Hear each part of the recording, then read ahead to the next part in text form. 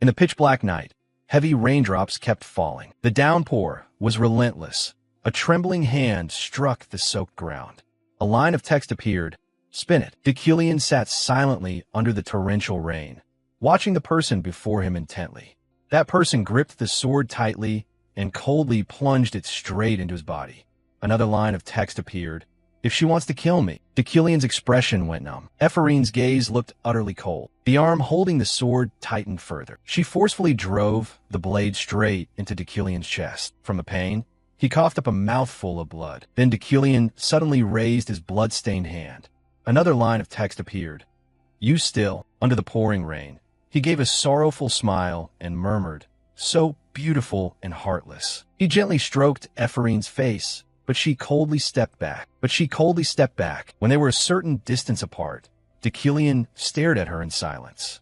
That damned bastard, he thought. Seeing that, he gave a mocking smile. At the same time, the system appeared. Cancel betrothal.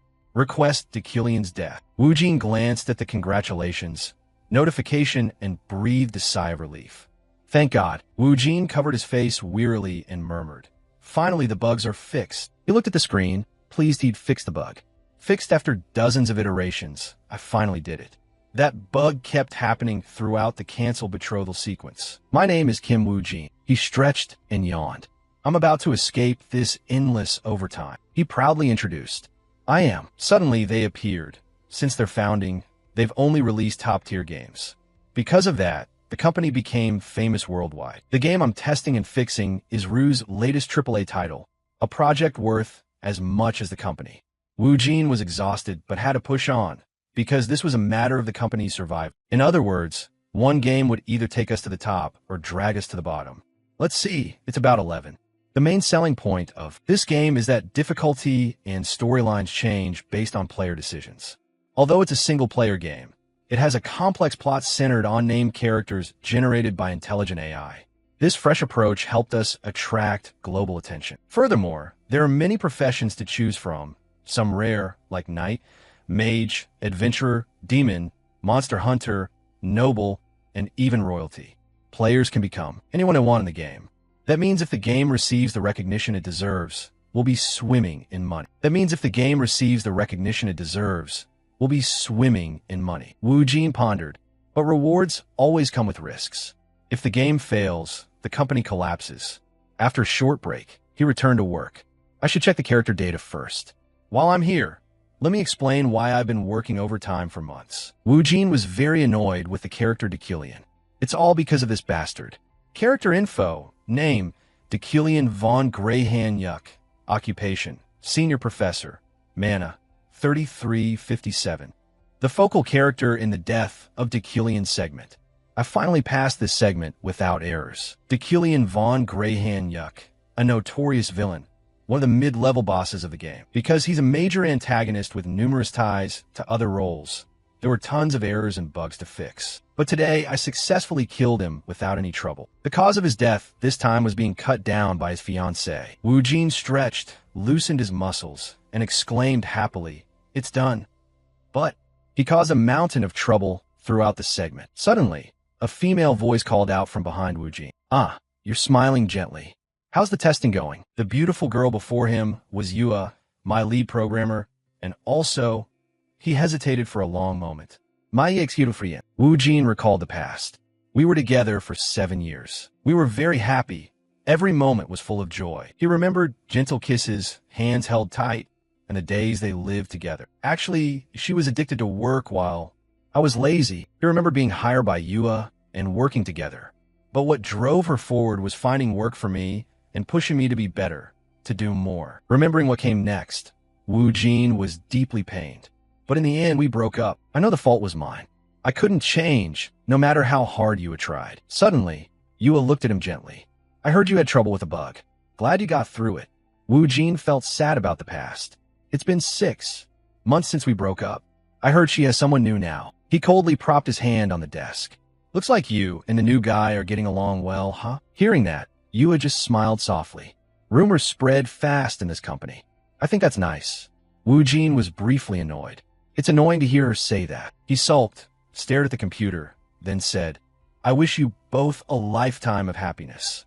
Yua laughed at his childishness. Stop sulking and focus on your work. Yua suddenly remembered something. Oh, by the way, the script team says they want to change settings and tweak some character templates. Wu Jin complained wearily. Again? Funny, they change it every day. He propped his chin up, tired of the workload. Speaking of the character, is this guy really a mid-boss? Can players kill him early if they're lucky? Yua smiled with interest. That's the game's hook. And the deeper Deucalion goes into the story, the stronger he becomes. Each player makes different choices from each other, increasing the difficulty along the way. Wu Jin nodded. True. Yua put her hand on her chin and added, You know, this character was designed based on you. Wu Jin was astonished. Deucalion? Yua giggled, delighted. When you shaped him, didn't you notice? Both have a cheesy, fake appearance. Wu Jin was confused. But you've only met the script team a few times, right? Seeing his expression, she wanted to tease him more. So every time I play, I kill him first. Wu Jin's eyes looked murderous. What do you mean by that? Yua laughed loudly, teasing. Your personalities are the same. Wu Jin couldn't believe it. Really?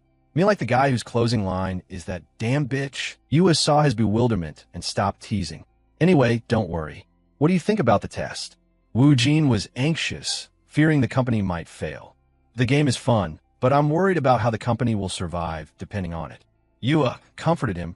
Don't worry about that. She was very confident in her game. This unique gameplay has the world excited. It certainly won't fail. Suddenly, Wu Jin saw a figure under the company. Is your boyfriend standing down there? Yua followed his gaze, also surprised. Yeah, Wu Jin pointed to the person leaning against the car below. See? The one leaning against that car. Yua panicked. He's late already. Though sad, he still acted strong. What are you still doing standing here? Don't keep him waiting. Wu Jin stared down alone. Go see him. Yua smiled softly.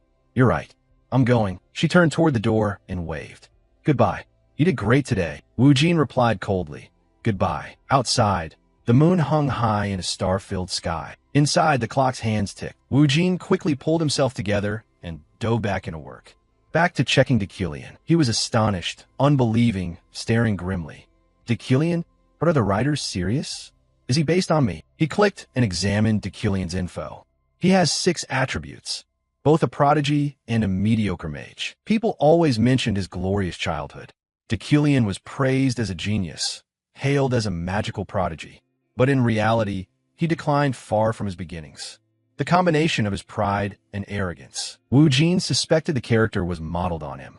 They created the worst possible personality in a human. Put like that, can you still call him a person? He rather doubted humanity. They say the deeper he goes into the story, the stronger he gets. Even though he disliked the character, he still felt sympathy. But ultimately, he was surrounded by haters, no exception. He looked at the computer and murmured, Can I add something to his personality? Something unobtrusive. His hand on the mouse grew more determined. After all, I'm his inspiration. Suddenly, he saw a trait. Let's see. Will this sympathetic trait make him elicit empathy or pity? He couldn't. Stop adding beneficial traits. Do it. At least you should be more lovable than me. If you're going to do it, go all the way. As he clicked, he muttered, This one's good. I like this one. Add this too. After adding too many features, he realized he'd gone too far. He cleared his throat and calmed down. I added too many good things. On second thought, I shouldn't have. He decided to remove all the traits he had just added, restoring him to his original state. While Wu Jin was editing a ting sound from the computer, startled him. Bring you back to peace. He was a bit frightened, thinking, what the hell? Who messages at this hour? Wu Jin looked at the screen, surprised to see it was a message notification. Wait, it's the script team. He replied quickly. Yes. What do you want to change in the template? Say it and I'll fix it right away. The other side answered, No, I just want to watch. I'm just here to watch. Wu Jin was puzzled. What are they talking about? He continued, What do you mean? Like check. The wick. The other side laughed loudly. No. Look out the window. Wu Jin, confused, still complied. The window? What's there to see? Outside, the sky was covered in black clouds, and fierce lightning tore across it. Wu Jin widened his eyes, staring in astonishment. What is that? Why is there suddenly a hole in the sky? A bolt of lightning struck, making the sky tremble and ripping a hole. Many terrifying faces screamed. Countless hands reached out. Wu Jin still didn't understand. What's happening? My head is still dizzy. Where is this? Suddenly, a pained scream rang out. Wu Jin was puzzled. Who is that? A cold voice reminded. Remember, you must always be vigilant, he said coldly. Deculian is not one to be taken lightly. Right now he's broken. He tried to brainwash his son, but he could rise again at any moment. The voice continued coldly. He's merely rebalancing his talent. After all, he is a despicable villain. Suddenly, a shrill shout rang in his ear. Wake up! Get up right now! Deculian snapped awake from the noise. Jeriel glared at her brother and yelled angrily. How long do you plan to lie around? The maid, terrified and pale, grabbed her. Miss, please calm down. But she paid no heed and continued. Can you still call yourself human? Deculian wearily held his head and sighed. Ah, I see. It's been a few days since I possessed this body. He sat up, clutching his head from dizziness, though it still felt dreamlike. Jeriel clenched her hands and ground her teeth in anger. She was very upset that her brother was so distracted by love. How long will you lose yourself for some woman? Do you want to disgrace the family name? Deculian remained silent, which only angered her more. She threw the papers to the floor and turned away coldly. I've left the files here. If you don't want to be dismissed from the professorship you cherish, then get up and work. Deculian sat on the bed, holding his head in silence. A week ago, the night sky suddenly blazed. He sat there for a long time, trying to sort the events in his head. And I woke up in a strange place, in an unfamiliar body. Deculian looked around and immediately realized where he was. I can say I'm inside the world of the game I program. The familiar images I've seen thousands of times only reinforce my suspicion. He stood up, slowly removed his shirt, and then forcefully changed into another outfit. You cannot escape death, no matter which way this world's plot unfolds. The worst character of all, Deculian coldly slipped on his black gloves, adding to his air of mystery. His gaze turned terrifying, because the body I'm in belongs to the final boss. I've become the villain Deculian. Early morning at the Yuckline Manor, in Deculian's bedroom, he sat up with his back against the headboard, contemplative. It had been a week since he arrived here. He ran a hand through his messy hair and sat dazed. At first, I thought it was all just a dream. Not giving in, Deculian pinched his cheek and exclaimed. Day by day, the sensation of being a living entity forced me to accept that this was reality. Helpless, Deculian rested his head against the headboard, brooding. After dying like that, could I be experiencing some kind of afterlife? In any case, what I'm sure of is that I am the antagonist of the game in development. Deculian von Gahanyo. Seeing myself, an ordinary person, trapped as the villain made me anxious. Deculian is the mid-boss in the game that players encounter regardless of the route they choose. He is the enemy of countless characters' parents and lovers, and the source of all kinds of events. I've become such a villain. The biggest problem was he didn't know at which stage of the game he had appeared. The only thing he knew was his total mana, but he didn't know how to use it. Unwilling to accept the situation, Deculian told himself, I can't defend myself like this. However, he had thoughts he couldn't voice. I'm not joking, but when all the staff, including me, tested the game's routes over 1,000 times during development, Deculian survived in only one scenario. He really was a villain created only to fulfill the role of a mid-boss. Pausing as complex thoughts drifted by, Deculian glanced down and saw a stack of documents neatly placed beside the bed. He said, This is the documents that girl left. Senior Professor of the Royal Academy, Deculian. Basic understanding of magic and fundamental thinking related to mana. Looking at the packet before him, a name surfaced in his mind, Jeriel von Yuckline. The girl who left the papers while I was asleep is Deculian's half-sister. She also acts as the de facto lord of the Yuckline family in my stead. He also knew that she did not have a good relationship with Deculian. At the mention of her name, a patch of memories immediately surfaced. The woman Jeriel had referred to, the image of that white-haired woman appeared, likely Yuli. It seemed something was going on between Deculian and Yuli. He recalled Jeriel angrily turning and leaving the room. I'll leave the documents here. If you don't want to be fired from the professorship, then get up and work. Collecting himself, Deculian muttered to himself, I think she did mention the professorship. After a moment, he realized he had a lecture today. Then Deculian exhaled, picked up the packet of documents, and sighed. I should go. Staring at the stack before him, he fell into thought. Since I never taught in my previous life, I need to gather any information I can. Most importantly, a system panel suddenly appeared before his eyes. Goal, survive, become a character necessary for the game. Task: lecture fees at the academy. Balance: 0.5. Seeing the system panel appear for no reason, Deucalion sighed softly. These lines keep popping up. Ignoring it, he immediately left the bed. He thought to himself, whether for it or for Jeriel, I must act. She is one of the factors that caused Deucalion's death. As he thought, Deucalion quickly made for the bathroom. The balance is important too, so how should I lecture? Of course I'm worried, but it's fine. After all, this body also has the innate skill of understanding. As Deucalion grasped the door to enter, the system suddenly appeared. Notification: innate understanding. The ability to comprehend everything can be activated by consuming mana. Before becoming Deucalion, I added this skill to him hoping he could become more empathetic. Because this is an innate skill that appears in the latter half of the game, it will have some hidden uses. After a while, the tub was filled with water. Quickly, Deucalion finished bathing. While dressing, he considered, the bathroom and clothes are unfamiliar, but I can use them more naturally than I expected.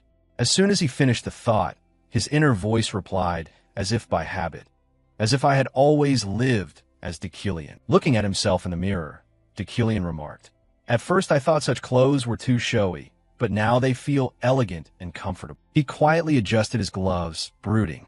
This is also due to Deucalion's skills in appearance, dignity, and aesthetic sense. Realizing something, his face suddenly darkened as he muttered, like the image of my former self in the previous world being strangled by the character I transmigrated into.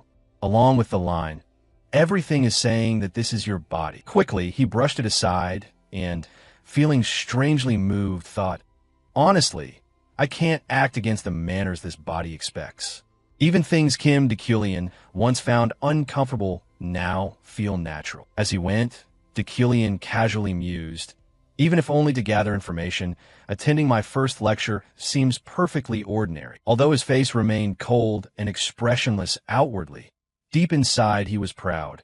I am an outstanding and noble aristocrat. Elsewhere, a man with an incredulous look whispered, what the hell is that? Kim Woo-jin, a healthy young Korean man, also called a senior professor and handsome, borrowing someone's final words before party. Staring at the card before her, Yua gloomily said, a boring, lazy bastard. Kim Woo-jin realized, yes, that's who I am. I won't forget myself. Returning, when he saw Deucalion arrive, the driver bowed in greeting. However, he kept reminding himself not to let his guard down. Once inside the car, he forgot everything he had just told himself. It seems I never rode in such an expensive car in my previous life. The joy was short-lived as Deucalion recalled the past, making him frown. Damn it, that reminded me of that time. How annoying. Just as he shook off the chaotic thoughts and turned, Deucalion discovered a child sitting beside him, which surprised him. Though curious, he didn't ask the child's name and only stared, wondering, who is this kid? Feeling Deucalion's gaze, Alan turned to face him and spoke first. Good morning, Professor. As he finished, he handed the packet of documents to Deucalion. Observing the boy's series of actions, Deucalion casually took them, pondering the boy's role. Is he Deucalion's secretary or assistant? Not getting an answer, he asked directly, are you a mage? Hearing this, the blond boy replied skeptically, what? I've been taught by you for nearly 3 years. Receiving the answer, Deucalion backpedaled. I was only joking. On the way, he glanced at the documents and remarked, I thought these were for the lecture, but it turns out they're lines I just need to read. The more he read, the more he understood the problem. The lecture content was prepared from start to finish. I mean, there's no way the incompetent, arrogant Deucalion would prepare a lecture himself. This kid must do it for him. At that point he understood and quietly said, as if not to be overheard, well done. Seeing this, Alan timidly asked, pardon? Not answering, Deucalion changed the subject. Rest until we arrive. Hearing him, Alan replied, yes, I understand.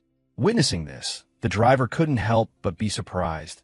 Did the young master just praise someone? Not long after, Deucalion raised a hand to suppress the uncomfortable sensation within him, inwardly complaining without stop.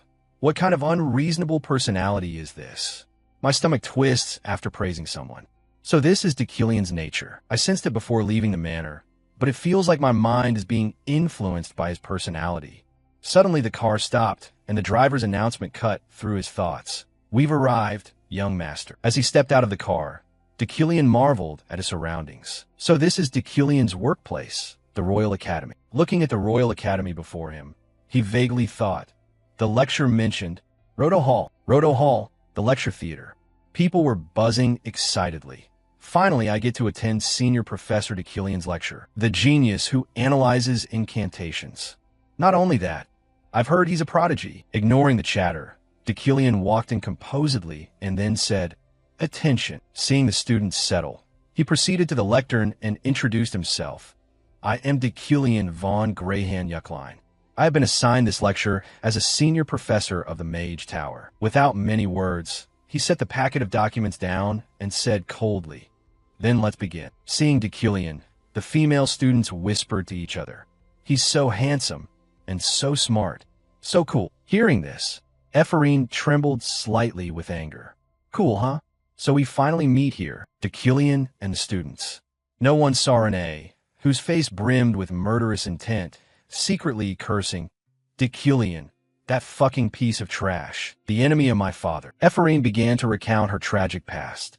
3 years ago, my father killed himself at his own funeral. She did not cry or move. She only stared silently at her father's corpse with hollow eyes. She thought that after years devoted to research and interpreting the sacred texts, he took his own life from the shock of having his dissertation stolen. The person who took my father's dissertation was hailed by the public as a genius interpreter of the sacred texts. The image of Deucalion in her mind suddenly shattered into pieces. She hated him with a burning intensity. Yes, I'm talking about that bastard, Deucalion. The sealed item notices were vivid in her mind, but she helplessly cried out, "I couldn't do anything. After my father died, I lost everything." At that time, small and frail, Ephraim felt alone and lost in the very house that had once been familiar. Once a noble, I lost not only my family, but also our lands and all our possessions.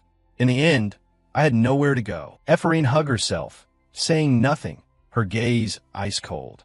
It was then that I vowed to myself, I will take revenge on that scum. Now, to be able to sit in Deucalion's class, she had worked tirelessly. After that day, I worked day and night until I was finally accepted into the Royal Academy, where Deucalion teaches. Ephraim clenched her hands until they trembled. I know what the other students don't. His gift for interpreting the sacred texts is a facade. All his glory was stolen from my father after he ruined my family. Her face hardened, radiating killing intent. How can he be so indifferent? She looked at Deucalion, still handsome, still radiant, and burned with rage.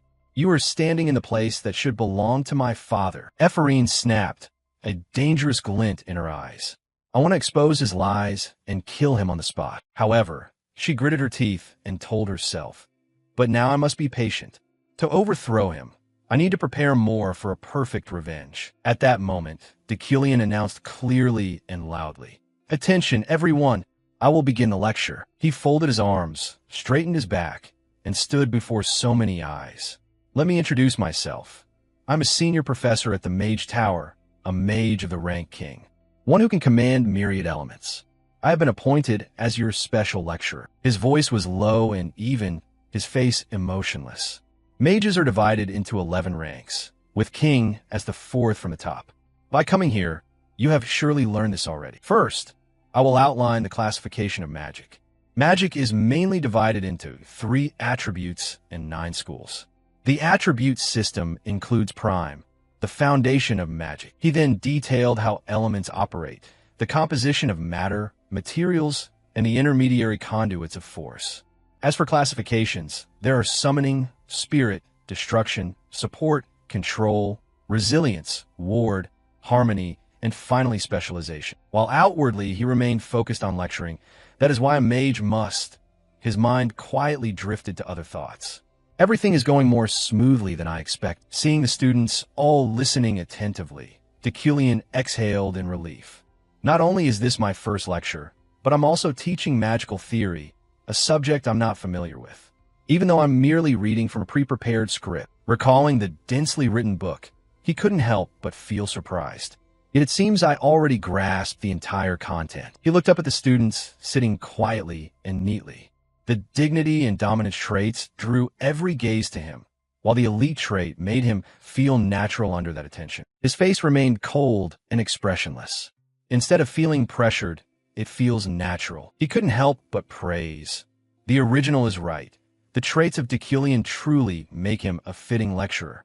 At this point, he began lecturing about mana. Mana has different uses depending on the part of the body where it is stored. Images illustrating mana storage locations appeared in his mind. First, for those of the typical mage type, mages store mana in the brain, the place where spells are most easily visualized. Next are the swordsmen. Swordsmen store mana in the heart, the organ that pumps blood throughout the body. Finally, for everyone, the Dantian is the most suitable mana storage for all because it has a strong link between internal and external force. Deucalion closed the lecture with a piece of advice. What I want to say is simple. Effort is important, but if talent isn't enough, careful selection and focus are also necessary. He silently acknowledged. A fitting piece of advice for Deucalion. Afterwards, he unconsciously thought about the original person's true nature. In reality, Deucalion isn't that talented, even though this one now has 3,375 mana. He raised an eyebrow in thought. But there is another character with over 30,000 starting mana. He is the one who should heed this advice most of all. He couldn't help but feel ironic. How ridiculous. Well, it's only a pre-written lecture anyway. Just then, the class time ended. He quickly announced, today's lecture ends here. One last thing, Deucalion hesitated. I'm torn about this line. Do I really have to read it? He felt awkward. The true Deucalion wouldn't read it. In the end, he decided to say it. Does anyone have any questions? Hearing this, the students murmured among themselves, but no one seemed to dare speak up. Deucalion was very pleased. Good. It seems no one has any questions. Just as he was about to leave quickly, a clear voice rang out. Professor Deucalion. Deucalion was very pleased. Good. It seems no one has any questions. Just as he was about to leave quickly, a clear voice rang out. Professor Deucalion, he calmly questioned. Are you truly a member of the Mage Tower? Ephraim flinched. Excuse me, why would you ask that, sir? Deucalion coldly reminded her. If you truly belong to the Mage Tower, you should have announced your affiliation first. Then he uttered an extremely casual line. I will not answer a question from an impolite child like you. This directly stunned Ephraim. What? She begged helplessly, but Deucalion was truly at a loss. Sorry, but there's nothing I can do. He was deeply exasperated. I just realized how much mana understanding consumes. A mana gauge appeared. Mana, 2005/3375. He thought silently. Just to comprehend this lecture script cost 1,300 mana. Who knows how much mana a spell I've never seen before will take. Being refused by him caused Ephraim to be openly mocked by her classmates. Someone even deliberately slandered her loudly. She tried to get attention, but failed. Hearing that, Ephraim's face immediately darkened. She frowned and gritted her teeth. Then suddenly, she shouted, Wait! Ignoring his refusal, she went straight to the point. The Mage Tower refused to explain, saying it was just a false rumor. But I believe you, Professor, can identify this spell. Moments later, she channeled power and summoned a spell. The spell unleashed itself in the classroom. Ephraim boldly declared, I formally request that you explain this spell. Deucalion merely glanced at the spell and immediately lost a large amount of mana. Now only 300/3375. Ephraim continued. A few apprentice mages stayed in the dormitory to analyze it, but there's been no progress. If you could give us a hint. Before she could finish, Deucalion quickly concluded, This is a barrier magic. Ephraim froze. Pardon? Deucalion didn't want to elaborate. No need to give hints. He coldly clarified. This is barrier magic of the illusion school. Someone tried to imprison you within it. Having said that, he gently ended the matter. That's all. He left Ephraim stunned, at a loss for words. Having said that, he gently ended the matter. That's all. He left Ephraim stunned, at a loss for words. At the Mage Tower Academy dining hall, everyone gathered cheerfully to eat. Ephraim came as well. She ate messily in large bites, food smeared around her mouth, muttering nonstop. What an annoying man. She angrily recalled the earlier scene. I wanted to expose his fraudulent interpretive skills with an unknown spell. She clenched her fists, thinking of the inescapable humiliation. Instead, he called me rude just because I forgot to state my name. I thought I would die of embarrassment. Suddenly, her mood sank. But he must have been surprised. Trying to escape the situation, He labeled it as illusion magic. She struggled to understand, mulling over his words. Illusion magic is complex and usually requires a medium. How can it be illusion magic without a medium? Ephraim was certain in her memory. Even with one glance, there's no mistaking it. What I showed him was an exact copy of the nameless magic array drawn on the dormitory's front door last night. At first, people were alarmed, but became research material for newcomers. She angrily asserted, "I know he's full of lies." Suddenly, from behind, Julia hurriedly ran up, shouting, "Ephraim!" Julia, face beaming, hurriedly boasted, "The magic array from last night has been deciphered. When we restructured the incantation, it became a shield." Ephraim was bewildered, not understanding what had happened. Julia laughed with delight. "I'm genuinely amazed. We were too scared of the professor to ask anything. You're brave too." Only then did Ephraim come to her senses and awkwardly confirm, "Huh? Wait, you mean it really is a shield?" Julia replied cheerfully, "Yes, Professor Deculian is amazing, right? How did he know it was illusion magic without a medium?" Ephraim was horrified, unable to accept it. "Impossible, that can't be." Julia, unaware of her thoughts, waved brightly. "Thank you, Ephraim. We'll file a report about this and definitely include your name." Ephraim politely replied, "Yeah, thanks." After Julia left, Ephraim took a paper from her bag, trying to find an excuse. It must have just been a lucky guess. Then she felt ridiculous. In the end, I only boosted his reputation. Ephraim silently read the paper carefully. Understanding Elemental Magic, Advanced Level, 5 credits. Lecture, Deculian von Greyhan-Yucklein. Understanding Elemental Magic, Advanced Level, 5 credits. Lecture, Deculian von Greyhan-Yucklein. Her hand clenched. "I'll have to steel myself if I have to face that bastard every day." Ephraim vowed bitterly, thinking of Deculian's figure. "Just you wait, Deculian. I will expose you soon." A system notification appeared. Side quest completed. Lecture at the Academy.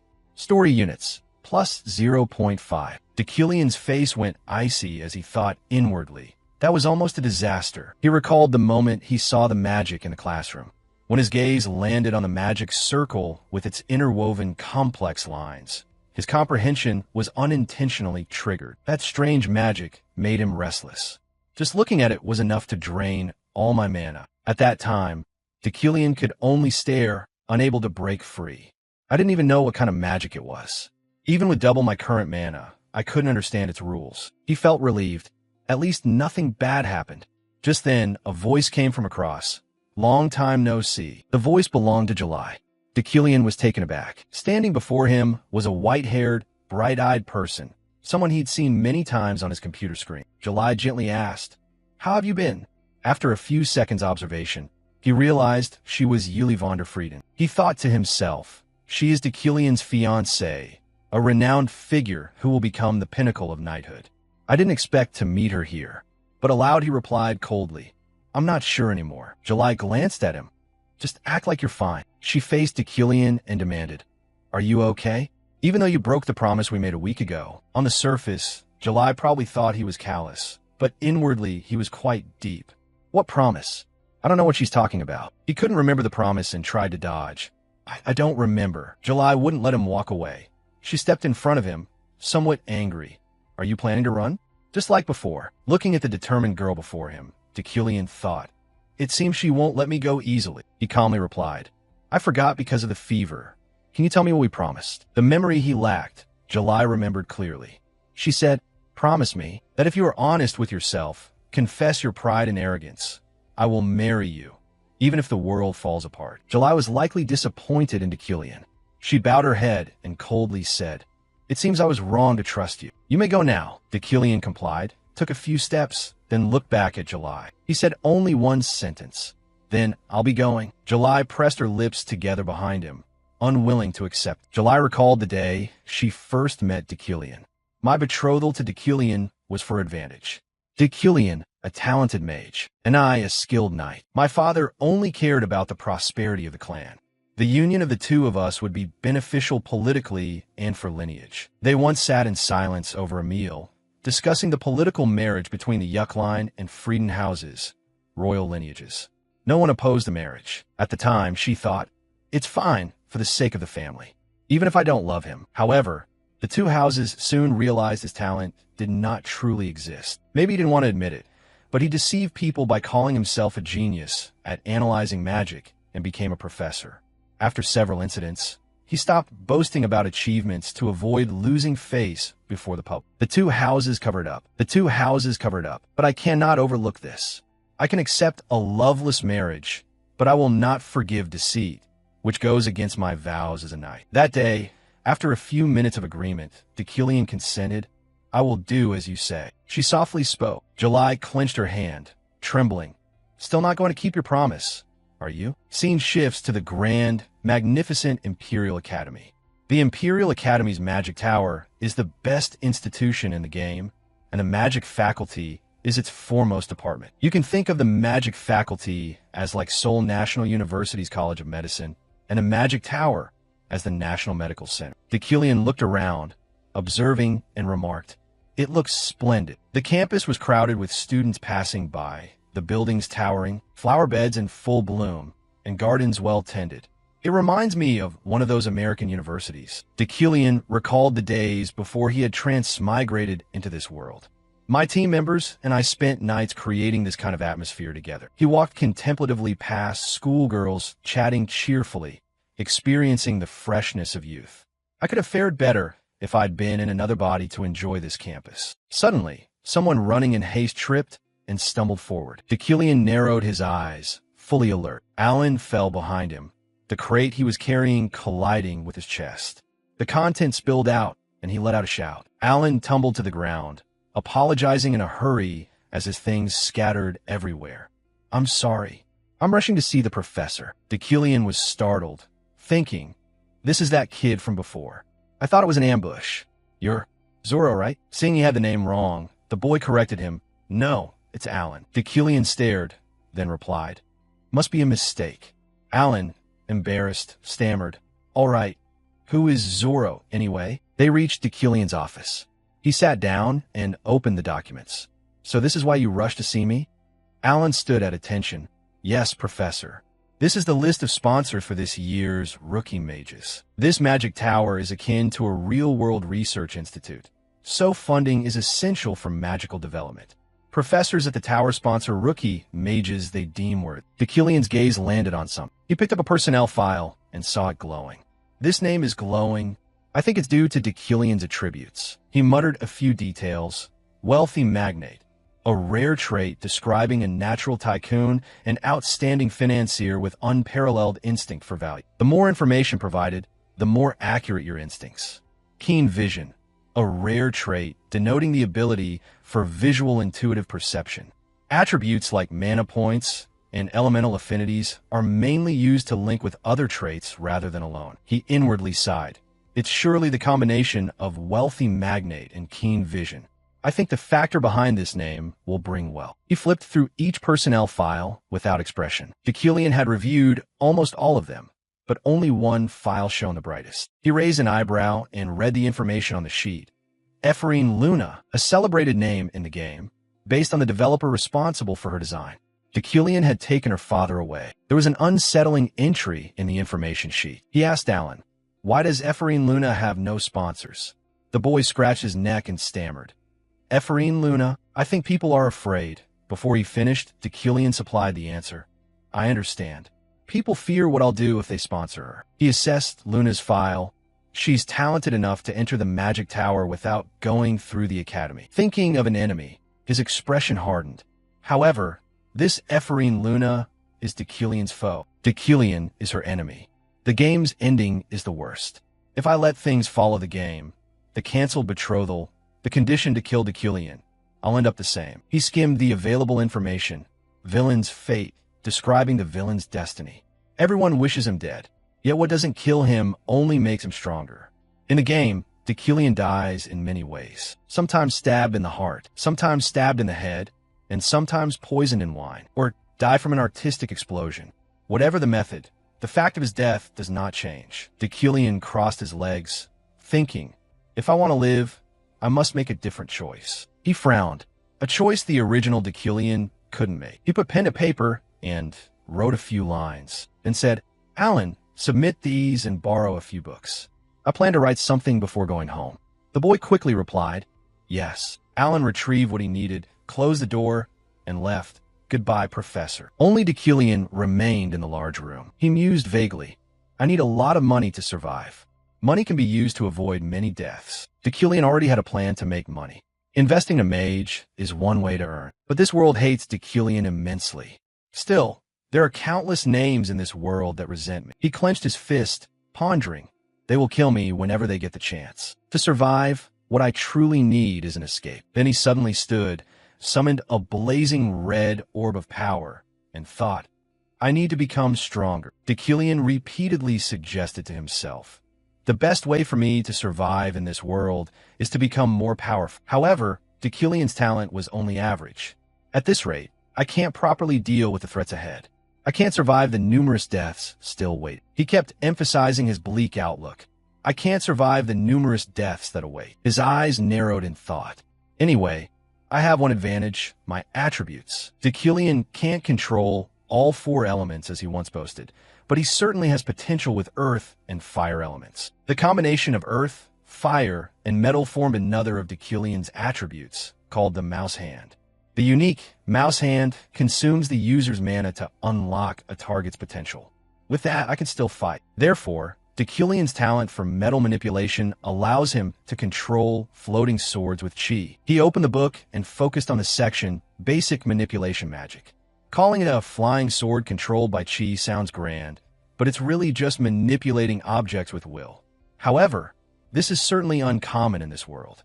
Basic manipulation magic. What I lack in raw power can be compensated by controlling the properties of metal. The book detailed the chi techniques he needed. But to execute all this, first I must learn how to control it. Placing his hand on the page, Deucalion began to cast.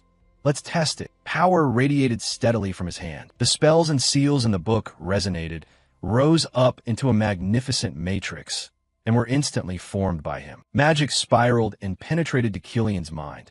The contents and incantations of the will directly flooded into his head. He gasped for breath, momentarily overwhelmed by taking in too much. Glancing at the quill beside him, Deucalion resolutely thought, perhaps now, with just one command, he successfully made the quill hover in midair. Deucalion's brain indeed became much sharper. Now, I've memorized the basic will, and no longer need the incantation to cast it. Seeing something that only appeared in the game manifest like this, he realized, memorization lets the brain automatically cast the spells you've understood. He excitedly calculated.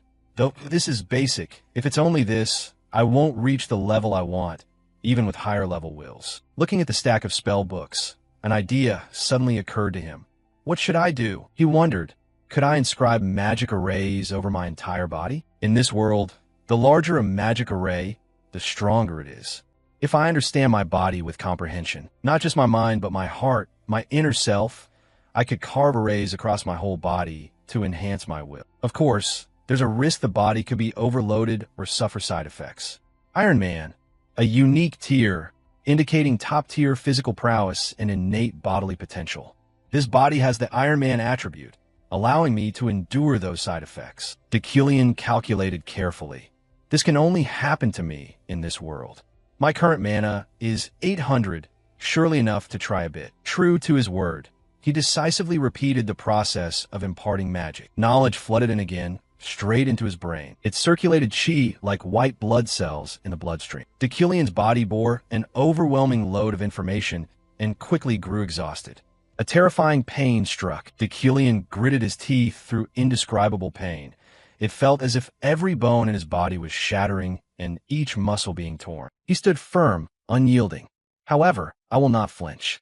I will not utter even a groan. That is the graceful bearing a noble must have. The pain subsided gradually after he completed the procedure. Deucalion's hands shook continuously. Mana, satu utiga tiga tujuh lima. I feel utterly drained. I failed due to lack of mana. Glancing at his shoulder, he was elated to see clearly. But I've gained something. Now, I have a magic array on my shoulder.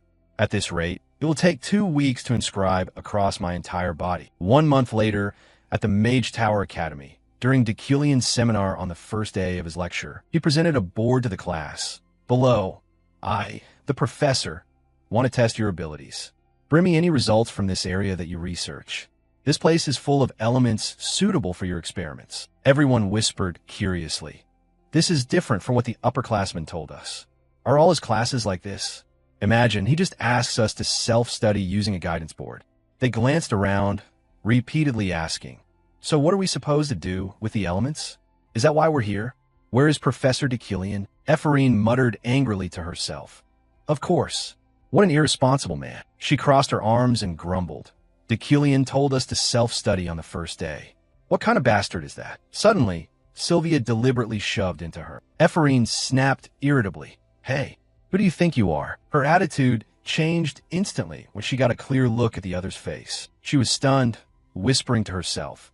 This person is, more than anyone, Ephraim knew the other's identity. Sylvia von Josephine Yucklein. Sylvia stood silently, looking at her for a moment, then coldly turned her back, leaving Ephraim furious and bewildered, wondering, she doesn't recognize me? Deucalion was still absent from a forest lesson at that time. Ephraim practiced magic alone, still puzzled. What happened? If I'm not mistaken, that person must be a member of Housed. Last year, Housed, fearing my father's and my potential, sent soldiers to surround our manor and threaten us. Why doesn't she remember me? Suddenly, the castle she had built herself was destroyed. What's going on? Ephraim immediately sensed mana being drained away somewhere. Sure enough, Sylvia beside her had siphoned off her little mana to construct a massive citadel of her own. Ephraim snapped, aggressive. Hey, what are you doing? She angrily confronted Sylvia. Do you realize you're taking everything I gathered? Hey, are you even listening to me? Sylvia remained silent and didn't bother to reply, which made her even angrier. What's wrong with this brat? Why won't she respond to what I'm saying? Suddenly, an idea occurred to her. Ephraim directly demanded, Hey, why are you pretending not to know me, Miss Sylvia? She deliberately prodded her memory. I thought so. There's no way you wouldn't recognize me after threatening my family and forcing me to abandon magic. Are you afraid I'm here to steal all your attention? Sylvia replied coldly and tersely. I don't know you. Hot-blooded Ephraim flared up, shouting, Now you dare look down on me? But Sylvia's answer was nothing like she expected. I don't know you, but I know your father. Ephraim froze and asked, What? Sylvia indifferently named him, that arrogant noble. I've heard he is dead. That sentence completely shattered Ephraim's restraint. Brilliant magic light flared, causing people to cry out to each other. Huh? Look, Ephraim officially lost her composure and decided to settle things with Sylvia. W, what did you just say? Her magic erupted violently as she angrily challenged. Say that again. Faced with Ephraim's momentum, Sylvia quickly erected a protective barrier. Tension showed on her face. A cataclysmic blast blew earth and rock across the area. Everyone covered their faces in fear. As the dust slowly cleared, they quickly gathered themselves. What just happened? Is anyone hurt? Ephraim had grabbed Sylvia by the hair. She coldly ordered, Let go. But Ephraim, losing all reason, screamed, I told you to repeat that. How dare you insult my father? In a heated moment, she suddenly paused. I'll kill you. People panicked and shouted, What is that? A strange pink rift appeared in the sky, carrying a deadly aura. The crowd immediately took guard. What light is that? The whole class screamed in fear. What is it? Ephraim stammered to confirm. Is that a rift? Watching its movements, she realized. It's where my mana and that person's mana collided earlier. It's sucking everything in around it. Facing the black hole's outbreak, people warned each other. It's about to explode. Run. Everyone fled in panic. Only Ephraim remained calm and faced it. No, if it explodes, shards of metal will shoot out like stray bullets. She envisioned the worst outcome. Everyone here will be killed. Very quickly, the explosion occurred. Its force comparable to hundreds of tons of explosives. Ephraim closed her eyes, gritted her teeth, and raised a barrier to try to withstand. Suddenly, she felt something was off. What's this? It's so quiet? But it stopped, didn't it? It turned out Deucalion had arrived in time and neutralized the danger. The explosion's fragments were stopped by him, suspended in midair. People saw this and wondered. When did he get here? Why are the exploding fragments frozen in midair like that? Deucalion gently moved the fragments aside. In that moment, they seemed to flow like a stream. A narrator appeared, describing in detail the crowd's expressions as they watched Deucalion use telekinesis. Everyone around gasped in admiration. The narrator explained why. because they are all students honing their magical knowledge. They cannot help but feel the beauty of that magic, an enchanting spell whose aesthetic appeal no one can deny. The glittering fragments heaped together into a pile. Deucalion coldly issued an order. "Attention, everyone. Today's class ends here." His gaze went icy as he looked at the two who caused the crisis. "Everyone, except those who provoked this, please leave." Ephraim panicked. "It's over. I am doomed." She and Sylvia were escorted straight to the interrogation room. The speaker was Assistant Professor Rin. As expected, their solemn manner sets an example for all mages. Following him were Professor of Spirit Studies Redel and the Mage University President Adalin Segan. Seated beside Deucalion, they greeted cheerfully. "Welcome, Professor Redel, Professor Rin. Sorry for the unannounced summons, and thank you for coming so quickly." Professor Rin settled himself and couldn't hide his curiosity. "So, who was it? Who dared lay hands on Miss Yuckline?" Immediately someone answered. "From what I heard, it's just a lowly brat who isn't even enrolled. Truly a dubious character." Rin laughed heartily and praised Deucalion. "But I also heard Professor Deucalion resolved what could have been a major chaos admirably." Redel chimed in enthusiastically. "I've heard the same. Quite commendable." But inwardly, Deucalion knew, their hearts I've long since seen through. They flatter me outwardly. All the professors here are skilled at turning situations, so the outcome of this disciplinary meeting is essentially predetermined. The interrogation's proceedings were merely formal to him. The daughter of the powerful House Ed, Sylvia, and a fallen noble. In truth, a commoner, Ephraim. It's obvious which side they'll take. Deucalion silently resolved. So, I must change the outcome of this disciplinary hearing. Earlier, he had noticed something interesting. A deep red aura swirling from Ephraim. Only he could see it, because he possessed the shame eye.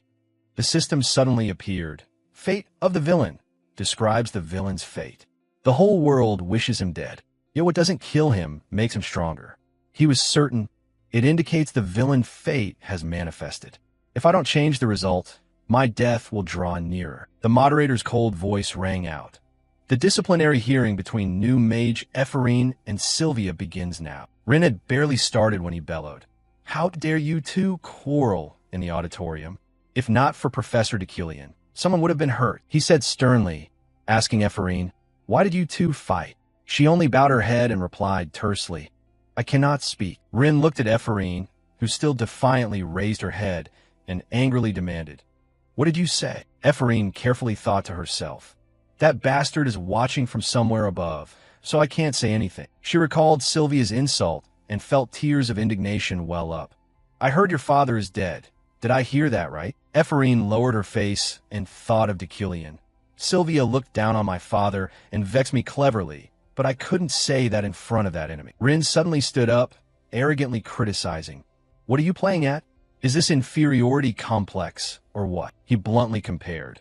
"You should know full well the gap in status between you and Sylvia, and yet you dare to act so brazenly." Putting that aside, he turned to Sylvia and asked, "So Sylvia, tell us." She replied calmly, "During class, I accidentally destroyed her work, which led to the dispute." Hearing that, Rin kept berating Ephraim. "What? So Sylvia didn't do it on purpose? And yet Ephraim used that as an excuse to cause a disturbance? A nameless, low-born child dares. Can't you control your temper?" On top of that, he went too far and turned to Adalin, the president. "We should expel her. We cannot tolerate that attitude and violent behavior." Ephraim gritted her teeth. She felt utterly powerless. "So cold. My mind feels like it's going to explode. To endure all these crude insults at a simple school disciplinary hearing. And all the criticism points at me. Yet I can't offer any justification, nor is there anyone left to defend me. Everything is so cold." Her eyes brimmed with resentment and indignation. "It's all because of that name," Adalin concluded indifferently. "Then it seems everyone's decision is made." She then gently sought Deucalion's opinion. Professor Deucalion was present at the scene. "Let's hear your view before drawing a conclusion." His voice rose slowly. "I, Deucalion, speak to you as head professor of the tower and a member of the disciplinary committee." Ephraim closed her eyes, inwardly surrendering. "It's over," he impliedly asked. "You don't think you bear any guilt in this incident, do you?" Accepting defeat. "It's over," he impliedly asked. You don't think you bear any guilt in this incident, do you? Unexpectedly, he called out a name no one expected. Sylvia von Josephine Yucklein. She flinched and looked up. Yes, he sternly repeated. Let me ask again. Do you truly believe you bear no fault in this matter? Ephraim was stunned to hear it. Huh. She was even more shocked than Sylvia. How was this unfolding? Rin also fell into confusion. What are you saying, Professor? Ignoring the staring eyes, he resolutely pressed Sylvia. You could have stopped that incident, but you didn't. Or is the ability everyone expects of you? His final thrust left Sylvia frozen. Actually insufficient to do so, she directly bowed her head and admitted, I'm sorry. To be honest, I didn't stop her because I wanted her to get into bigger trouble. Her honesty made Ephraim even angrier. What? In her heart, she wondered. Why did Deucalion ask Sylvia and not me? No matter how you look at it, isn't this my fault too? Rin continued to defend Sylvia stubbornly. But still, head Professor Deucalion, the fault lies not with the one defending herself. The attacker is the guilty party. Deucalion replied coldly. If you consider the context, the fault lies with me, the one who is teaching. Professor Rin, do you want me to take the blame? Seeing his resolve, Rin dropped his argument at once. Of course not. I only thought it wouldn't be appropriate. Ephraim was astonished in thought. He even rebuked the professor siding with Sylvia. Why would he go that far? Suddenly, she realized in shock. To protect me? Audalin clapped his hands, cutting off the debate. Enough, she cheerfully proposed. They're children. Friction helps them grow. These students are only new mages, so instead of arguing about who's at fault and belittling them, let's let this pass. Then she officially declared, no one will be disciplined this time. You both may go home. Ephraim's small hand trembled in astonishment. What? I had fully prepared to be expelled. The Deucalion I know would never do that. So what? At the end of the hearing, Rin turned to flatter him, just as expected from Professor Deucalion. You have a particularly distinctive way of analyzing matters. While everyone was talking, Ephraim's voice rang out, making him turn back. She gripped her hands tightly, as if to summon courage. She looked straight at Deucalion. I have a question.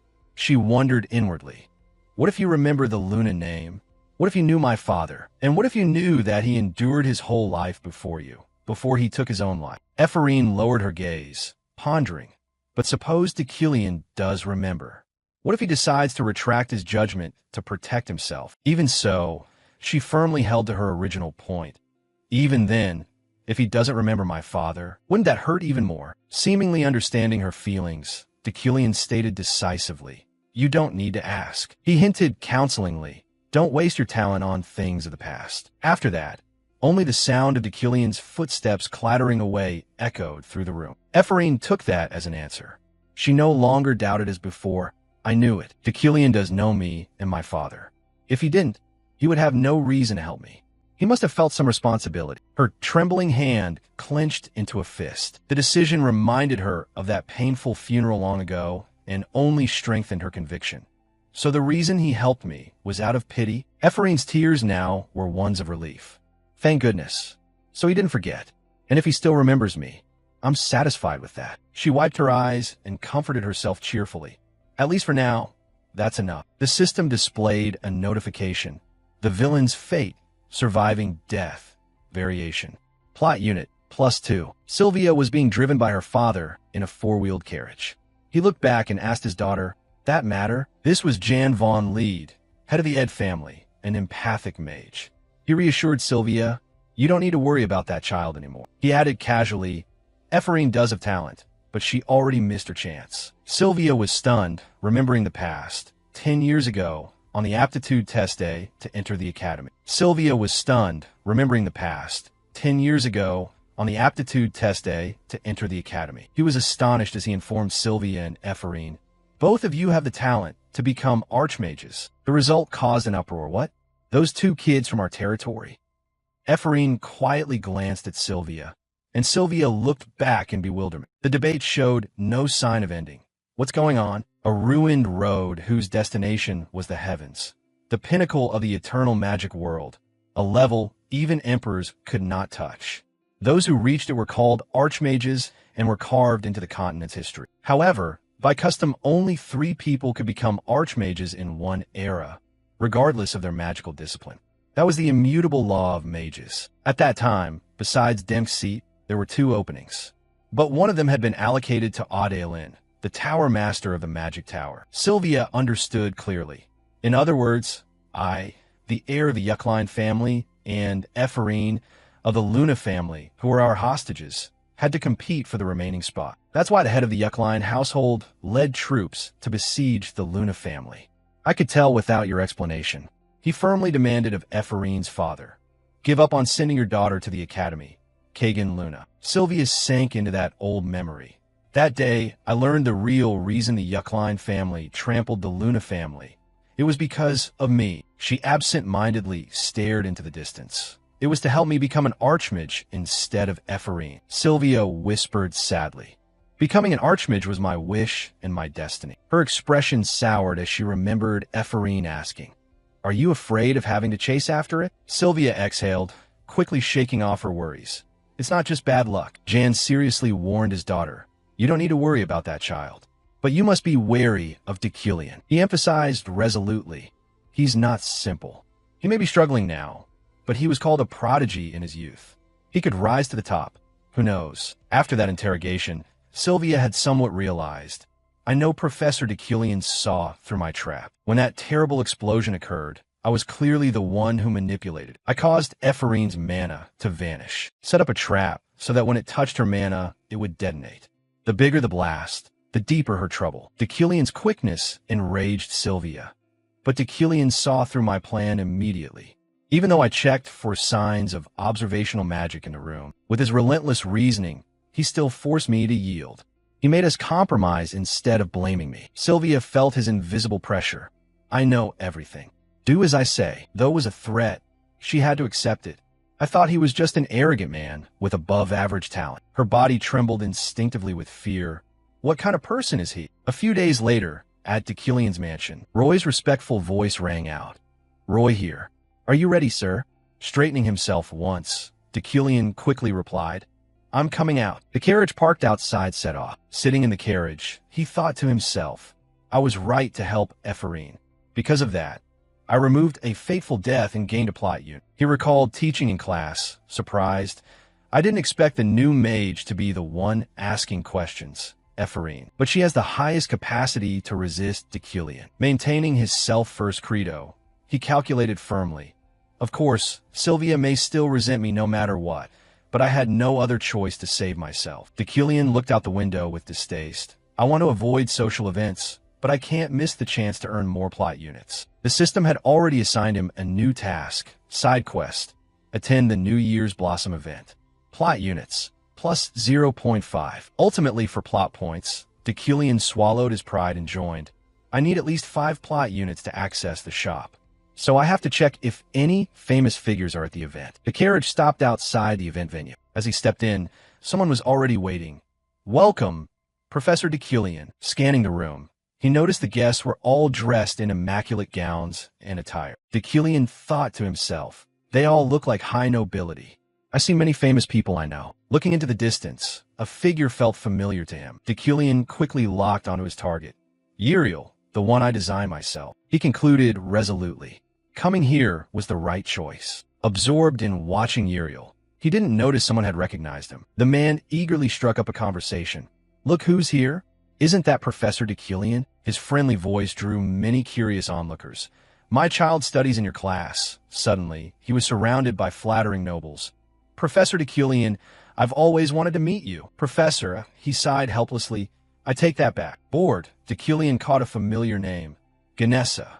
I've read her exploits in the Continental magazine. While a noble was still urging, "Professor, would you like to dine with us? Our family is..." He signaled he had other business.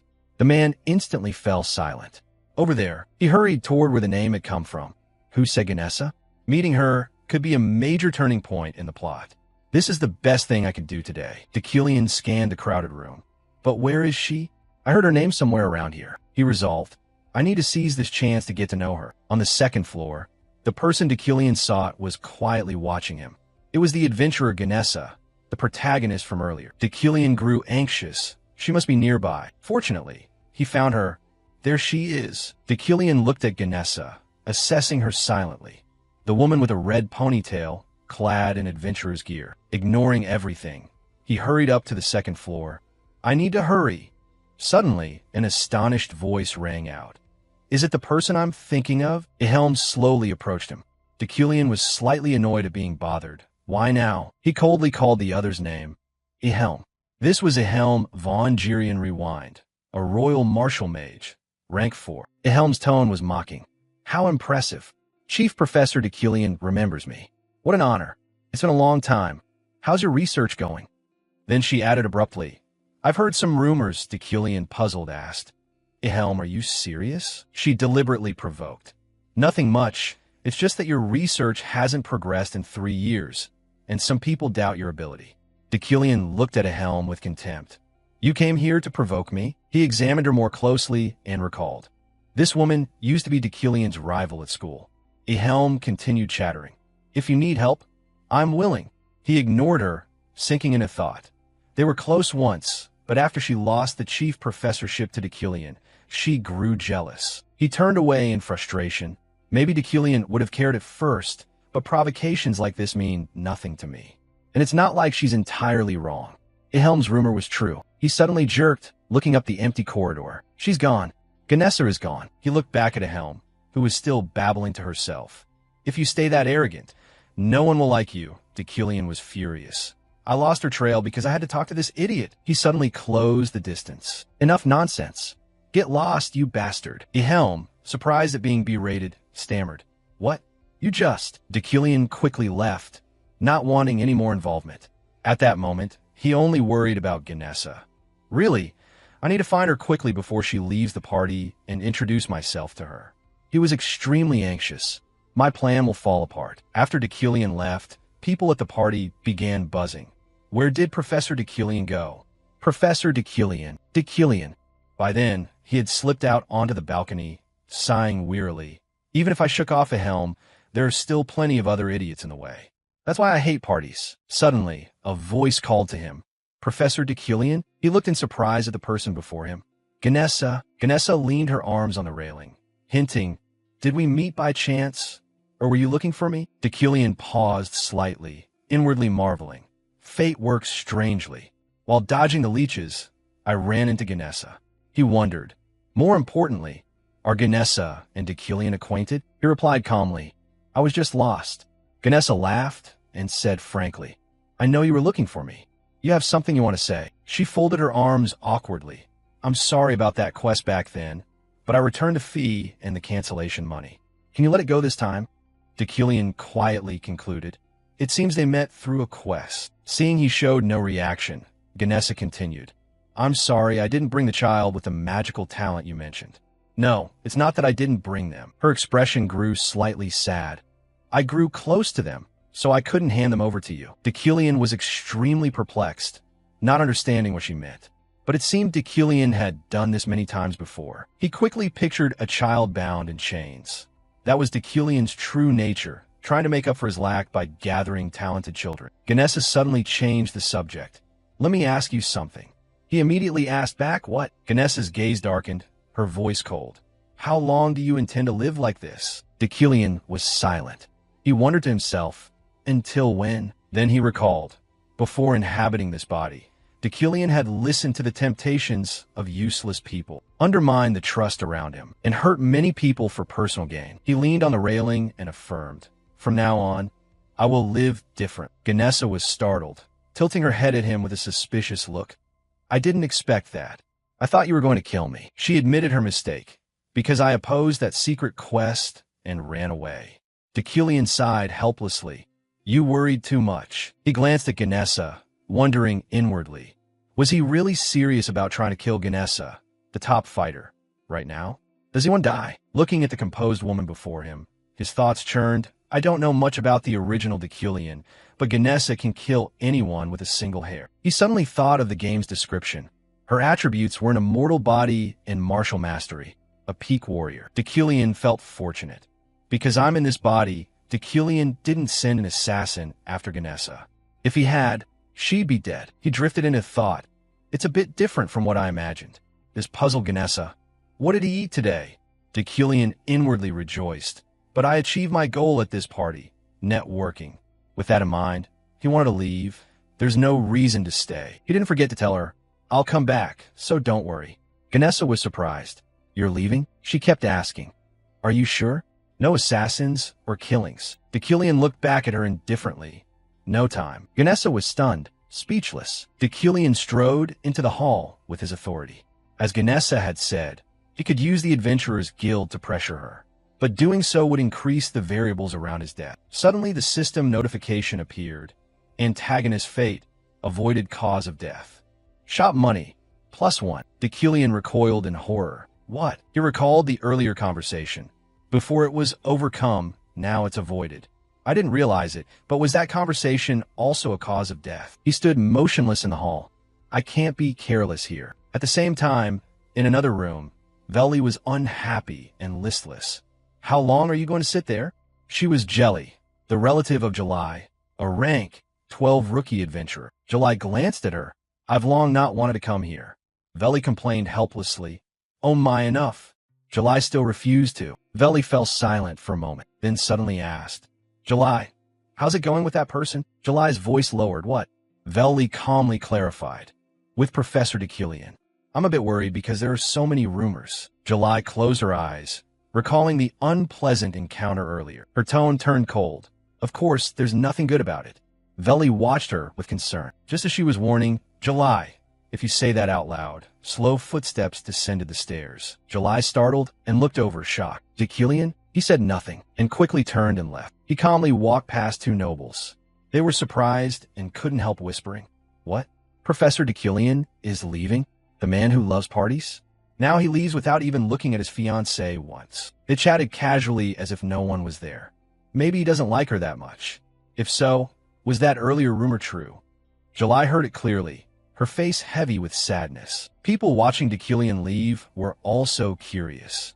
Deucalion left the party earlier than usual. There's a rumor it's because of a disagreement with July. His back was silhouetted against the light, strong and resolute. But Kim Woo-jin could never have known that. The system notification appeared right after he left. Side quest completed. Attend the New Year Flower Banquet. Shop money, +0.5. Current total, 4.5. Time passed quickly. Deucalion recalled to himself. It's been a week since I attended the New Year Flower Banquet. At this time, he was at home, training his body. Besides daily memory training and basic mana motion practice, he felt his physical strength lacking. So he began physical conditioning. The main reason was he was drenched in sweat from exhaustion. Deucalion had been terrified. I almost died after doing something crazy. In a room a few days ago, a scream of agony echoed out. Deucalion collapsed to the floor, suffering a magical anaphylaxis, coughing up a mouthful of blood. He stared at his hand in pain, muttering, if I were an ordinary mage, I'd be dead. Could it be that I survived because of the Iron Man attribute?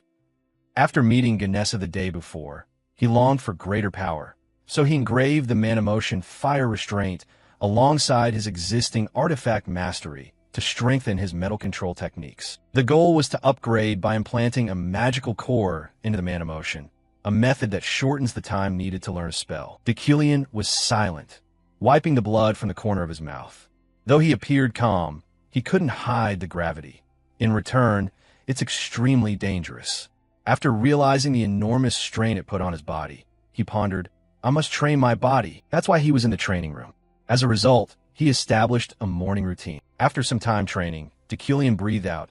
It's time to head to work. A moment later, in the professor's office, Deucalion raised an eyebrow in puzzlement. What's this, Alan? Alan quietly handed him a stack of documents. A declaration was just sent from the Mage's Tower. The atmosphere around Deucalion suddenly grew ominous. The sender was the Professorial Qualification Review Committee of the Mage's Tower. He frowned, unhappy, as he took the documents from Alan. After reading, Deucalion hurried off to prepare the necessary materials. The declaration read, We hereby notify of a hearing scheduled within the next 6 months concerning the progress of the research you are conducting, Professor Deucalion. Until then, please prepare all relevant documentation. Deucalion felt very uneasy. If an audit hearing is being held, that means Deucalion's research has been stagnant for a long time, even before I entered this body. This is an unfavorable situation. He suddenly recalled Deculian's character sheet in the game. Deculian was always a bona fide professor with a talent level 6. He realized, perhaps the prerequisite for this quest is to retain the title of professor. If I lose it, all hope of returning will vanish. Deculian stopped before a door, the laboratory. He reminded himself, so I have to find something, anything in Deculian's lab. He cautiously opened the door and stepped inside. The laboratory was in utter disarray. Dust covered everything, papers scattered all over the floor. He sighed wearily. What a mess. Though tired, he still stepped in. It seems no one has set foot here for a long time. If Deculian actually frequented this place, the lab would never be this neglected. Suddenly, something caught Deculian's eye. His gaze landed on a strange pile of devices. This pile looks very unusual. Is it hiding something? He frowned in annoyance. I don't know who to blame, but this is certainly the most effective way to hinder Deculian. From afar, he used magic to teleport the pile of devices. Lucky, I learned mana motion in time. Immediately after, a mysterious book appeared. He quickly used magic to bring the book to him. When he opened and read it, Deculian was very surprised. It seems he encrypted all the research results to prevent theft. He smiled, murmuring, useless. He immediately used the skill Enlightenment. A beam of light radiated out, leaving Deculian utterly astonished. The light from the book was overwhelmingly strong. He exclaimed, this dazzling golden light is blinding. It seems his research is truly extraordinary. Thanks to combining Prosperity Magnet and keen vision, he could perceive this brilliance. But the light quickly faded. Deculian frowned in thought. However, this research is still unfinished. It's torn and has many gaps. Even the logic in this section is completely flawed. Turning to the next page, he was greatly surprised. Still, this research is grand enough to trigger the Prosperity Magnet. But what astonished him was the photo tucked inside. This child, Ephraim Luna, right? Deculian fell silent. So that's it. It seems that when Ephraim's father was a researcher for Deculian, he desperately tried to hide this. He felt some sympathy. The Luna Mage's family's grudge against Deculian clearly caused Ephraim to endure a tragic life because of him. Deculian clenched the pendant in his hand, confidently assuring, do not worry. His expression firm as he looked at the book. I will complete this research through enlightenment. If I finish the thesis that way, I'll put your name on it. He nodded at the plan. As co-author. Of course, I also need my own achievements, so I can't list only your name. At the same time, in a campus cafe, a piercing shout rang out. Understand? We commoners must unite with each other. Julia stood up, slamming the table and declaring, in this class, there are only 30 people of common origin. If we don't cooperate, we'll suffer sooner or later. Ephraim's name was mentioned, and she didn't know what to do. You think so too, right, Ephraim? She flinched in fright. But I used to be a noble. Then she just quietly drank, ignoring everyone. It's fine. Don't talk about noble duties. If I don't even have a house or land, what kind of noble am I? Julia was excited. See, Ephraim, you absolutely have to stay here. Everyone still didn't know she was noble, so they were enthusiastic. You're the representative of commoners, right? You were also a victim of Sylvia. Hearing that, Ephraim could only smile wryly. So they think I'm some sort of representative for commoners? Suddenly, someone raised a point. Actually, if we want to form a club, we need the approval of a supervising professor. I don't think the professors will like us gathering like this. Julia nodded. That's the biggest obstacle. People offered a few suggestions. How about asking Professor Wren? He's famous for always flattering that fat noble. Julia named another. What about Professor Camo? Before she finished, someone cut in. Don't mention that name. As soon as he sees commoners, that professor turns his back. Someone sighed in frustration. Of course, Professor Deculian is out of the question. Regardless of everyone's confusion, Ephraim looked longingly at the plate of pastries. Aren't they going to eat that? I hope they don't. Suddenly, Julia sprang up, full of expectation. That's right. Ephraim, try asking Professor Deculian. She went pale, frightened by the suggestion. You'll ask on our behalf, won't you? Someone worried. If you think about it, he's fairly fair. He despises everyone, from nobles to commoners. Julia grew more excited. You avoided punishment thanks to him. Doesn't that mean you've caught his attention? Ephraim stepped back in fear. Deny. That's not true.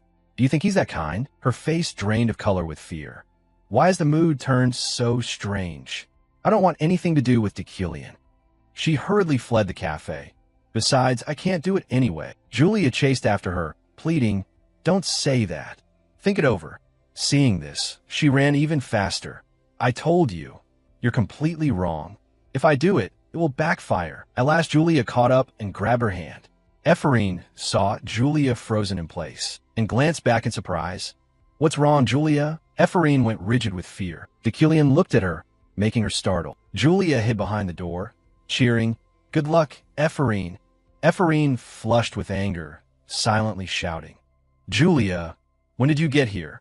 Coward." Then she hesitated, watching him calmly pass by. Finally, she mustered all her courage and brought the application form before him. "Professor Decilion." Ephraim bowed deeply, her voice sincere. "I want to form a club, and I need your signature." In her heart, she seemed resigned. "Whatever," she said seriously aloud. "I don't want to bother you. I'm just worried because it seems you won't accept a club that has peasants." Deep down, she made a concession. "I don't want to be involved with Decilion, but she's right." She recalled the earlier conversation. "It's true that the other professors won't cooperate with us." Ephraim resolved, "Just try." Decilion took the application, signed it without hesitation, and added, "Send the details to my office." Ephraim couldn't react in time. "Excuse me?" He quickly handed the form back. She hurriedly took it. "Oh, yes." Looking at the neat signature, she was surprised. He really signed it. Ephraim stared dumbfounded after Decilion's retreating figure. He agreed? Decilion really? Julia ran over joyfully, hugging her in happiness and exclaiming, "You actually got his signature? I didn't expect that. But why? Like at the disciplinary council. Why is he being nice to me?" It was time for Decilion's class again. He drew illustrative diagrams on the board for the students. Today's lesson is understanding the pure elements. As you know, elements are the foundation of all magic.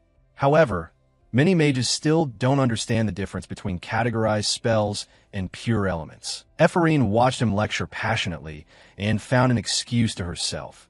For example, is it because of sin? She felt bitterly ironic. Empathy? He led my father to his death. Even if he's kind to me, it's only superficial. Suddenly, she couldn't control her emotions. Her expression darkened, and her hands clenched so hard they trembled. If he truly knows he's at fault, he should reveal his true nature and repent now. Julia's voice sounded in her ear. "Are you okay, Ephraim?" She startled. "What?" Julia worried. "You don't look well." Then Julia comforted her. "Don't worry about those kids. They do nothing but gossip." Ephraim puzzled. What the hell is she talking about? Looking around, she finally understood. The girls in the class were giving her dirty looks and whispering unhappily. "What's she looking at us for? What the hell is she doing?" Someone sitting opposite, across an aisle, bluntly expressed, "Gross." Ephraim despaired. "I've made myself the noble's enemy after that incident. Even though I'm a noble too," she turned to reassure Julia. "It's fine, Julia. Those people are always like that. Just focus on the lesson." Decilion knew nothing of the students' petty battles. He taught calmly. "The magic circles you've used so far also carry meaning in each stroke." Suddenly, a thought flashed through the class.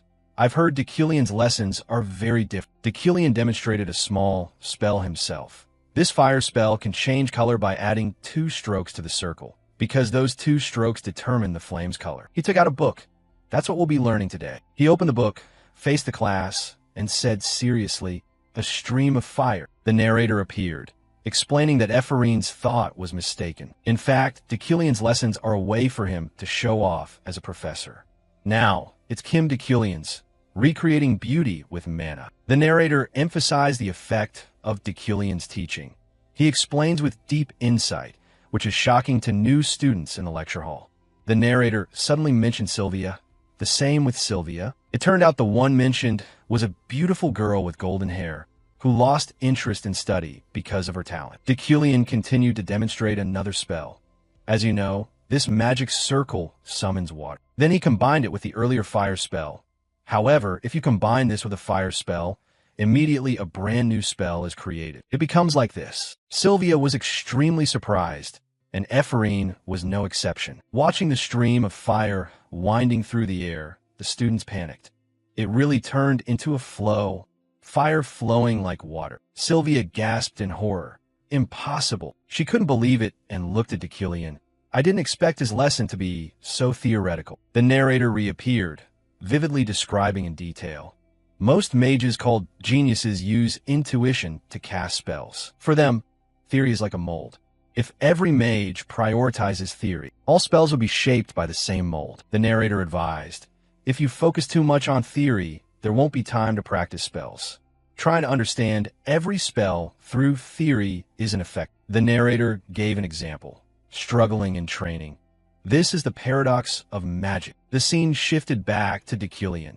To become a high-level mage, you must have good intuition. Then it shifted to Sylvia. But the high level cannot explain intuition. Sylvia stared at him, puzzled. For someone labeled a question genius, teaching a theory-focused class like this is impossible. An exclamation echoed through the academy. Truly different from the rumors. At the Magic Tower dormitory, Ephraim wearily returned to her room, clutching her books. I've never concentrated so much in a class before. Suddenly, she stopped suspiciously and looked at her door, which had been scribbled over with curses. She wondered, how long are you going to keep playing this prank? Ephraim felt helpless. It's gotten worse since that thing happened to Sylvia. Suddenly, she noticed an envelope tucked under the door. She examined it carefully and was surprised. A sponsorship certificate? Holding the envelope, she forced a smile. I almost believed it. There's no way this is real. Who would sponsor me when both the Yuckline family and Deculion hate me? Then she reconsidered. Actually, it's a good thing. I can report this and receive the reward. At the Magic Administration office, Ephraim staggered out, dazed, unable to believe it was real. Remembering earlier, she had gasped and shouted, "What?" The professor in the office calmly confirmed, "It's not a fake.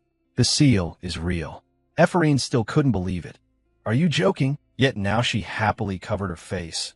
"Is this for real?" To be sure, she pinched her cheek. "This will wake me up." Wake up. After that embarrassing action, she looked around warily. No one saw me, right? Back in her room, she anxiously packed her clothes. What if people find out I have 100,000 elm? I should pack in case something happens. The more flustered she became, the more she regretted. I shouldn't have gone to the Magic Administration office. Thinking of a knowing look from the staff in the office, she understood the woman's thought. That was an odd question. She felt afraid and guarded. That clerk had a strange look. Maybe she covets my money. Ephraim screamed. I should have been more careful. Suddenly, she clumsily banged her head on the desk. She clutched her head in pain. It hurts. Suddenly her eyes welled up. Tears rolled down her cheeks, but she smiled and wiped them away. I'm still not awake. Joy welled up inside her. Someone noticed my talent. Warm sunlight filled the room, cheering her heart. The world can still be kind. Let's keep trying. Ephraim resolved. I'll try harder. At the Yuckline mansion, Jeriel exclaimed in shock. Are you serious? The butler replied calmly. Yes, he won his son Geo's auction. You should have arrived by now. Jeriel tore at her hair in anger. He lost 10 million last year. What disaster is he planning this year? She shouted helplessly. If he causes trouble again, I won't forgive him. Meanwhile, in the city of Luton-Senil, Deculion strolled leisurely. At last I bought what I wanted. He recalled the first time he used kinetic thought as his main magic. I realized I needed more metal to compensate for my limited talent. The metal he referred to were crystals, beautiful and sparkling.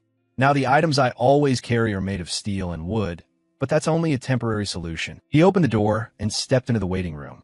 What I truly need will be at today's auction. Deculion froze when he saw a familiar figure seated ahead. July also spotted him and swore under her breath. Damn, why are you here? She slowly stood up and walked straight up to him. Deculion only stared at her without speaking. July spoke first. I hope you're well. He didn't answer, only quite surprised. I didn't expect to run into July here. July continued to question. I heard this time you handed 2 young mages over to the disciplinary council. Deculion calmly asked in return. That news has been around for a while. Is there a problem? Are you planning to blame me again? July was silent for a moment, then seriously warned. They're all newcomers. Do you want to crush their dreams? One day you'll feel remorse. Don't repeat the mistakes of the past. After saying that, she lowered her head. Deculion listened in silence. This is my final piece of advice to you. He clearly saw the determination on her face and thought to himself, the final advice, July's last words to me. She intended to cut ties with Deculion. They still faced each other. Deculion saw no problem. Fine, I agree. No matter how beautiful she is, I don't want to marry. something I've never experienced in real life because of such an unknown thing. He thought of the complex entanglements around July. Moreover, there are many deadly variables surrounding her, including herself. If I'm careless, I could die right at the wedding. Deucalion quietly watched her turn and walk away, wondering, but July, I know she's not the type to attend auctions. So why is she here? He couldn't help himself and asked, "Did you come to the auction just to talk to me?" July was immediately stunned, turned her head back. Huh? And she launched into a long justification. "Don't be delusional. I didn't come looking for you. I only came because there's something I need. I told you, I'm really here for the auction." Deucalion hurried to calm things. "All right, calm down," he teasingly remarked. "Saying it once is enough for me to understand." July, both embarrassed and angry, puffed her cheeks. Deucalion couldn't help himself and praised, "That's cute. It's the first time I've seen her like that."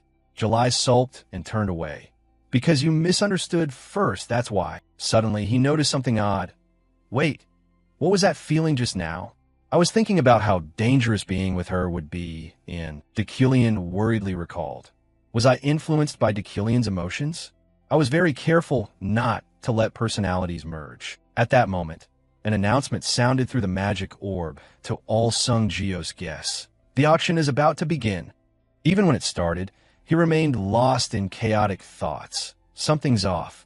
My heart suddenly raced when I saw her. Quickly, he reassured himself. Right, I'm probably overthinking. Deucalion watched intently the item hidden beneath the cloth. When the staff removed the cloth, the MC immediately introduced, presenting the first item, an Eastern vase. Behold these gentle curves. This is the work of an Eastern artisan. A strong light radiated from the vase. Deucalion was extremely intrigued. It's the light I once saw when checking Ephorine's papers. Wealthy magnate. That light grows ever strong. The bidding for the vase soared. 993,700. 1,038,750. 13 million inch. The nobles took turns vying. 14.13. 15 million. Deucalion quickly joined in. Buyer, 777. 25 million. He silently calculated. This vase has never lost its light despite the high price, meaning its value is even higher. I have enough in my account, so investing the rest isn't a bad idea. Current balance, 205,238,039 E. The auction reached its climax. Countless precious items were presented, and he bought them all. Ririn's ring has been sold to buyer 777 for 3 million E. Lucho's scissors sold for 2.1 million to buyer 777. The language necklace sold for 4.3 million to buyer 777. The MC continued. This time, buyer 777 wins the item for 5.5 million E. The nobles couldn't help but stare at him in astonishment. Number 777 bought everything. Someone recognized him. Isn't that Professor Deucalion? July sighed in exasperation. That pathetic name. He wants to attract attention even here. She was genuinely baffled. I can't believe it. How can someone spend a pile of money for a fleeting moment of vanity? I don't understand why he doesn't know modesty. Well, whatever, let him be. She grew serious and silently resolved. I only need to win the winter flame, the auction neared its end. The MC cheerfully introduced the most special item today. Now for the final lot of the auction. Many desire it, but this is an almost impossible to find item. A kind of stone used to forge countless great swords in history. The MC boomed. A miracle of nature, the winter flame. The voice echoed through the hall. Snowstone. It was a gigantic gem that shimmered with 1,000 colors. Both Deucalion and July immediately focused intensely. He thought of Snowstone's extraordinary properties and rarity. One of the 10 rarest metals in the world, commonly used to forge swords or other weapons. As the name implies, this is an unusual material embodying both cold and fire elements. Only items of legendary rank, like Dragonbone, surpass it for sword making. Therefore, Snowstone is certainly the best material I could hope for. He silently decided, I must win it. July was equally determined. This is what I need. The bids for Snowstone skyrocketed. 10 million, 13 million, 20 million, 25 million. The MC enthused. 1089, 30 million E. Any other bids? As the MC was about to announce, July cheered. Great. I've got it. Suddenly, the MC changed tone and shouted, Number 777, 31 million E. July fell silent, angrily turning to look. 777. How many times have I heard that number today? Her fury boiled over. I can't just let him do this. Why would he do that? Seeing the man remain calmly upright, she gritted her teeth.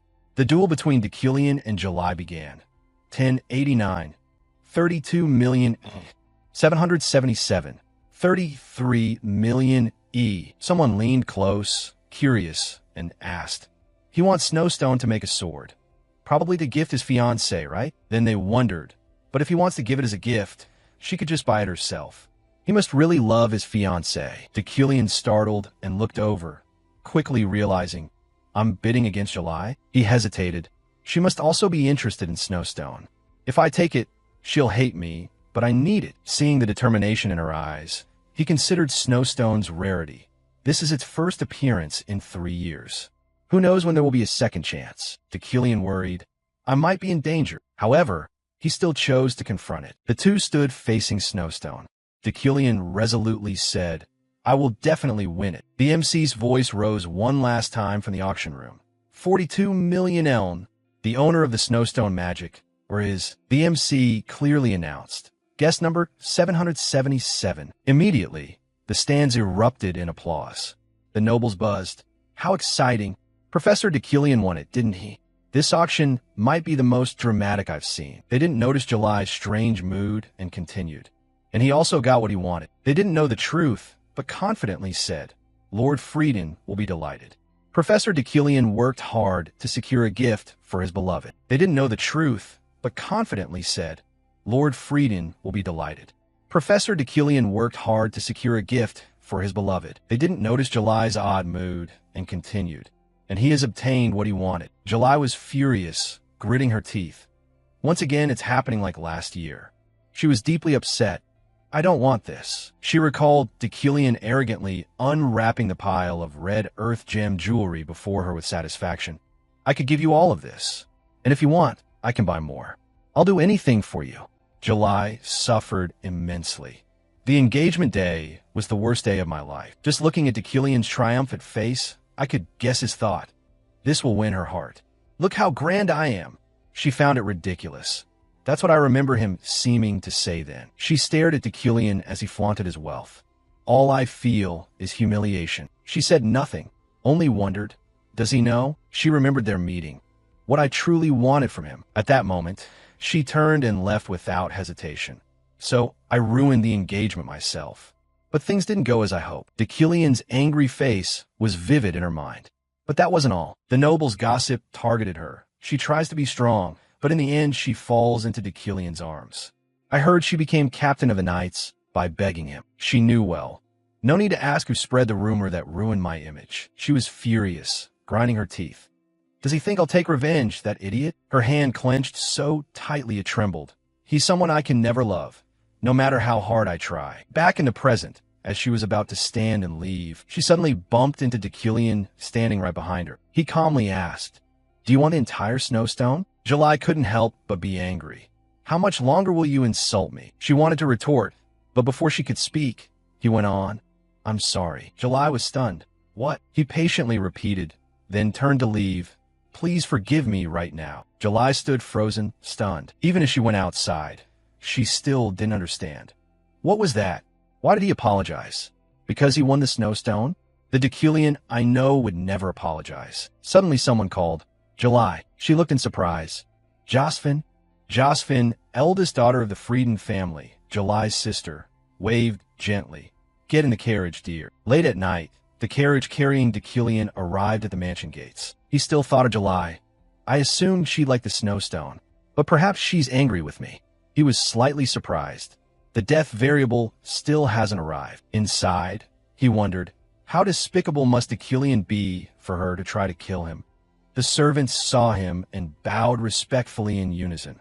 Welcome back, young master. He perceptively noticed something odd. What's happened? The servants' fearful expressions made him wonder. They immediately answered, Miss Jeriel has returned home. Going up to the second floor, he saw a figure standing in the hallway. He planned to ignore it and walk by, but was called back.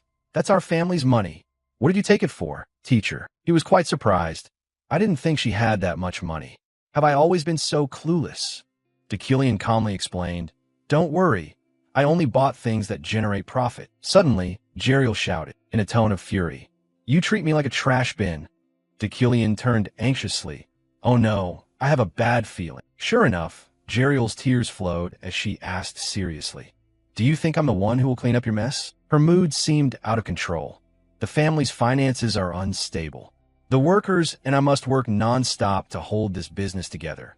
And you spent that money frivolously. A powerful surge of energy erupted. Jeriel's voice deepened. How despicable can you be? She completely exploded, shouting. Just now, you took the family's money to gamble. Decillion stepped back in fear, cursing under his breath. Damn it. The villain's fate has been triggered. He clearly saw the energy fluctuations around Jeriel, the golden light within her red aura. The Prosperity South Needle has activated too. Facing Jeriel, he calculated silently. The meaning is simple. If I don't survive this, I'll die. But if I get through it, I'll have a pile of money. Quickly, he thought of a plan and hurriedly said, Don't worry, Jeriel. Jeriel grew more furious, firing questions nonstop. Shut up. Do I look worried? Do I work hard so you can toss everything out the window? Do you think I want that? Do you know I quit university and lost any chance of finding love? Because of you. Decillion was embarrassed. You didn't have to do that. This hit Jeriel's limit. She lunged as if to fight. What the hell are you saying? You do nothing but burn money. After our parents died, you spent 150 million ellen in one day. To stop Jeriel from continuing her outburst, he quickly cut in. I'll return the position of head of the family to you. That single sentence calmed Jeriel. She stammered. What did you just say? Decillion repeated calmly. I'll return to you the position of head of the family. Jeriel took a moment to process it, blushing awkwardly, and shouted, Ridiculous. Decillion replied evenly. That's not how a noble speaks, especially a head of a household. Jeriel remained stubborn. Don't lie to me. Decillion helplessly. I'm not lying. He resorted to his last move. I can swear if you don't believe me. Jeriel flinched. Swear? You mean that mage's oath? You'll die if you break it. Are you serious? Decillion confidently. Yes. Jeriel was thrown into turmoil. But it's meaningless. What? She suddenly bent closer to look. Did you hit your head somewhere? Decillion remained proud. You don't have to believe me. Jeriel immediately grew embarrassed, folding her arms and declaring, If you break your word, I'll kill you on the spot. He calmly asked further, Are you leaving here then? Jeriel arrogantly. Of course I am. Someone spent the family's money, so I have to do something. Decillion watched silently as Jeriel slammed the door and left. The system panel appeared. Villain's fate. Survive death. Variable. Story unit, +2. He wearily exhaled. The storm is past. Luckily, I'm unharmed. Returning the position to her isn't a bad thing. He closed his eyes and tilted his head back. If I change things one by one like this, Decillion thought silently, I might be able to escape. Suddenly, a voice cut in. Have you really changed? Decillion was surprised to see someone hanging outside the window. Ganessa? He watched her drop down lightly and teased. An uninvited guest. Ganessa explained, Sorry, I was passing by and thought I'd drop in. I was quite surprised to see you like that. He sighed and asked again, Why surprised? She tightened her tone. I worry about business more than you. She put a hand on her hip, but her eyes narrowed. Jeriel von Greyhan Yuckline, Ganessa said in a low voice, revealing the secret. She has no blood relation to the Yuckline clan. Decillion flinched, unable to believe it. What's she talking about? I don't remember that being in the game. At the Yuckline mansion, Ganessa calmly. Jeriel isn't of the Yuckline bloodline. Decillion, though he had known beforehand, still couldn't hide his surprise. Jeriel was supposed to be a half-sister. I already knew she wasn't Decillion's biological sibling. The little sister had no blood relation at all. In fact, she had no blood ties to the Yuckline family. How'd I not know this? Ganessa watched Decillion's expression and asked, Is this really okay? You're the one who asked us to do this, Professor, to determine whether you and your sister are blood related. We discussed this, didn't we? Decillion's face went icy as he remained lost in thought. So that's the context. He stared into the distance. Even so, Jeriel is still Jeriel. Ganessa looked surprised, arms crossed. You surprised me today. I didn't expect you'd say that. Decillion only monologued inwardly. I'm surprised too. I didn't expect such a context to exist. Ganessa turned toward the door, looking back with a promise. All right, I guarantee I'll keep your sister's secret. She paused with one foot on the door. Oh, one more thing before I go. She turned back to announce. I heard the six-headed serpents have started moving. Hearing the name, Deucalion thought of deadly venomous snakes. The six-headed serpents, they're a notorious criminal organization on the continent. Poison wielders. The bounty on their heads is worth millions. Ganessa kindly shared some info. They're targeting an item at the auction house. Even if the auction house moves it securely, you should be on high alert when the item is delivered to your home. She added, it seems you've been neglecting your defensive magic lately, Professor. That's why I could get in so easily. I'm off now. Her hand flared into smoke, and she vanished. Deucalion rubbed his head, leaning on the table, pondering. That's something I don't need to know. Even knowing won't change anything. He leaned on his desk, watching the shadow reflected on the floor. From the start, I was never the real Deucalion. He recalled the image of his little sister. Deucalion made his own decision. Whether Jeriel was a blood sister or not, he would treat her as before. Looking up at the bright moonlight, he told himself, Jeriel will always be Deucalion's sister, so it's better to hide the truth. Under the moon, a group sat around a campfire. Ganessa smiled happily, leaning on her hand as she recounted, I told you so. Professor Deucalion has changed a lot, like a different person in the same body. He's completely different now. She sat before the flames, exclaiming, that jerk spoke sweet words, truly unlike him. One of her subordinates looked at her helplessly. Captain, you only like handsome men. Whatever he says you like it. Ganessa snapped angrily. Should I cut you up because he's ugly then? The subordinate shot back. My grandmother says I'm very handsome. She denied it. There was a handsome guy standing behind him at the time. You idiot. Riley, of the Red Garnet expedition, a relative of July, put her hands on her hips in exasperation. Are you saying Deucalion is humane now? Ganessa stopped arguing and stood up straight. Anyway, we don't need to watch Deucalion anymore. I wanted to see if he's still recruiting magic slaves, but I guess not. She waved to her teammates. Shall we head back now? Ganessa lingered, chin propped. Oh, one more thing. What you heard today stays secret. Keep this to yourselves. With that, the five joined hands and summoned a circle of energy. Blinding light followed the preordained orbit. The next morning, at the Academy of Magic, Deucalion crossed his arms, seriously studying the expenditure statistics board. Level 1 system shop. Enhance first-grade magic quality. A character's magical quality will be increased. Magic output and efficiency slightly improved. Price, 10 story units. He thought, finally I can use the system shop, but I still don't have enough money to buy what I need. The system shop allows using story units to strengthen characters. Not only the player character, but also famous NPCs. Deucalion stood before the system board, staring at the announcement. Opportunities to use the shop are very limited. Only 6 chances remain before the end of the second half. The system explained, you can only use the shop once per level. Each time you level up, the cost will double. Deucalion folded his arms coldly. I can't rush and miss this precious opportunity. He recalled the hard training and waiting for the right moment. I constantly train my memory, hone my body, practice chi control, integrating them into daily life. But I still lack combat power compared to those notorious criminals. He pondered. To grow, what I need is to improve magical quality. Deucalion placed his hand on the table, considering, I must quickly gather the remaining 4 story units. A knock sounded at the door. He set the matter aside. Come in. Alan poked his head in. Hello, Professor. He walked to the desk and politely handed over a stack of papers. Here, sir. I just received this. Deucalion took it, studying it with a stern expression. I think you should be careful. This was just published in Wizards Today. The paper contained a wanted notice for a dangerous criminal. Wanted, Luke Hack. Witnesses report the killer of Wizard Luke Hack is in the outskirts. Be cautious when going out, Deucalion murmured. The killer of Wizard Luke Hack? Looking at the wanted notice, he thought, he's the greatest threat to mage players in the game's first quarter. So he's already appeared. He smiled faintly. Of course, if I were an ordinary mage, he would be a threat.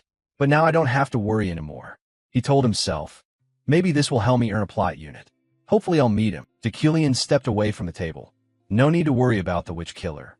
I'm heading to the library. You should go home. Alan stammered. Yes, Professor. Passing by, he suddenly remembered. All right. Deucalion turned back to ask, Alan, Would you like to become a professor's assistant? Alan scratched his head. Huh. Of course. His eyes widened in horror. After understanding, he panicked and shouted. You want me to be a professor's assistant? But you've always said I'm useless. Deucalion coldly. I asked because now I see you're serious. Earlier, he had finished a few tasks, even though this was only because of the assistant selection notice. Not letting Alan finish, he handed over a ring. Enough. Take this. This is a bracelet engraved with the Yuckline emblem. Keep working hard. Alan was overjoyed and bowed. Thank you very much, Professor. Seeing him in tears of joy, he didn't forget to look at the ring. His document management and errand running skills are truly excellent. The bracelet engraved with the Yuckline emblem. He's very useful. We can't let him run off. He thought of Deucalion in legend, the cold-faced man whose cruelty repelled others, causing many to leave. But Alan still did everything alone. Who knows when he'll leave? Under Alan's puzzled gaze, Deucalion gave him money, instructing, call it a day early today. Use this money to buy dinner. Alan awkwardly watched Deucalion walk away. Professor, this is far too much. Deucalion paid no mind to the small sum and simply continued on in silence. Alan stood tucked behind the door, speechless. In the staff library room, Deucalion entered. The reason I came to the library is because of Luna's documents. He recalled when he reviewed them and found several errors. The lab papers are inventions about pure elements, but there are many mistakes and gaps, so I have to correct them. As he walked, he thought, if I can find a useful magic book related to manipulation, all the better. Deucalion passed by a girl, noticed her and growled. Why are you in the staff library? He looked at the blonde girl fidgeting, a new student, Sylvia. Sylvia was flustered. 10 minutes earlier, she had quietly watched the teacher speak with the professor. Yes, Professor. Sylvia said she was searching for study materials. This is the exclusive reading room for senior members. However, the image of Rin appeared in the magic orb, laughing happily. It's fine. No need to forbid the Yuckline heir and this year's new pupil. Let the girl use it freely for her studies. The teacher relayed to Sylvia. He said, it's fine, Sylvia. Feel free to search around. Sylvia quickly entered the library. Her interest was literature and languages. She had come to the exclusive reading room to find materials that met her criteria. Sylvia keenly noticed a novel written in the Ethanol language from Edino. With the disappearance of the Fae, its value had skyrocketed, making Ethanol novels rare. The language of the Fae. Sylvia stood on tiptoe and reached for the book. Isn't it? Deucalion had also coincidentally come near. This was the reason Sylvia had come to the exclusive reading room, a place she did not often visit. Sylvia jumped and looked at Deucalion in surprise. I didn't expect to meet you here. He asked suspiciously, why are you in the restricted reading room? She hugged the book and stepped back. I came to look for materials. Professor Rin gave me permission. His voice suddenly turned cold. So the professor ignored academy rules and the librarian let you in?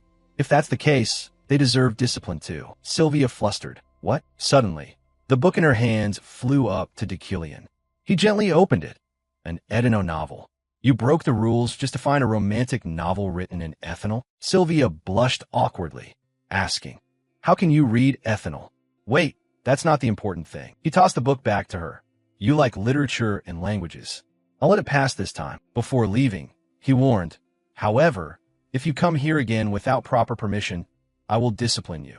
So, unless you're showing off your family's influence, send someone to borrow the book instead. Sylvia silently watched his retreating figure and hugged the book sadly. He humiliated me. She sighed, looking at the closed door. I only wanted to learn about the Fae through a novel written in Ethanol. Sylvia seriously wondered, how could Deucalion read Ethanol? Ethanol lacks consistency, which makes it very hard to read. In the dense forest, trainees practiced in the field. Two of them chase an animal.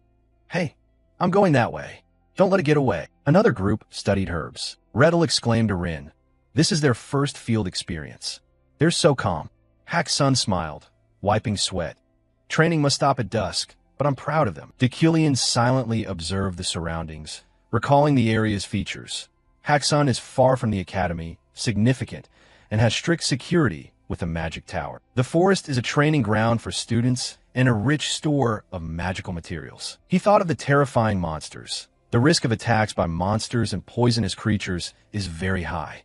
Therefore, The Magic Tower must strengthen protective barriers and ensure professors patrol during their shifts. Rin scratched his head and asked, "That's right, Professor Dekillian. The professor assigned to this week's shift hasn't been decided. We need to appoint someone new. Who do you think is suitable?" Dekillian flatly, "Let me do it." Rin gushed happily. "Just as I expected from you, Professor. Your leadership is a model example for the Academy's professors." Dekillian looked at him in exasperation.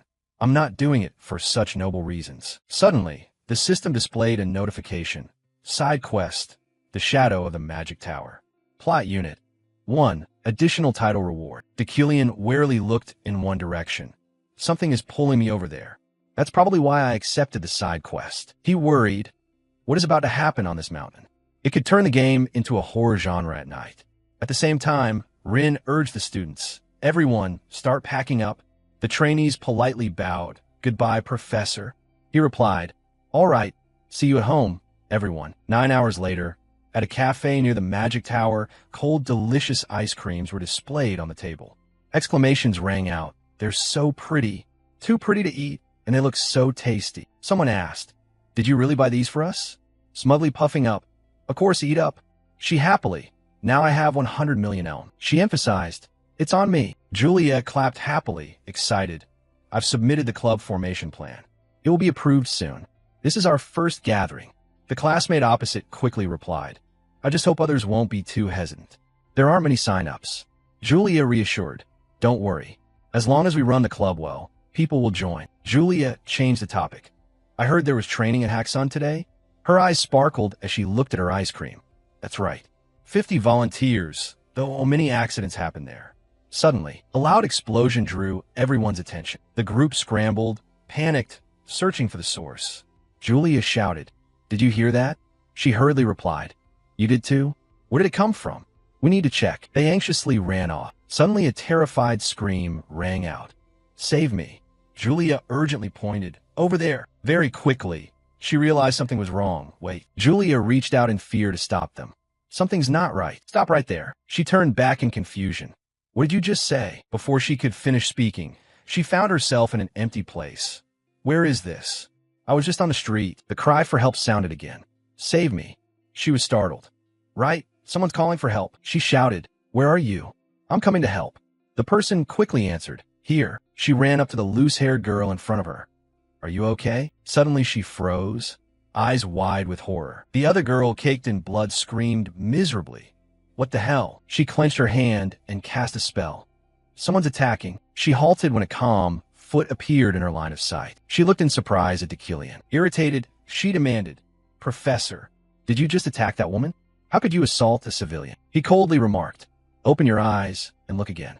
That's not a human." Stunned, what? Before them was a ferocious demon. She stammered in fear, "What is that?" He gently explained, "It seems you've been hit by an illusion cast by demons." Immediately after, the body was lifted into the air. Dekillian ordered sternly, "Do not interfere with this and leave." With that, she was thrown away by the wind, screaming, "What's happening?" Dekillian stood, facing the demon with composure. "Now it's time to hunt." He frowned, observing, "It's angry at losing its prey." He leapt up forcefully, attacking at a speed too fast to see clearly. Dekillian deftly dodged the strikes. His face darkened. He guessed, "Look at the core on its forehead. Its trait is likely illusion." He recalled his own resilience, something that resists mental attacks. However, it wasn't effective on him. He thrilled. "My blood is boiling." His expression turned serious as he watched the demon. "Dekillian makes me angry." An info panel appeared. Yuckline attribute. Unique rank. Description. A lineage with exceptional power in demon slaying. When facing demons or in demon-rich areas, you can purify surrounding mana using their mana, harnessing that magic. Purified mana increases 1 tier as you grow stronger. However, you become more ferocious and gradually lose control of yourself. He nimbly dodged the demon's claws, thinking, the heir to the Yuckline legacy, famed for demon hunting since ancient times. Now it's obvious that trait resides in Dekillian. He would not let this demon survive. His gaze was more terrifying than ever. Fury erupted. The demon lunged again. A spray of red blood burst out. System notification. Side quest. The Shadow of the Magic Tower. Plot unit. 1. Additional title, Slay the First Demon. Plot Unit 1. Yuckline Bloodline unlocked the Yuckline attribute. Deucalion looked at the fallen demon with disgust. Filthy creature. You spew filth even before you die. This is your fate. He glanced up at the sky. The demon's appearance signals the beginning. The full moon lit the forest, bathing him. It was a sign for the start of this difficult game. A new day arrived, warm sunlight shining on the academy. Ephraim slowly opened her eyes, startled upright. The nurse at her side immediately asked, "You're awake, Luna?" Ephraim looked around in a daze. What happened? Was I in the forest? The nurse replied calmly, "Yes. It seems you don't remember everything clearly." She began to explain to Ephraim. Last night, a demon appeared at Haxon. You were hit by its dark magic and lost consciousness. The nurse continued. After that, you were found and taken to the infirmary. Haxon has been sealed because of that demon, and the magic tower is investigated. She added, the one who saved you was Professor Deucalion. Ephraim swore angrily. Damn it, him again. Then she hurriedly asked, what day is it today? The nurse thought, it's been 36 hours since you arrived here. Today is Wednesday. Looking at the clock behind her, Ephraim said in a low voice, wait, if today is Wednesday, she shouted at the top of her lungs. I'm late. The students curiously looked toward the door. Ephraim propped herself on her elbow, panting. I almost missed it, Julia called excitedly. Hey, over here. Ephraim saw her. Julia asked worriedly, are you okay, Ephraim? I came to the infirmary to see you, but you weren't awake. Ephraim reassured her. I'm fine. Actually, I'm in the best shape from sleeping so much. Looking at the odd items on the table, she wondered, but what are these? Is there a new announcement about class today that I don't know about? Julia, honestly, I don't know either. It was like this when I arrived. Maybe there's a special class today. Just then, Deucalion and Alan entered. Seeing unfamiliar faces, Ephraim curiously asked, who are they? Deucalion stood on the podium and announced clearly, there's an announcement I'd like to make before we begin class. This is Alan. He'll be my teaching assistant. The students immediately murmured. What? I thought Professor Deucalion preferred to teach alone. Yeah, I heard he's never had a teaching assistant. In their minds, Deucalion stood at the top. Few could measure up. But to become a TA, one must build a profile through the professor's evaluation. No way would Professor Deucalion allow that to happen, right? Hearing that, Ephraim was stunned. That means, she quickly thought, that's also why my father was only a researcher at 30. He couldn't become a TA. She turned her attention to Alan. So why did Professor Deucalion bring a mage I've never seen before here? Without prolonging it, he began the lecture. Today's class will be experience-based. Try to solve this assignment within 3 hours. Alan distributed. Here's your watch. And another. Looking at the ring on his hand, Ephraim suddenly felt unsettled. My father's legacy. Before this ring, I always wondered when I looked at it. That had become a habit. Her mood turned gloomy. To Professor Deucalion, who is my father? Why won't he give my father a chance? Why is he doing these good things now? She gritted her teeth, trying to control her mind. Focus. I have to finish the assignment. I need to come up with a spell quickly. But her mind was chaotic with countless thoughts. Suddenly, a voice drew everyone's attention. 25 minutes 50 seconds. I'm done. The students looked up in shock and curiosity. What? It's not even been 30 minutes. Someone calmly answered, of course, that's Sylvia. Deucalion carefully inspected the work. Sylvia worriedly avoided meeting his gaze. He remarked calmly, perfect. You may go. Sylvia stood up happily, turned to look at Ephraim, who was still struggling, and smiled smugly. Ephraim clenched her teeth in anger, watching Sylvia stroll away, muttering angrily under her breath. Damn it. I have to finish this too. One by one, they finished quickly. Deucalion's voice kept calling out, Julia, you may go. Lahin, you may go too. More and more people completed the task, but Ephraim still made no progress. Roten, you may go. Kent, you may go. Jan, you may go. Dren, Alan, noticing the time, reminded him, Professor, it's been 3 hours. Let's end it. But even then, Ephraim hadn't done anything. She collapsed. I'm finished. She buried her face on the desk, gripping her hands. Please think of something. Remembering Sylvia, she suddenly felt useless. Not only did I fail to do better than that damn Sylvia, I'm the only one who couldn't do anything the whole class. She anguished and blamed herself. Why am I like this? Am I really so stupid that I can't do a simple thing? About to give up and stand to leave? Yes, I'm just ignorant. Fine, I'll get back at that monkey. I can't compete with them. Suddenly, a voice rang out. 5 hours, 47 minutes. Deucalion asked calmly. How much longer do you intend to make me wait? Seeing his cold expression, Ephraim was stunned. He's still here, Deucalion criticized. You had trouble with an easy assignment and couldn't finish on time. She bowed her head and whispered, I'm sorry. He suddenly stepped forward. Even if people laugh at you, even if others finish before you. His tone remained emotionless, blunt enough to terrify Ephraim. The person you hate is standing right in front of you. He instructed earnestly. You must keep a cool head and stay alert at all times. Then he turned his back coldly. You will never reach my level with such a weak mentality. He glanced at her, mocking. I'm very disappointed, Ephraim. I thought you were better than this. He slammed the door, leaving her standing alone in the classroom. Ephraim's face darkened, but she did not retort. The bell chimed. It was 6 p.m. She slammed down into her chair in anger, remembering his words. I thought you were better than this. Her hand clenched. She gritted her teeth. So what? Suddenly, she summoned energy, seemingly furious. I can do this, even if someone like you is disappointed in me. She seemed to overexert herself. Her nose started to bleed, but indifferent, she shouted firmly, I will do it. Her gaze grew more frenzied than ever, regardless of the consequences. Deucalion folded his arms by the window, watching Ephraim. This shouldn't be a problem at this point. He thought quietly, I've spent over 6 hours on Ephraim, but it's necessary. I need her stronger to prepare for what's to come. After defeating the great demon, he realized, because that demon appeared to hack Sun, I know the main quest is about to begin. He thought of the stronger Ephraim in the game. When the age of evil runs rampant, characters of good will appear in the main quest. Among them will be a stronger Ephraim. He imagined Ephraim standing on the edge of a cliff. Right now, she still lacks the mental strength and the sensitivity of a mage. Deucalion watched her silently. Of course, that power would threaten me, but I won't let it happen. His eyes were resolute. Fate is just a religion for those unwilling to strive. I only trust myself. He was lost in thought, his mood unreadable in typical Deucalion fashion. He would hardly allow anyone new to catch up to him. Suddenly, a noise came from the classroom. Ephraim bowed her head, flung the door wide open, and quickly ran off. Deucalion looked into the room and stepped up to her desk. On it lay a branch shimmering with golden light. He was silent for a moment, then announced, 6 hours, 25 minutes. The exercise is complete. He took Ephraim's study slip and carefully noted, the girl has shown the innate weakness of an academy student. He paused, but set his pen down with satisfaction.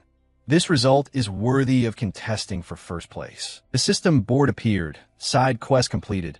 Your passage. Balance. +1. Deucalion slowly left the teaching building. Now that Ephraim is gone, I'll head home. Suddenly, someone called, Professor Deucalion. He was surprised. The man laughed loudly. Long time no see. Deucalion frowned irritably. What is he doing here? It turned out to be J.I.S. von Brenfried, head of the Frieden family, July's older brother. He recalled the game's setup. He was the one who pushed for the engagement between Deucalion and July. More importantly, he looked at J.I.S. with concern. His initial battle power exceeds Ganessa, ranked 3rd. He's known for immense strength. Why would someone like him come to see me? Deucalion wondered, thinking of July's snow gem. Could it be because of July's snow gem? He swallowed. Could this situation be a deadly variable? I have no strategy to deal with this monster. J.I.S. put his hands on his hips, cheerful. It's great to run into you like this. I heard you and July are getting along lately, so I was worried. Deucalion forced a smile. Is that so? J.I.S. asked. So I'm planning to arrange a dinner this week. Are you free? He breathed a quiet sigh of relief. At least he's friendly for now. He was about to answer, I'm free. But J.I.S. slapped his shoulder and laughed heartily. Decisive. I like that.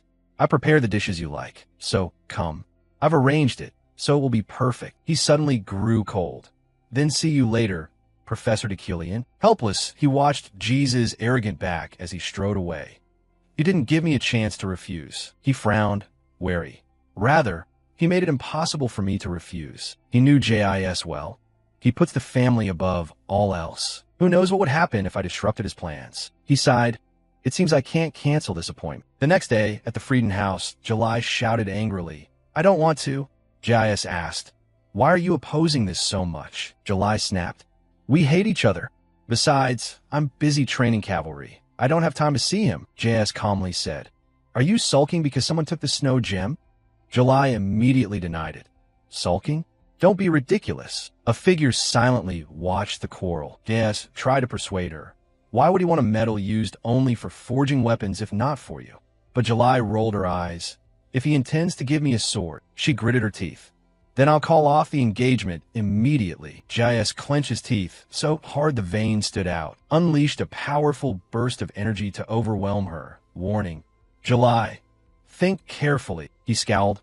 I told you the other day, doing that would be very foolish. I certainly warned you. There's no room for personal feelings in politics. He taunted. As far as I know, there's no man who loves you that way. Or do you already have someone you fancy? July ground her teeth. No, JIS asked. Are you concerned about Decilian's past that much? July denied. That's unrelated. He pressed. Then why? July fell silent. JIS turned and left, ordering, be there on time. If any issues arise, handle them. JIS turned and left, ordering, be there on time. If any issues arise, handle them. She clenched her fists. She suddenly drew her sword, shouting in anger, swinging the blade wild. The keen sword sliced the air, releasing her tension. Afterwards, she stood motionless again. A voice sounded. Your swordsmanship is out of rhythm, my liege. She turned. Varen. It was Varen of the Haiken Regiment, July's subordinate. Her tone was still angry. Sorry, I showed you my ugly side. Varen replied calmly. It's nothing. I understand, my liege, Varen protested. I also don't believe that scoundrel suits you to the point your family must force you into marriage with him. July snapped. That's enough, she said sternly. I am a knight. Speaking ill of others behind their backs is unbecoming. She turned to look at Varen with a gentle expression. Don't tarnish your hands for me. I'm Fina. He looked at her, saying nothing. July quickly said, I'm leaving. Prepare yourself. Varen bowed respectfully.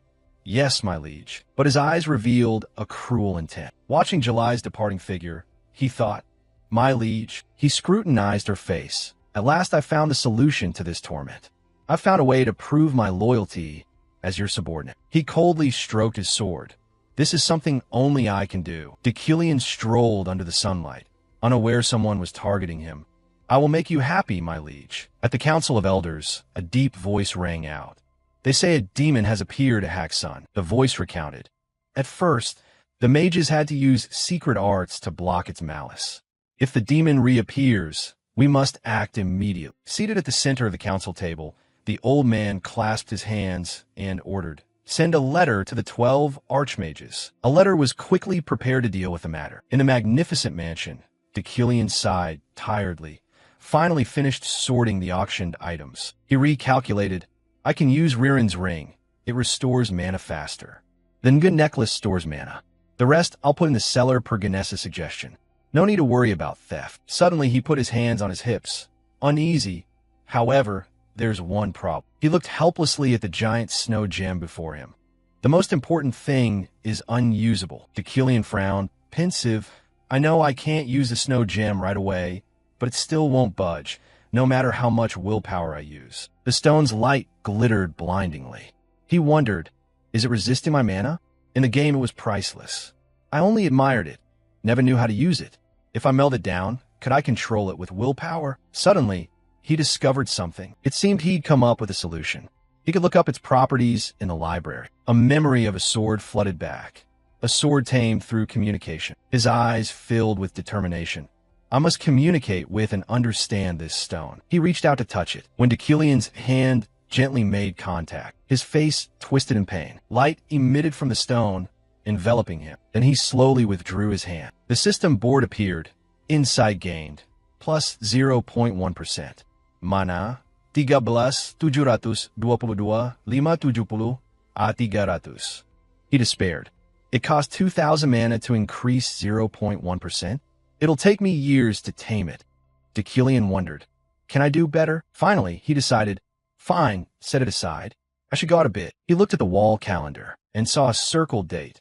Tonight, I have dinner with Jess. His face twisted in displeasure as he stared at that date. There was another event scheduled before I seized this body, planned 3 days earlier. Dusk fell at the Von Mel restaurant. JIS walked beside Decilian, saying, Thanks for coming. July went ahead, She's probably waiting inside. Upon arrival, JIS stepped forward. Decilion casually complimented. July, you look a lovely dressed like this. JIS sweetly called July.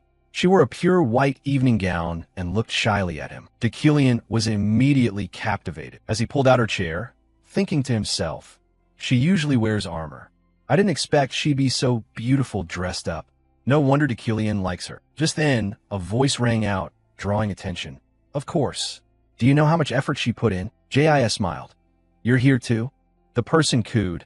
I'm here to accompany and look after July. Decilion glanced over anxiously. I didn't know she'd come since she's so focused on July. But I don't want to meet her here. He looked at the smiling girl before him and frowned. Although she came as the fiancé's sister, it's not that simple. He was wary. She's the one I must watch more than anyone. He pictured her dangerous expression masked by guise. She would do anything to achieve her goals, like a madwoman. He pictured her dangerous expression masked by guise. She would do anything to achieve her goals, like a madwoman. He watched her tenderly smooth July's hair. The only person she truly values is July. Harm July and she'll fly into a rage. Decilion bowed his head, frowning. I don't know why Josephine hasn't killed Decilion yet, but she definitely will. He looked up at her. When she first entered this room, I felt a little afraid. She radiates a strong, killing intent toward me. Perhaps because of the villain's fate. He closed his eyes, wrestling with his thoughts.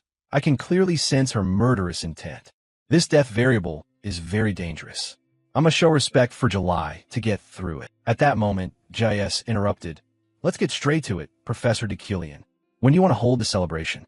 It's been 3 years since you two got engaged, right? At that, July jumped up in alarm. Head of the house. But JIS stopped her. This is an adult matter. Decilion hesitated. JIS urged. Feel free to speak. He cast a quick glance at Josephine, who was propping her chin, smiling dangerously. In the end, he chose the safe route. I'll let July handle this. If she doesn't trust it, I'm willing to renounce the marriage. July sat there, grinding her teeth in anger. JIS turned to scold. Marriage is a serious matter. How can you take it so lightly? Each word made her more indignant. JIS suggested. Is it because you two have been apart too long? If so, go rekindle your relationship. Marriage isn't something you can just abandon. The clan elders won't accept that either. July couldn't stand it and snapped. My lord. She lowered her head and pleaded. Please let us speak in private. Please. JIS glanced at Decilion, saw him nod, and relented. All right. Let's go, Josephine. Josephine replied quickly. Okay. Before leaving, she poked her head in, smiling and reminded. Have a good conversation, you two. Now only Decilion and July remained in the room, face to face. She spoke first. What do you want to do this time? She glared angrily. In the end, outside, JIS and Josephine listened at their leisure. Josephine's expression was cold as she heard every word. July asked, What do you want? July asked in a low voice. What do you actually want? Decilion glanced toward the door. He clearly sensed that, beyond the door, Josephine was eavesdropping. I know everything. She pretends to step out, but it's surely to hide a listening device, he thought. There's no way she actually left. He felt as if a pair of eyes were always watching them. Still, he told himself, this is also an opportunity. Josephine doesn't know I've noticed. He silently calculated. If I can make her believe Decilion truly loved July, I can avoid the deadly variable. He hesitated. Josephine silently listened to every word. He continued, I will tell the truth. July ground her teeth, asking, the truth? He calmly explained. As you can see, I can't cancel the engagement as I wish. There's nothing we can do. It's all gone too far. July clenched her fists. So what dirty method will you use this time to torment me? She sneered, listing accusations. Before the engagement, you used connections to force this marriage. You promised compensation to my clan elders. Do you remember what you said to persuade me? He called gently. July, she growled angrily. Fighting is dangerous. She seemed unable to contain herself, resentful.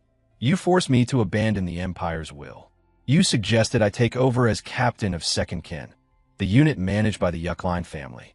When I refused, you spread all kinds of rumors about me. July's eyes filled with tears as she demanded, What are you trying to do? Decilion looked at her awkwardly. I know about all of this. He understood Decilion's heart. He wanted to imprison you with chains. He confused obsessive possessiveness with love, destroying everything around so you would have no choice but to stay. Decillion did unforgivable things. He silently watched July's fury. So, I understand your resentment more than anyone. He affirmed, I will not do that anymore.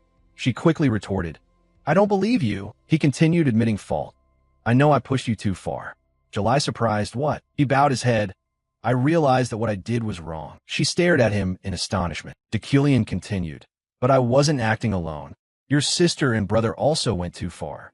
July tried to deny it. No, that outside. Josephine froze. Decillion gently cut a piece of meat and said frankly, besides, shouldn't you leave your family behind to pursue your dream of becoming a guard? She was astonished. How could?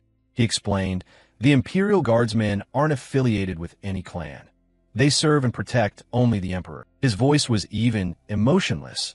July, I'm neither honest nor loyal. She looked confused. What are you talking about? He said bluntly. I am completely the opposite of your ideal. I'm not suited for you. July lost her patience and slammed the table. Get to the point. He remained calm. There's only one thing I can do for you. He said plainly, maintain the engagement, but do not marry. I truly want you to be free. But given this tangled web of interests, I cannot do more. July was stunned. You sound like a gentleman, he replied. You can use my name to protect yourself for as long as you need, until you can pursue your dream. I'll wait and keep the engagement. She asked, what are you planning to do? Why are you revealing all this now? Decillion was composed. I'm not expecting anything by saying this. But he gently requested, however, if I may ask for one thing, I want to see your smile once a month. His face sincere. That's what I want. July was stunned, her face flushing red. She shouted, what? Josephine was also stunned, prompting JS to look at her curiously. Decillion sighed helplessly. To avoid the deadly variable, I said what she wanted to hear. He looked at July, but I didn't expect July to be flustered by those words. She stammered awkwardly. Why would you suddenly want something like that? He couldn't help but compliment. You look very adorable. He fell silent. I must admit, including Decillion's love for July. She shyly retorted. Are you planning to deceive me with such embarrassing words? He didn't evade. My heart is mine as well. July, embarrassed, slipped out. Anyway, but she quickly corrected herself. I don't believe it. I'll never trust your plan. He chuckled with amusement, making her even more flustered. Why are you laughing? I told you I don't believe you. Outside, Josephine thought happily. It's a bit embarrassing, but are his feelings genuine? She hesitated. If so, should I watch a little longer? The atmosphere between Decillion and July had visibly changed. The system appeared. Villain's fate. Avoid the deadly variable. Reward. Story unit +2. 3 days later, a black carriage traveled down the road. Decillion silently stared out the window. 3 days passed so quickly. He remembered the date circled on the calendar. The day has come. He slowly walked into the cemetery. A gentle wind rose. He remarked, only footsteps in a graveyard can stir feelings. It's simply the atmosphere. He looked at the tombstones close together. Sunlight slipped through the grass and the cracks on the stones. My steps are steady. My heart dissolved into this place before my body had the chance. He stopped before a grave. This is where my memories are kept. His eyes sad, not Decillion's. He gazed thoughtfully at the name carved there. An image of a young, beautiful woman came to mind, but Kim Woojin's. He recalled events from before he had transmigrated into this body. While fetching water, Woojin suddenly heard a voice say, I'm going to hide an Easter egg. He asked immediately, what? This happened late one night. Jia excitedly said, I was thinking it would be great to add something to Decillion's backstory. He's a secondary boss in the game, so I thought that would be enough. I also got permission from the author. Woojin tossed the cup away and said, that just increases our workload. We've already done the whole night shift. It doesn't directly affect revenue, so don't try to add more work. The team leader, she, was displeased, frowning. Why not? This is fairly important. Woojin sighed, eyes irritated, complaining again. Jia beamed. We have to put our hearts into the game. Woojin lost patience, turned and left, unable to hide his annoyance. You're talking nonsense again. The team leader said, do what you want. You're not mentioning this to ask my opinion. Jia gently said, her voice firm, I think it's a pretty good idea. It won't be pointless. Woojin just stared at her silently, said nothing, letting her continue monologuing. Decillion also had a deceased fiancé. Woojin couldn't understand Jia's seemingly endless energy. She was always cheerfully talking about interesting ideas. I don't understand what she finds fun about those things. Gio wasn't discouraged despite Woojin's indifference. She kept a gentle expression and slowly said, "Is that for our team? It's the easiest way to take care of those around us." She tilted her head and smiled mischievously. "So? Turns out you can be kind too, huh?" Woojin was puzzled by her cheerfulness. I don't know what her joke about putting an Easter egg in is. What makes her laugh like that? At that moment, Dekillian looked full of sorrow, his eyes darkening as he realized the important thing. To recall Kim Woojin's memories, I have to find those clues. He stared at the gravestone before him, heavy-hearted, wondering, did I praise that idea as brilliant, or was I cruel to her? Dekillian quietly stood before the tombstone, his gaze fixed on the words deeply carved into the cold stone. You Erevan Fis man, always grateful. Suddenly a light breeze passed, carrying a heavy silence. He stood still, a question rising in his heart with no answer.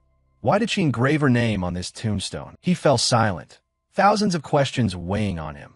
Dekillian was created based on Kim Woojin. Why did Yuera use her own name for Dekillian's late fiancé? The words on the stone stunned him. And why did she thank me?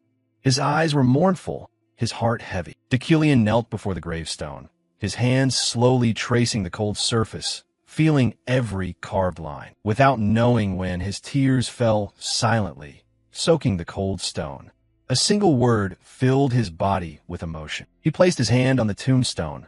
A wave swelled in his chest, as if he could hear Yuera's whisper. Memories of earlier days surged back, so vivid he could almost touch them. Dekillian felt each small but meaningful moment. The way she raved about his drawings, the way she wrapped his coat around him whenever he shivered from the cold, the warm handholds, the loving words, and how she lifted him up when he was tired. The time they spent together stayed with him forever. 7 years by her side, Dekillian's tears flowed without end. He knelt at the grave for a long time, crying a great deal. At the same time, Lukac stood not far away, watching him kneel and weep before the tombstone. He exuded a dense, murderous aura, grinding his teeth. I found you, filthy mage. The sky wore a cloak of blazing sunset. Dekillian quietly turned his back. Though his face was expressionless, his heart surged. Now I'm this calm. I wasn't crying like that earlier. Dekillian's temperament is useful right now. Suddenly, a shadow appeared on the ground. Dekillian was startled and coldly looked up. A familiar face. He asked suspiciously, Lukac, his face twisted with rage. You know me? I never expected a sharp, arrogant mage like you to dare speak that way. Dekillian slightly frowned, his gaze sweeping coldly. The one who killed the mage Lukac, he observed quietly. This man is the villain's lieutenant for mages. The reason Lukac naturally became the mage's enemy is his ability to nullify magic. To Dekillian's astonishment, Lukac lunged forward, his body becoming a blur sweeping through space at a terrifying speed. But just when Lukac thought magic couldn't touch him, Dekillian didn't hesitate and swung his hand. A burst of magic flared. Like in the game, anti-magic was added like a cheat. Not only that, Lukac's abilities were limitless, not to mention the physical impact. Dekillian tightened his brow, his gaze darkening as he realized the abnormality. Magic doesn't work within his range. Lukac charged like a gale, radiating murderous intent, heading straight for Dekillian without hesitation. Stupid mage.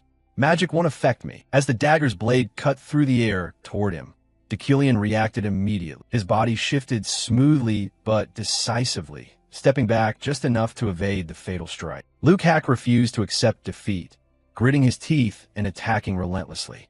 But Dekillian stood firm, moving like the wind, dodging each blow with ease. His gaze was icy, as if these attacks were beneath concern. Most mages would tremble before Lukac, but the more he strikes, the more irksome he becomes. He roared in anger, die. Suddenly, as Lukac leaned in, Dekillian landed a crushing punch on him. In pain, he rolled and fell to the ground. Dekillian looked at him coldly. It means nothing to me. Lukac, inconvinced, cursed, basta. Dekillian lost patience and frowned.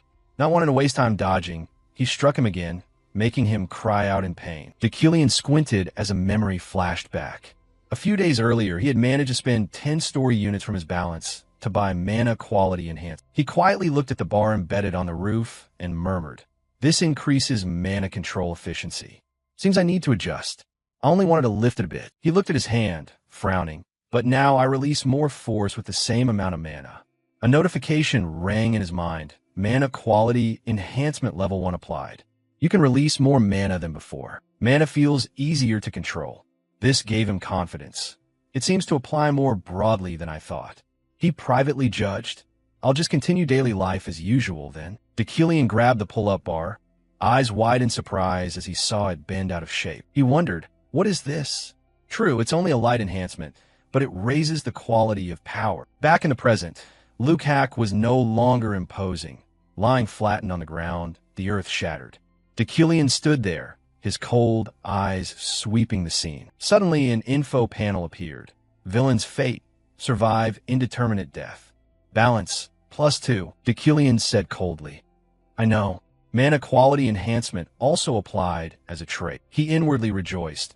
With immense power, I beat Lukac thanks to Iron Man, but because this trait is stronger, things were easier than I thought. Lukac, with some strength left, spat. Damn it. I should have wiped that mage's name from existence. He trembled as he tried to rise. You damned mage. Heretic. Traitors who defy Lord VXM Break and the Magic Tower. You're all lunatics. You're worthless without magic. Deucalion looked on coldly, assessing silently. A power so good it borders on cheating. The fury aimed at mages, the heretical expression. He frowned and spoke. Lukac, you. He was trying to get up, but froze at his words. He looked up in astonishment. You? His tone was surprised. How do you know? The Bloodwhite tribe was named so because they were born in a blood-soaked shroud. Their bloodline is inherited from demons of ancient times. They hid their identities, living scattered across the continent, a race opposed to the mages, as if magic was created to fight demons. The conflict between the Mage clan and the Bloodwhite clan is a core element shaping the world, and is also one of the game's main plotlines. Deucalion stood coldly watching Lukac, ignoring him trembling on the ground. He remained lost in his own world. So the Bloodwhite tribe faces mortal danger, simply because of their ancestors' deeds. He frowned, his face showing clear unease. A purge could very well be happening somewhere right now. Suddenly, Deucalion spoke, breaking the tense atmosphere. Lukac, I understand you well. The oppression you've endured has truly been harsh. Lukac froze, eyes wide. Deucalion paid no mind to his complex expression and continued in a calm but weighty voice. But if you kill an innocent mage, you will become a monster like them. Lukac felt a surge of rage in his chest, as if Deucalion's words had struck the deepest part of him. He fell silent for a moment, then roared, What do you know? Stop babbling and just kill me. Deucalion sighed softly, a brief shadow of solemnity crossing his eyes. Not pity, not contempt, but a rare empathy. His voice was low and sincere. I know, because the Bloodwhite tribe is innocent too. In that moment, something inside Lukac wavered. Surprised by Deucalion's words, he immediately brushed the feeling aside, grinding his teeth as anger flashed in his eyes, and he growled threateningly. What did you, the mage, just say? With a nonchalant expression, Deucalion replied, I am Deucalion of House Yuckline, noble lineage, who has never lost his dignity. Lukac's voice echoed, filled with confusion and fury. What are you putting on before you kill me?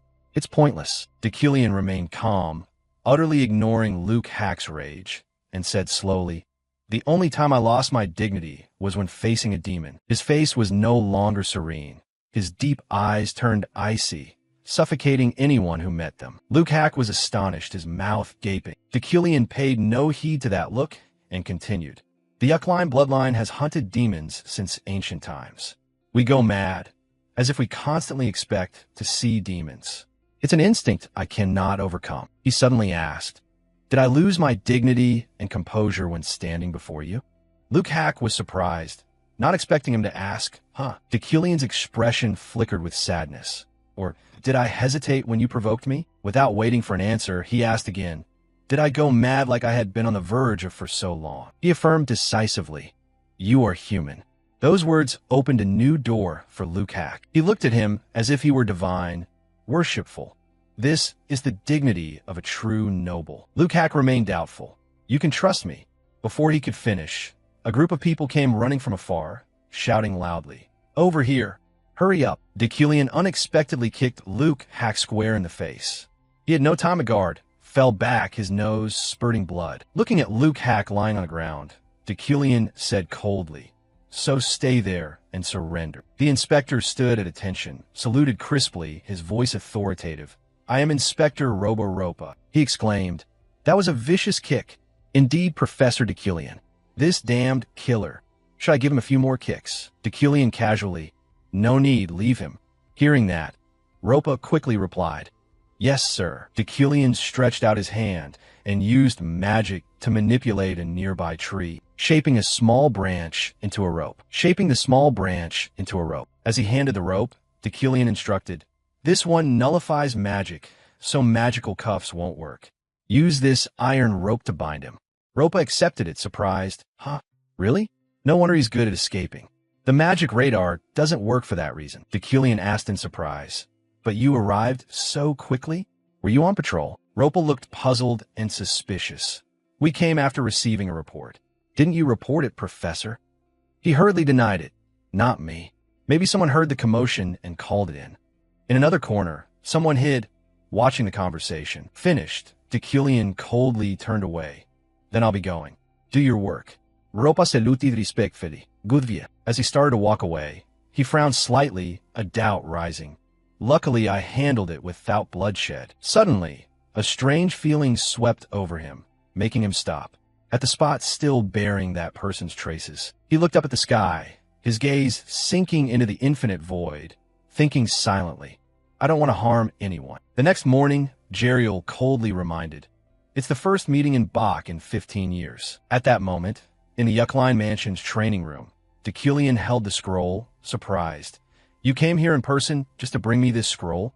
Jeriel snorted coldly, annoyed. "Because you didn't care, I had to come myself, didn't I?" She kept scolding. "Isn't the head of the household's role to take care of this family?" She snapped. "When will you actually put your clothes on?" Deculian said nothing, unrolling the scroll to read. "Recently, demons have appeared at Black Mountain. Therefore, Bach wants to convene mages to discuss this." Suddenly a mission board appeared. Main quest, the summons of Bach. Rule, within 1 week, adding 1 guard makes 2. Jeriel was surprised. "You need a guard?" "I'll get Jeff. He used to be in a mercenary squad." Deculian shook his head. "No need." He scoffed. "Someone like Jeff is even less suitable. He's more used to steering wheels than weapons now." Elsewhere, Jeff sneezed repeatedly from being insulted. Jeriel pondered, "But you can't go without a guard." "I've gone before." She worried. The journey to Bach could be life-threatening. Deculian listened in silence, then asked, "Are you worried about me?" Jeriel hastily denied it. "Don't be ridiculous. Don't say such gross things. I just can't let you die before I officially take the headship from you." Her cheeks flushed with embarrassment. Regaining her composure, she proposed, "Leave the guard matter to me. I'll hire someone reliable." At the same time, at the Freeman military camp, soldiers trained vigorously. The clang of swords rang continuously. July shouted, "Good. That's the attitude. Stay focused." In a small corner, someone watched from afar, doubtful. "What should I do?" Varen asked back. "What do you mean?" He was silent, glancing around. The other person turned back, caught his eye, startled, and shouted, "At least make some noise when you walk." After calming down, Varen sighed. "Our army just got a big contract, but I'm hesitant, unsure if we should accept it." Varen said coldly, eyes sharp, "Stop overthinking. Report the concern to the commander, deputy commander." He sighed. "This is impossible. It's already hard to tell her." He said wearily, "The mission is to protect Deculian." Varen was shocked. He leaned casually against the wall. "Specifically, it's to protect the whole convoy. But they know if they say that, I won't accept, so they downplay it." Varen coldly ordered, "Take that mission." Jan was reading a letter about Bach, the Highland mountain range in the northern continent, situated at 3,500 meters, home to the Elder Mages. Bach was where all mage factions across the continent sent their ideologies and research. He read intently. The magic tower is a given, but even the floating islands of mages cannot defy orders from here. Deep in thought, it holds immense influence, the pillar of the magical world. The summoning conference is rare, occurring once every few decades. Jan focused on a mage summoned to Bach for this event. Meanwhile, Sylvia approached quietly, standing behind Jan. Reading the letter, it's both an honor and recognition of a renowned mage's status. Elsewhere, Deculian was practicing magic, while Jan mused about Bach, but a summons from here is also known as a mage's grave. At Break's train station airport, many mages had gathered. July asked anxiously, "Are you fully prepared?" He replied promptly, "Of course, don't worry." Suddenly, he announced loudly, "He's coming." Alan Lawton followed Deculian, exclaiming, "It's April, yet the snow's so thick, Professor. Truly the North." July greeted quickly, "Thank you for coming all this way." Her voice was calm, yet authoritative. "From this transfer station, the Freeman Association will protect the first half of the train." Deculian looked at her, surprised. July's face flushed with embarrassment, but she pressed on, "We'll do our utmost to ensure your safety and comfort." Deculian gave her a speechless look. July recalled their earlier talk, blushing, "I'd like to see your smile once a month." She trembled, thinking, "What do I do? Should I smile now? A bright one or a subtle one?" Her fists clenched. Why must I endure this? A man behind her misunderstood the scene. Despite hating him to her core, she's giving her all. She deserves respect. "Captain." He spoke. "Captain, I'll handle." Varen cut in, introducing himself. "I'm Varen." Coldly, "I'm assigned as your escort this time. They're just here to show respect, then hand the duty to me." Deculian, noting his seriousness, smiled to ease the tension. "This kid's talented, recognized by the association. No need to worry, Professor." Deculian said nothing, eyeing Varen's sword, assessing a skilled one. His gaze sharpened. "To be sure, I should check with keen vision." Varen glared with hatred, but Deculian ignored it, lost in thought. "I don't sense any special energy from him. Am I overthinking?" Varen said coldly, "Most mages have escorts. Each carriage has one assigned. I'll handle yours, Professor." Deculian replied casually, "I'm counting on you." July interjected, "All right, I'm done. Safe travels." She left, leaving the three staring at each other. Suddenly, she turned back, flashing an odd smile. The man called, "Captain." Deculian only smiled, thinking, she kept her promise. Hours later, the three sat on the train. Deculian said, "If you're tired, sleep. We've got hours to go." Alan replied, "All right, I'll nap." The train sped along, Alan sleeping soundly. Deculian mused, "The Bach summons is called a mage's grave. There's a reason Bach is both the magical world's pillar and dual-natured. Unexpected events always occurred during the summoning conference." He thought, "This train attack, I must choose the safe route. If not, I won't survive." One cause of Deculian's death is the mind game, picking the safe train to Bach. Deculian, hand on chin, pondered, "For safety, I could buy info on the attack train from the underworld. The original Deculian surely did." He worried, "But I can't now. After taking over Deculian, I cut ties with the underworld." Glancing at sleeping Alan, he calculated, "So before coming, I prepared multiple self-defense measures. For instance, I used insight to learn the legendary fighter Eston's martial arts." He thought, Alan's out cold. Just earlier, he was buzzing with excitement, now sleeping peacefully. He recalled a talk days ago. "Alan, want to go to Bach as my assistant?" "It's dangerous. You can refuse." Alan cried, "Thank you so much, Professor. For someone like me, this is an honor." Deculian warned, "If your nose runs, I'm not taking you." He feared mess. Back to the present, he mused, surprisingly, I didn't expect him to agree despite the danger. Watching Alan sleep, he assessed, "Is he more ambitious than I thought?" The train stopped with a loud noise.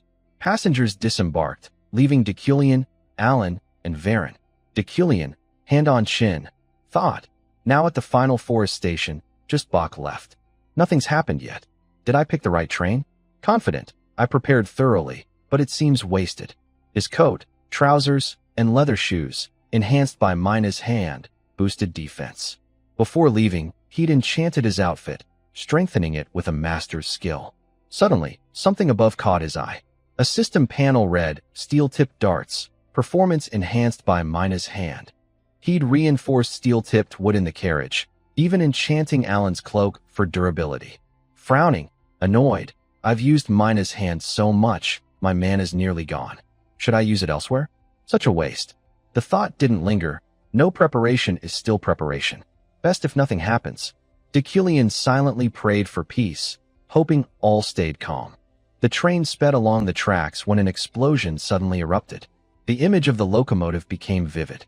Despite being on the train, Sylvia had no intention of putting her book down. Days earlier, before departing, Jan sat talking with Sylvia. He asked, "Does the magic tower assign a lot of homework?" She replied casually, "There's a ton, but I skipped a few classes." He chuckled, "You're destined to be an archmage, yet you work harder than anyone." Sylvia told him, "If I can't even handle this, how can I become an archmage?" But inwardly, she thought, "Honestly, I'm not worried about Ephraim, but I still want to hear more of Decilian's lectures." She asked, "Father, why are we leaving for Bach's summoning conference so early? A few more days would have been fine." He pondered, then answered, "Have you heard that the journey to Bach is called the Mage's Grave?"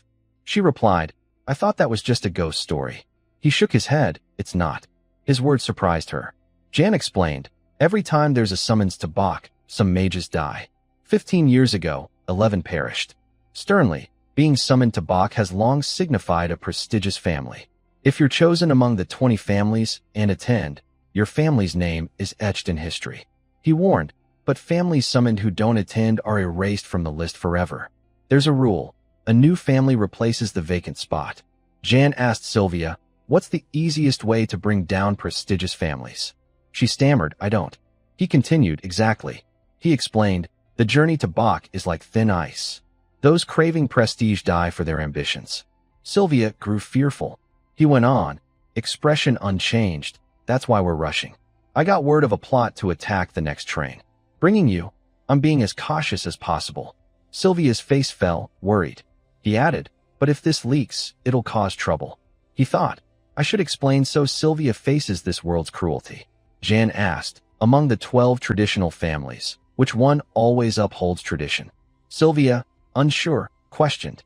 He said gently, "If anyone's punished for this, it's all mages." In a grim atmosphere, he explained, "Deaths en route to the conference are like natural magical deaths."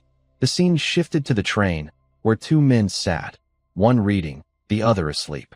Below, a bomb exploded loudly. Varen frowned, thinking, Decilian's on this train. Decilian's gaze turned resolute. A flash appeared. Alan woke, lifting his head, shouting in panic, "What's happening, Professor?" "Look." The entire train floated midair. The image showed the train with a hole in its side, suspended in space. Decilian sighed, thinking, "What a relief." The system notified, basic telekinesis memorized. He thought, Eston's martial arts helped, but memorizing basic telekinesis beforehand saved us. Suddenly, figures in black cloaks appeared atop the train. They whispered, "Unbelievable. The whole train. Are all professors this different?" One replied, "A bit surprising, but we're just starting. Focus. If we succeed, the reward's worth it." They swung down ropes, landing near the bomb's hole, close to Decilian and Alan. He ignored them, muttering, "Idiots." Sharp stones appeared in the air. He thought, "Too bad for them. I anticipated this." The stones attacked the cloaked figures. One outside the train froze, baffled. Alan stammered, scared, "Professor, it's an attack." "What's going on?" A force hit his neck. Decilian knocked him out, turning to ask, "Varen, right? Get this kid to safety. If there are other passengers, evacuate them." Varen carried Alan, leaping through the hole. Decilian stood atop, looking down, frowning, "Feels too soft." With the Yuckline's 5 keen senses, there's definitely something off. He told himself, "Handle this first, think later." Recalling the event, he declared, "You started this, so you know your deaths await here." The cloaked figures paled, terrified. Decilian said, "It's a natural death." A blue aura of power radiated around him.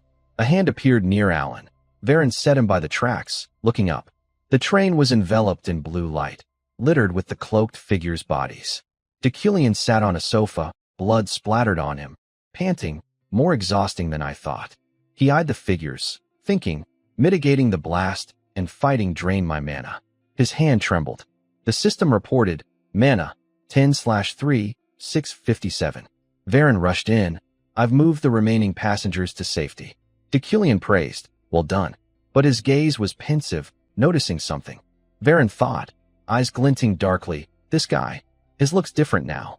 Decilian closed his eyes, chuckling inwardly, "I'm shaken from the attack. He's probably surprised too." Before the thought finished, the surroundings flared red. He was startled by what he saw. Varen radiated intense red power. Decilian thought, the villain's fate. Observing carefully, he moved with me, hiding his traits from the start. I was careless. Varen raised his sword. Lucky you survived. He addressed Deculian, exuding terrifying power. I'll kill you myself. Varen pointed his sharp sword at Deculian, his face seething with rage. He declared, I've safely evacuated the other passengers. Directing his blade at Deculian, now it's your turn to die. Deculian asked Varen, one last question. Are you doing this because someone ordered you? Was it July? Before he could finish, Varen roared, Stop. Furious, mention my master's name again, and I won't forgive you. She's a valiant warrior who'd never consider such a thing. Erase that thought. His eyes were icy. You'll die by my hand for my master. Deculian assessed silently. Based on his reaction, this doesn't seem related to July. He weighed his response. This guy's trusted by his team. With only 10 mana left, can I defeat someone as skilled as him, even with the Freeman Association, in this state? Varen shouted, charging swiftly. My guard duty ends here. Deculian dodged with effort, thinking, this is the only way. Something outside distracted Varen. Deculian thought, the way is to cancel telekinesis. The floating train, now without telekinesis, plummeted into the abyss. The scene shifted to Juvia's room. She sat, sighing wearily. Sirio entered, holding 2 snowman-shaped ice creams, asking, Want some, mistress? These are Bach's specialty, eternal snow ice cream. Juvia replied, I'm fine. You can eat more, Sirio. I'm sick of them. Sirio chirped, Aha. A voice called from outside. Is everyone here? Sirio asked, Who do you mean? Juvia guessed, except Yuckline and Rewind. Everyone's here. She asked, Are you waiting for someone, mistress? Juvia sighed, No. Noting her response, Sirio observed, then excused himself. I'll go then. Call me if you need anything, mistress. Juvia nodded. All right. She whispered Deculian's name, gazing at the sunny sky, thinking, I didn't plan to witness that. Juvia stood before a bouquet of white flowers on a grave. The tombstone read, Zelia von Ellen proud wife of Mage Jiden and mother of beloved Sylvia. She sat, talking, how's mother doing? It's just a normal day, visiting and chatting. Confiding in her late mother, Professor Deculian is awful. He assigns so much homework, like I only take his class. A noise interrupted, catching her attention. Juvia looked up, curious. What's that sound? Hiding behind a large tree, she observed, stunned by the sight. Deculian's back was visible. She thought, even just his hunched back, I recognize that noble figure. One glance is enough to know it's Deculian. She pondered, why's he here? I didn't think he'd mourn others' losses. From afar, Juvia watched. Deculian was crying, his face grief-stricken. She was shocked. He's crying? The always cold, strict man is shedding tears? Incredible! Leaving, Juvia thought, I always saw him as an annoying, lofty professor. But he has memories of losing someone dear. Recalling his tears streaming down, those tears, like shooting stars, linger in my mind. Hand on her chest, she mused, recalling Jan's words. I heard a group plans to attack the next train. She thought, those things are so troublesome. Juvia continued, after hearing Deculian's lecture that day, I wanted to try something. She examined a mana stone. If I use it, it could work. Of the 3 original magical attributes, all stem from source spells and their variations. My magic combines these basics. Initially, she used the mana stone as a medium, shaping it to her will. The stone glowed, and her body radiated different colors. Juvia exclaimed, I did it. In her hand was a small, radiant yellow bird. She named it, from now on, You're Sweet. Touching heads with the bird, she released it skyward. Fly, and show me what you see. The scene flashed back to the train's memory. In the wrecked train, Deculian, bloodied and injured, struggled to stand. He thought, good thing the train held, not falling. It's hanging on a cliff, barely. He reassured himself, maybe a few broken bones, but I'll recover fast thanks to Iron Man. A red aura enveloped him, startling him. Varen charged, striking hard. Deculian was thrown back. That attack was too fast. With his little remaining strength, he countered, unleashing blue energy at Varen. Varen guessed, a protective aura? Surprised, you're resilient, strong. The fight continued. Both faces tensed. Deculian assessed, he's truly strong. He far surpasses my current state. Even at my best, I couldn't win. As he thought, another attack hit. The system notified, rare resolve even when shattered, they don't yield. Activates in battle, maintaining mental strength until the end, nearly immune to psychological magic. Deculian thought, I'll never fall in this situation. He saw Varen preparing a finishing blow. Varen slashed Deucalion's defense into 4 pieces, his face full of rage, intent on destruction. Deucalion, tense, racked his brain for a way out. Sweat rolled down his face. Varen charged with immense power. Deucalion muttered coldly, "Damn it." Varen swung his sharp sword. In that life-or-death moment, Deucalion asked thousands of questions. If the sword hits, will the game end? Will I wake in the office like nothing happened? If not, what then? A spray of blood, unclear whose, splattered across the train's interior. Juvia's golden bird hovered above the train, dangling on the cliff's edge. Varen lunged at Deucalion with lightning speed. Facing the sharp sword, Deucalion smirked, "It's over." Suddenly, he jolted, sensing what? The space is trembling. A line of blood appeared on Varen's wrist. His hand severed, blood gushed. Varen screamed in agony. Deucalion seized the moment. "I don't know what happened, but this is my chance." Using his last mana, 1/3, 657, he launched a crystal shard at Varen's legs. Unsteady, Varen lost balance, tumbling. Varen drew a short sword, stabbing it into the train as he fell, barely clinging to life. His trembling hand gripped the hilt. A footstep before him. Deucalion coldly stared at Varen's struggle. Glaring with hatred, Varen asked, "What did you do?" Deucalion replied honestly, "I don't know." He countered, "More importantly, why try to kill me?" His tone was measured. "I don't recall any issue between us." Varen sneered, "What?" "I remember your crimes against my master." Deucalion pressed calmly. "You're doing this for July's benefit?" unasked. His face grew stern. "What is July to you? To drive you to this?" Varen scoffed, mocking, "You'll never understand, Deucalion." He recalled a fateful day. 2 noble women chatted warmly with July. "Thank you so much. Without you, it'd have been bad." July bowed humbly. "Of course, I just did a knight's duty." Teenage Varen, frail, struggled against restraints. "Let me go. I did nothing wrong." He started it. The noble woman pointed, voice shrill. "Do you know how great my Jiden is? You must have done wrong." Jiden, hiding behind her, smirked, "Exactly." Varen roared, "Wanna die?" She snapped, "Haven't learned your lesson?" Varen growled, "What?" July watched silently. The woman sneered, "I'm handing you to the police. See what happens. Beg for mercy." She spat, "You hit my son, so you'll be charged with assault and trespassing." July interrupted, "Wait, madam." The woman glared. July asked, "You said he trespassed?" Her voice echoed through the mansion, "Yes. His character matches his low status." July eyed Varen, a scrawny boy scaling high walls. She proposed seriously, "Madam, I'll take the boy to the station myself." "Rest." The woman agreed. "Saves me trouble." Varen was led away, protesting, "Let me go. I was defending myself. I didn't do anything to deserve police." July stayed silent, stopping his words. Suddenly, she said calmly, "The Freya family is notorious for their behavior. I'm sure you're at least partly truthful." Varen shouted, "Not partly." July yelled louder, "But you shouldn't hit people." Varen flinched. She touched his hand gently, firm, "Follow me, and I'll teach you self-control." "What's your choice?"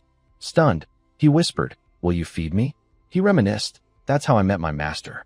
He continued, "I joined the Knights Association." A lonely, outcast Varen appeared. Due to my childhood and temperament, I didn't fit in. But looking back, July cared for me most. Her kind face asked, "Varen, any troubles?" He lowered his eyes, "Everything's fine." Inwardly, "Yes, everything's truly fine, as long as I'm with the captain." He recalled her strength in battle, her joy with commoners, always aiding others. He never forgot her rejecting dirty money, never compromising with injustice. Silently watching, his respect and admiration grew. Varen touched his chest, and so did my love for her. Facing Deucalion, he admitted, "I know my feelings burden her. Heart aching, I know they're a weight." Gritting his teeth, resolute, "Yet, I must kill you. Someday, you'll bring ruin to my master." Deucalion fell silent. He's right. The game's tragedies are butterfly effects from Deucalion's actions. But he said firmly, "You're wrong." In his mind, "I'm Kim Woo-jin. I'll change Deucalion's path, ensuring his end isn't destruction." He extended his hand seriously. "Take it, Varen. No matter what, I won't harm July." Varen froze, absorbing each word. Suddenly, he raised his severed arm. Deucalion flinched at the erupting aura. Gritting his teeth, angry, "Don't try to change your mind." Varen said coldly, "No, I haven't. I'll kill you regardless." Deucalion gripped the stone tightly, fool. Raising it, his voice icy, your foolish choice today. Varen watched the stone descend, hearing, it'll haunt you forever. At that moment, July jolted in fear. A man beside her asked, Captain, you okay? July replied, it's nothing. He reassured, but she worried for Varen. How's he managing alone? She smiled, he's fine. Varen shed his final tears, silently leaving his last wish, Master, I hope you'll be happy. A golden bird soared above the train carriage. Through its eyes, Sylvia saw the entire incident unfold. Deucalion killed his guard, and the guard fell off the cliff fast. She corrected herself, not exactly. The knight tried to kill Deucalion first, and in self-defense, Deucalion killed him. A servant approached, interrupting her thoughts. There you are, Lady Sylvia. Let's head back. The conference is about to start. Sylvia replied quickly, all right. She gazed worriedly into the distance. Deucalion, will he make it on time? At the wreckage on the tracks, a group appeared. A stern voice spoke. It's an honor, Deputy Director. It was Lilia Freeman, Deputy Director of the Security Bureau. She confirmed calmly, an explosion and attack occurred? The train conductor explained, yes. However, this is common when box summoning conference nears, so it's not a big issue. Lilia nodded, checking her notes. Understood. Any casualties? He reported, yes, but no injuries. 2 are missing, a guard named Varen and Professor Deucalion. Pointing to Alan, unconscious nearby, you can get details from that survivor. Lilia asked, who's that? He replied, I don't know. He hasn't woken, likely shocked from the incident. Lilia began questioning train passengers. One recounted, a knight saved me. The train floated midair for a while. When I came to, it had fallen. I think assassins attacked again. Lilia frowned. Midair? The man showed a photo. Here's proof. I was so shocked I had to snap it. Lilia examined it, intrigued. He lifted the whole train with magic? She scoffed lightly. Ridiculous. Suddenly, a voice echoed in her mind. Knight Varen is dead. I don't know why, but Varen tried to kill Deucalion and failed. Professor Deucalion survived. Lilia grew wary. What? Where's this telepathic signal coming from? She scanned the crowd silently. Someone pointed behind, shouting, someone's coming from there. Seeing his disheveled face, they recognized Professor Deucalion.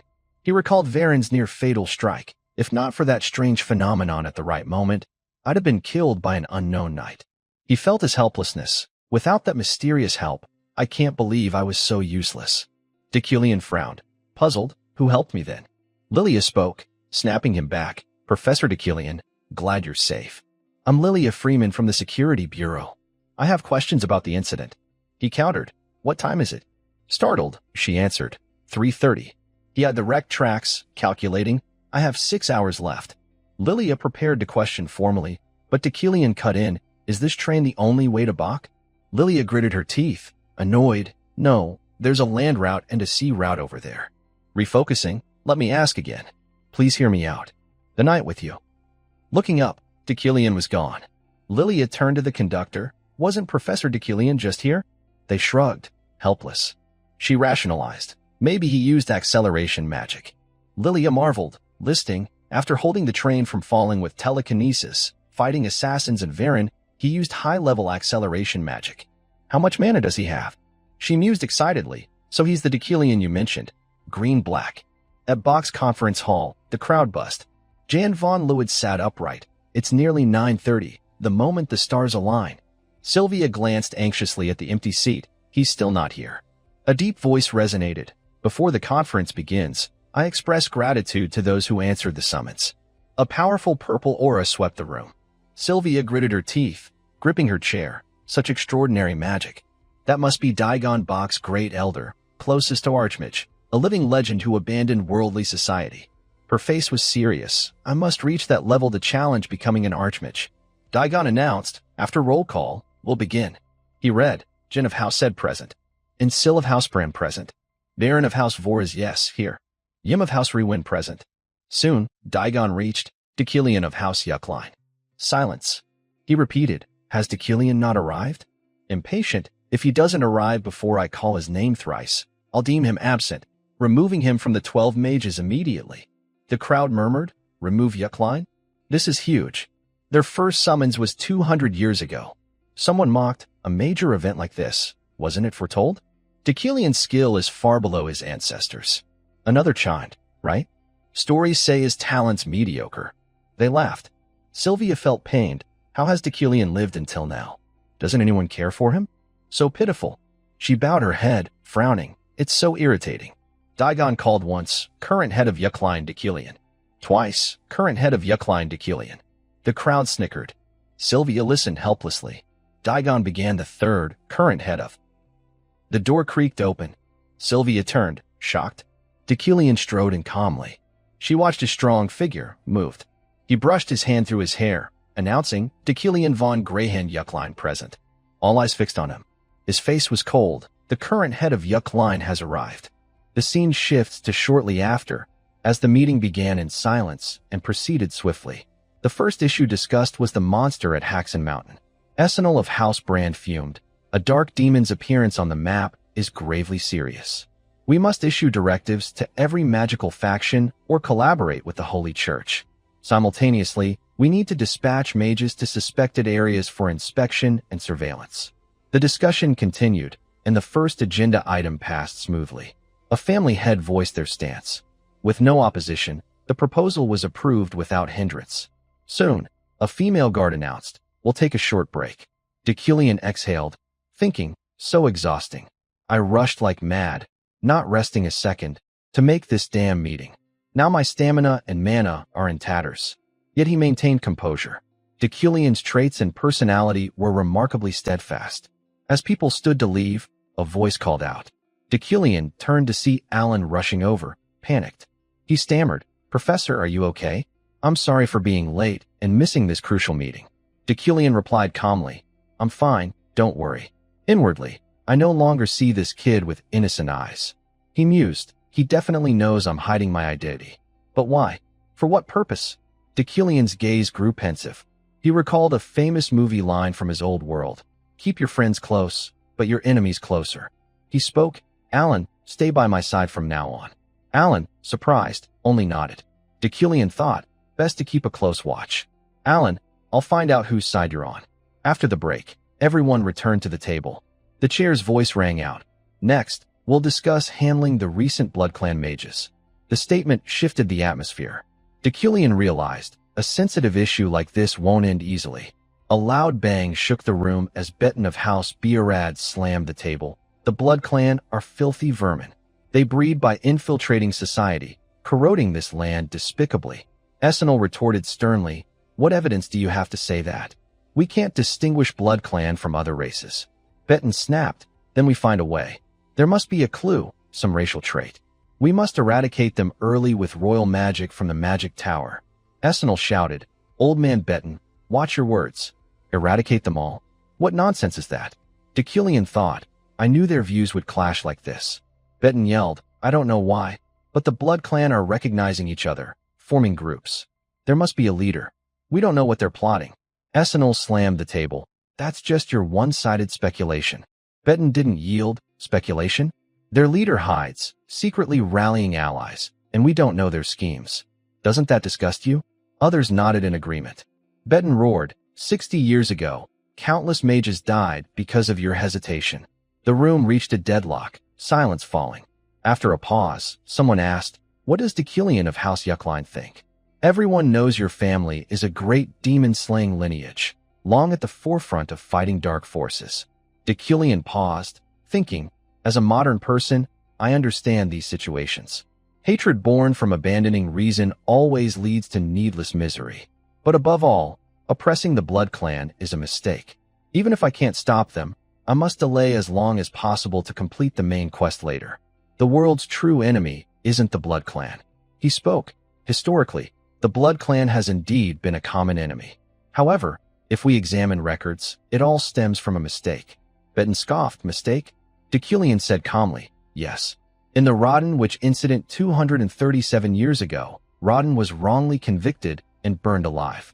That sparked a massive purge, killing countless BloodClan members. They resisted, and the cycle of slaughter continued. But now things have settled.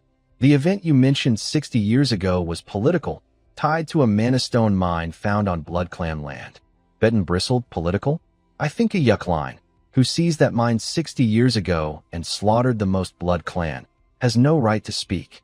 They're a bloodline born with dark aura, inherently violent and warlike. Your demon-slaying family should know that best. Deculion, composed, his gaze icy. Our family tradition is hunting demons, not massacring Blood Clan. Betten shouted, Blood Clan are demons. The tension peaked. Deculion continued, will you take responsibility for your words? Alan, beside him, listened anxiously. Deculion's face was stern, emphasizing, don't carelessly label humans as demons. Their blood is red like ours. Those who speak such words may be the crueler demons. Betten fumed but couldn't retort. The first meeting ended without resolution. The topic deferred to the next day. Elsewhere, Jan told his daughter, it's a shame I must leave you for the next meeting, my dear. She replied, we'll meet again tomorrow anyway.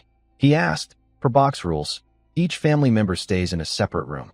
Are you okay alone? She answered, what are you saying? Kids my age have their own rooms. Stop treating me like a child. He muttered sadly, my daughter doesn't love her old dad anymore. She was speechless. After a pause, he chuckled, see you tomorrow. Box high mana density can cause magical phenomena at night. Read the hotel rules carefully. She sighed. Yes, I'll be good. Don't worry. At her lodging, she held a paper, muttering, these rules seem designed to scare kids. I just need to sleep normally. At night, as she rested, a golden bird appeared nearby. Soon, she woke, thirsty. Heading to the table, she drank water. Suddenly, her eyes shifted. A dangerous sensation filled the space. From behind, a dark aura approached, like a black curtain enveloping everything. Surprised, she assumed a defensive stance. Thinking, the space turned into a corridor? Did I do something wrong? Immediately, Sylvia noticed the surroundings change. She reread the guide. One section stated, once you lie down to rest, do not leave your bed before sunrise. If you do, you may be teleported to an unpredictable place. Sweating, she realized. So, once in bed, I had to wait until morning to leave. That's why I'm in this mess. Days earlier, in the second corridor, she hadn't encountered this. Now, with family leaders and powerful figures nearby, the dense energy around likely caused the shift. She scolded herself. I was too complacent and careless, thinking nothing bad could happen in my room. Trying to stay calm, Sylvia told herself, calm down, I need to stay calm. But a chilling sound echoed from the corridor behind. A wave of dark aura crept closer. Her pupil shrank, fear sparking. Spinning around, she thought, something's coming. She bolted in the opposite direction. Soon, she spotted a glowing purple staircase ahead. But she recalled, Rosary Hotel has only one floor. The guide warned not to follow staircases that appear, leading up or down. Then she passed an open door, with faint light and dark aura seeping out. A warning flashed, if you encounter an open door in the corridor, do not enter. Sylvia shut her eyes, gritted her teeth, and ran past, reassuring herself, don't panic. I remember a door ahead will help me escape. Reaching it, she pounded loudly, is anyone there? Please help. Fear flooded her mind. Another warning surfaced, if someone knocks on your door at night, do not respond or make noise. She feared the occupant might see her as a threat and refuse help. Desperately, she kept knocking. Anyone? Please, help me. After seconds of silence, terror gripped her, tears welling. Suddenly, the door opened. Warm light bathed her stunned face. A familiar, gentle voice spoke, it's late, and you're wandering, Sylvia? It was Deculion. Sylvia calmed slightly, I still teary.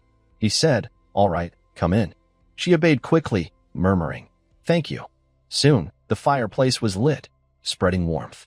Regaining composure, Sylvia said softly, I'm sorry for the trouble. I carelessly left my bed at midnight, so I was teleported to a random corridor. Deculion, unruffled, replied calmly, chaotic magical phenomena often occur in Bach. Wandering spirits, lost to magic, cause plenty of trouble. He paused, adding, you should have read the rules carefully to avoid this. Sylvia sat, listening, observing him, thinking, he's always so composed, his gaze steady. Did his losses and pain make him defy the rules to help me? As she pondered, a cold growl came from the door's gap. Purple ooze seeped through, forming a terrifying skull that roared toward her. Sylvia froze, but Deculion's calm voice cut through, stay calm, no need to fear. Two constructs zipped past her, striking the dark spirit. It disintegrated. They were floating ice crystals. Sylvia gasped, Amazing. The wandering spirit was destroyed. Deucalion said lightly, no need for surprise. It's just a spell for killing, nothing noteworthy. He paused, because magic shouldn't be made for killing.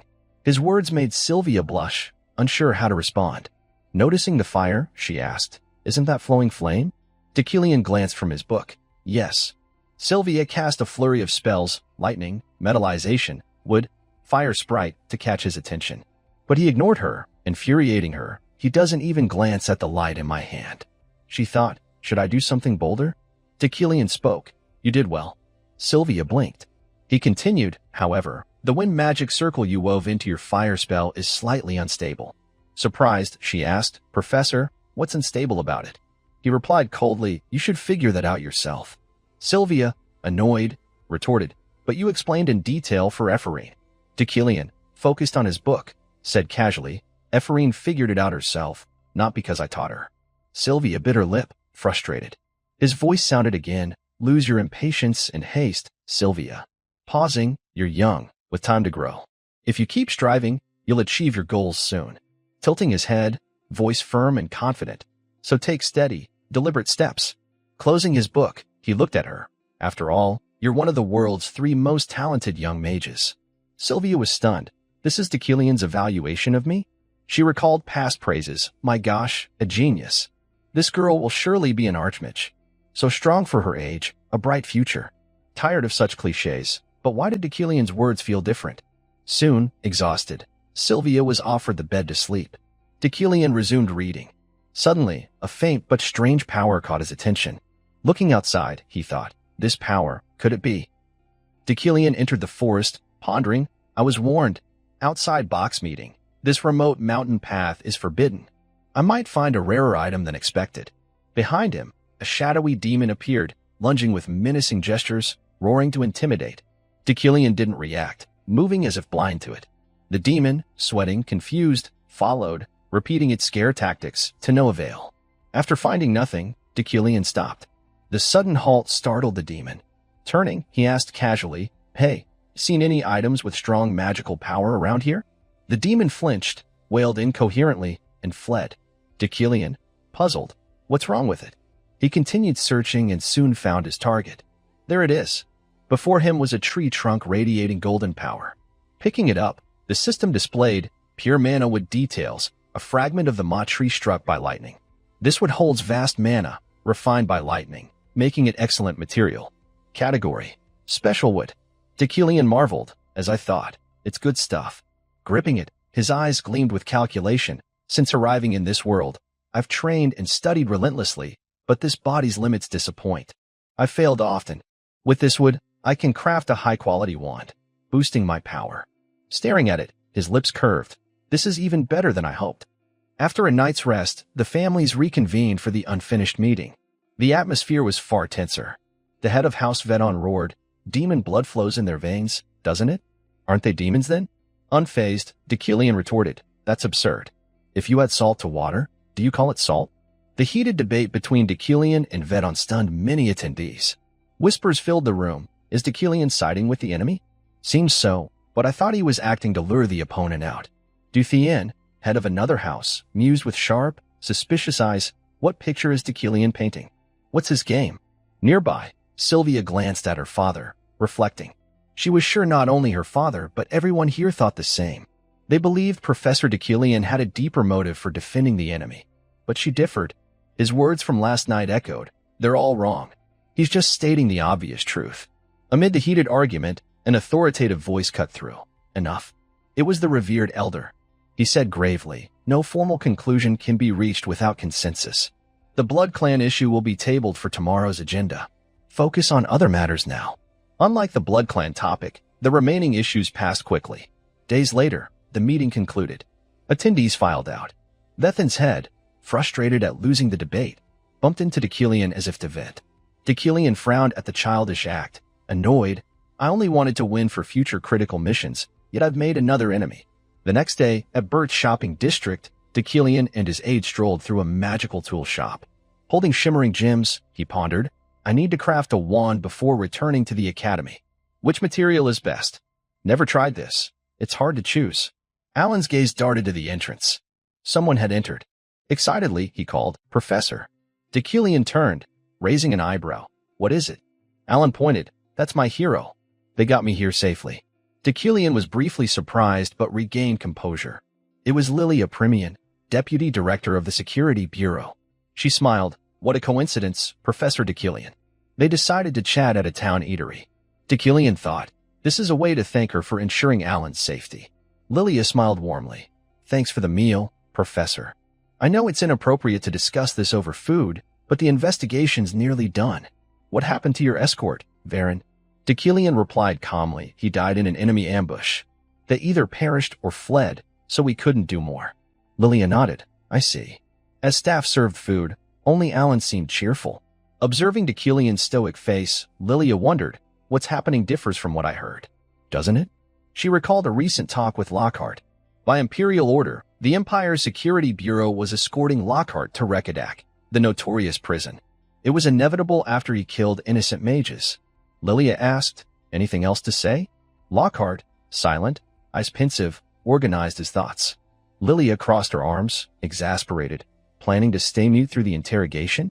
Suddenly, she said, "Activate your power." Her gaze was cold, voice heavy. A smile spread across Lockhart's face. Energy surged, disabling recording devices. The room became their private space. Lilia slammed the table, eyes blazing. "Fool. I told you countless times not to cause trouble. Why do you keep making things worse? It's because of people like you our race is seen as demons." Lockhart only smiled, silent. Lilia gritted her teeth, furious. "If you didn't carry that blood, I'd have killed you long ago. If this truth leaks, not just you, but I'd face pressure from other families." Lockhart chuckled. "Think you can escape the Empire?" His tone grew serious. "It's possible, as long as we don't reveal our race's secret. We were born different. Sternly, born with demonic power. The only thing they fear is that power." Lilia snapped. "Shut up. The Blood Clan aren't the only ones with special abilities. Why provoke Deucalion? We've watched House Yuckline for ages, haven't we?" Lockhart flinched. "You mean to kill him?" Lilia softened. "We're just observing. But if he keeps stirring trouble, we'll have no choice but to eliminate him." Lockhart's expression shifted. "Don't. He's a true noble. We don't need to kill Deucalion." Lilia was stunned. "True noble? What nonsense.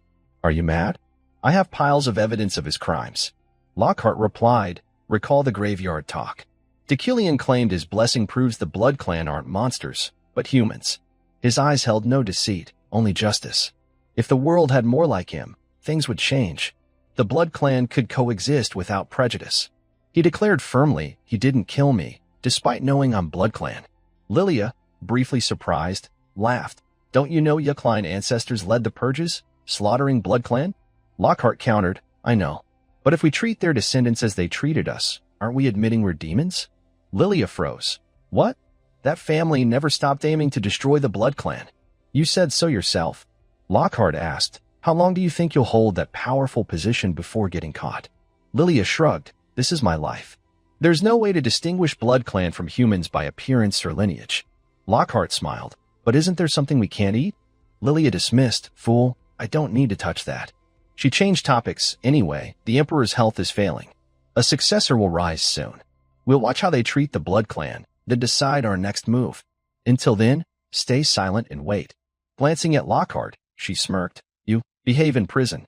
Back in the present, Lilia studied Deucalion closely. How's he a true noble? He looks no different from the rest.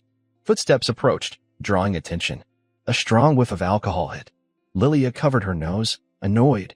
"Is that liquor?" A voice spoke. "What's this?" "I've got nothing to say to you." It was a blond man Deucalion had scolded at a prior banquet. Furious but powerless then, he likely sought revenge now. His tone was haughty. "Oh? I've got things I want to hear from you. Seems there's something in your dark soul." Meanwhile, at House Primian, July sat stunned, disbelieving what she heard. Her voice faltered. "What? Say that again." The captain before her hesitated. Knowing the truth was hard. Varen died in the recent mission. Each word struck like lightning. July, reeling from an unthinkable reality, ordered, "Prepare immediately. I need a proper explanation from Deucalion the moment he returns."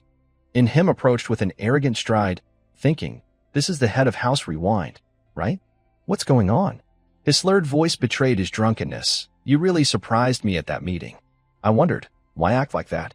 Are you picking a fight with another family? That question's been haunting me. What's the real reason? Don't tell me you're siding with the Blood Clan. You're from a demon-slaying family. Facing the provocative challenge, Deucalion's face remained impassive. Lilia, seated opposite, was shocked. What? Didn't you once want to wipe them out? What changed? You called those vile, impure creatures unfit to exist. Your essays condemning the Blood Clan are still archived at the university. And him leaned closer, sneering. Or did you find a Blood Clan slave for your research, so now you're defending them? Alan, unable to contain his anger, slammed the table. How dare you insult the professor? Deucalion calmly wiped his mouth. Easy, Alan. It's fine. His brains rotted into stinking cheese, so he's spouting nonsense. I get it. The blonde gritted his teeth, furious, but forced a smile to save face. Fine. Let's see how long you stay smug. Your research presentation's due in 6 months, or is it 3? I can't wait to see your defeated face. It'll be entertaining. He stormed off, leaving Lilia heavy-hearted, her hands trembling. Deucalion's opposing everyone to defend the Blood Clan. She muttered, Is that really Deucalion? Hard to believe. She recalled her talk with Lockhart. Is what you said true? Days later, at the magic tool shop before leaving, Deucalion entrusted a renowned artisan with crafting a wand, completing the side quest Craft Jog's wand by meeting conditions, sufficient fame or infamy, being kind or cruel. Using premium materials to pique Jog's interest, and visiting the shop twice. The artisan was famed. Perhaps Deucalion's prior visits unknowingly fulfilled the quest.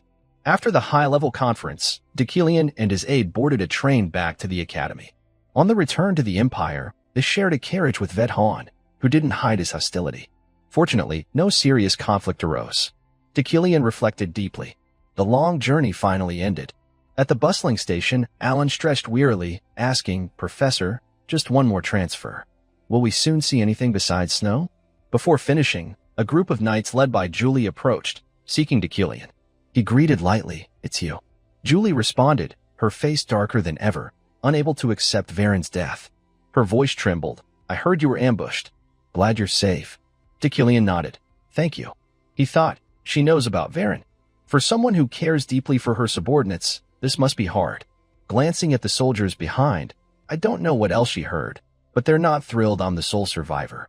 Julie, suppressing emotions, clenched her fists, her voice breaking. I read the news. You worked with him to save passengers, right? I just want to know one thing. Gritting her teeth, voice shaking with grief. How did he die? Silence fell. Some thought it was blame, but it was mourning for a cherished subordinate she'd nurtured. Julie's eyes locked onto Deucalion, filled with irreparable pain and loss. Deucalion met her gaze, unsure how to proceed. Some truths would only deepen her suffering. They stood silently, grief enveloping them. He pondered, should I tell Julie that Varen tried to kill me, part of a premeditated plan? The confrontation ended unexpectedly. He initially planned to, but facing her, words failed. Should I reveal the truth about that day? It'd be too cruel. Julie's resolve was unshakable, but her heart wasn't steel enough for harsh reality. Knowing would make her blame herself, carrying guilt forever. That's who Julie is. She'd take full responsibility for her subordinate's mistake and torment herself. Some things are better unknown, he thought. If hiding the truth meant facing her anger, Deucalion accepted it. As he hesitated, the conductor's voice broke the silence. Train 4 to the Empire is departing. Ticket holders, board now. Passengers hurried. Deucalion couldn't prolong the talk. Slowly, it's hard to say. He was too emotional. Julie's face fell. She sighed sadly.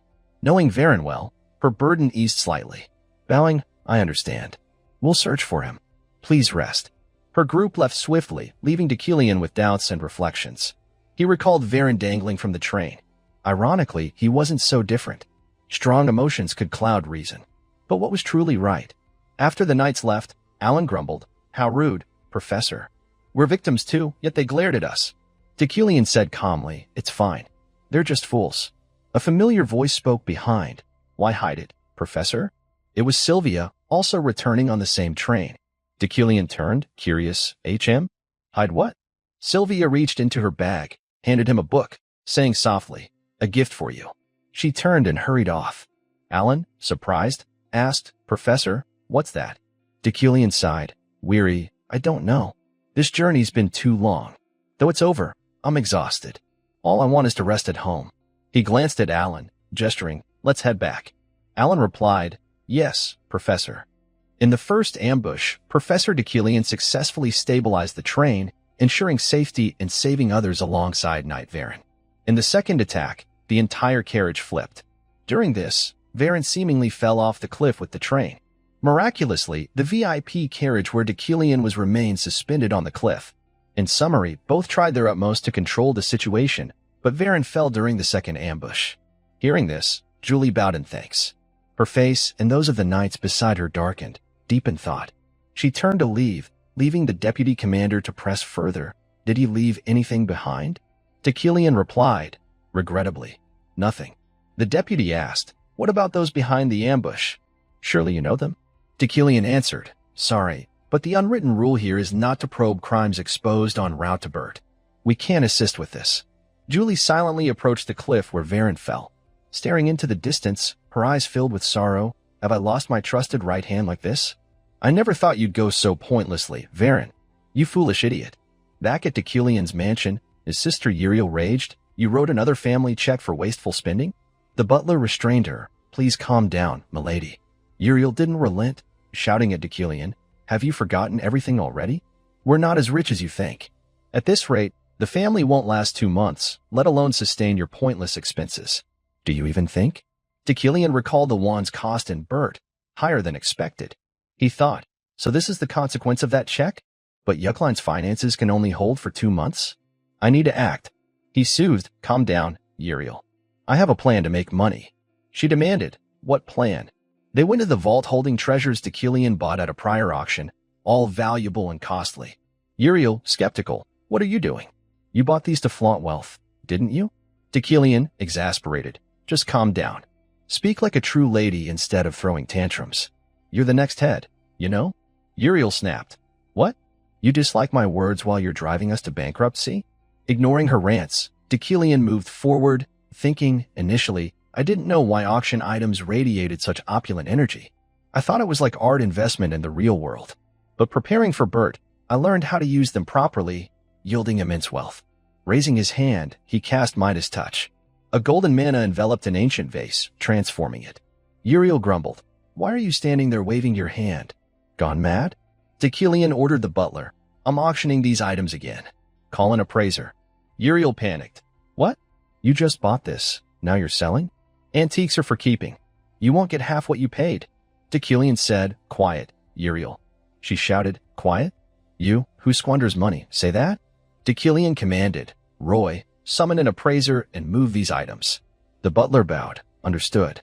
Glancing at the item, Deucalion thought, I did the right thing. The vase glowed with prosperity, its description notable, a vase by an Eastern master craftsman, made with his heart, soul, and talent. Thanks to Midas Touch, its potential awakened. Special effect. Flowers in it never wilt, slowly becoming new blooms, each petal with mid to high recovery effects. Deucalion smiled. A 2.5 million LN vase is now something I don't want to sell. Be careful, damage it, and you can't afford to pay. Uriel, watching servants move it, was speechless. She said, let's talk. You're really selling all this? Want us bankrupt that bad? Deucalion replied, don't worry, we'll profit. Uriel yelled, don't worry about what? Explain. Annoyed, Deucalion deflected, oh, time for work. We'll talk later. At the academy, in the Magic Exploration Club room, Ephraim and friends played joyfully. She played a 3-card straight, winning easily. Ephraim laughed, I don't even know this hand. Just leave it. Her friend groaned, no way. Ephraim won 3 rounds already? Another said, haha, I'm off cleaning duty for a week. I was so close to winning. 1 more card would have done it. Ephraim retorted, losers don't make excuses. The group laughed merrily. This felt like a long-lost dream. Ephraim, from a baron's family, hadn't attended the academy before. Entering the tower, she faced hateful glares from nobles and harsh treatment from professors. After many hardships, she bowed her head, evidence of her endured grievances. Yet, she never imagined laughing with true friends in a club like this. She said, I'm really starting to love this original Magic Exploration Club. A red-haired girl corrected, overall, we're just a normal Magic Exploration Club. Watch your words, Ephraim. Ephraim grinned. Oh, really? Sorry, Min. Before she finished, someone entered. A voice barked, what's this chaos, you stupid brats? What's this club even doing? It was Professors Relin and Beck, furious. Beck said, "Professor, these low-life commoners are hogging tower space for nonsense." Ephraim's face tightened. Those two jerks again? Always stirring trouble over commoners.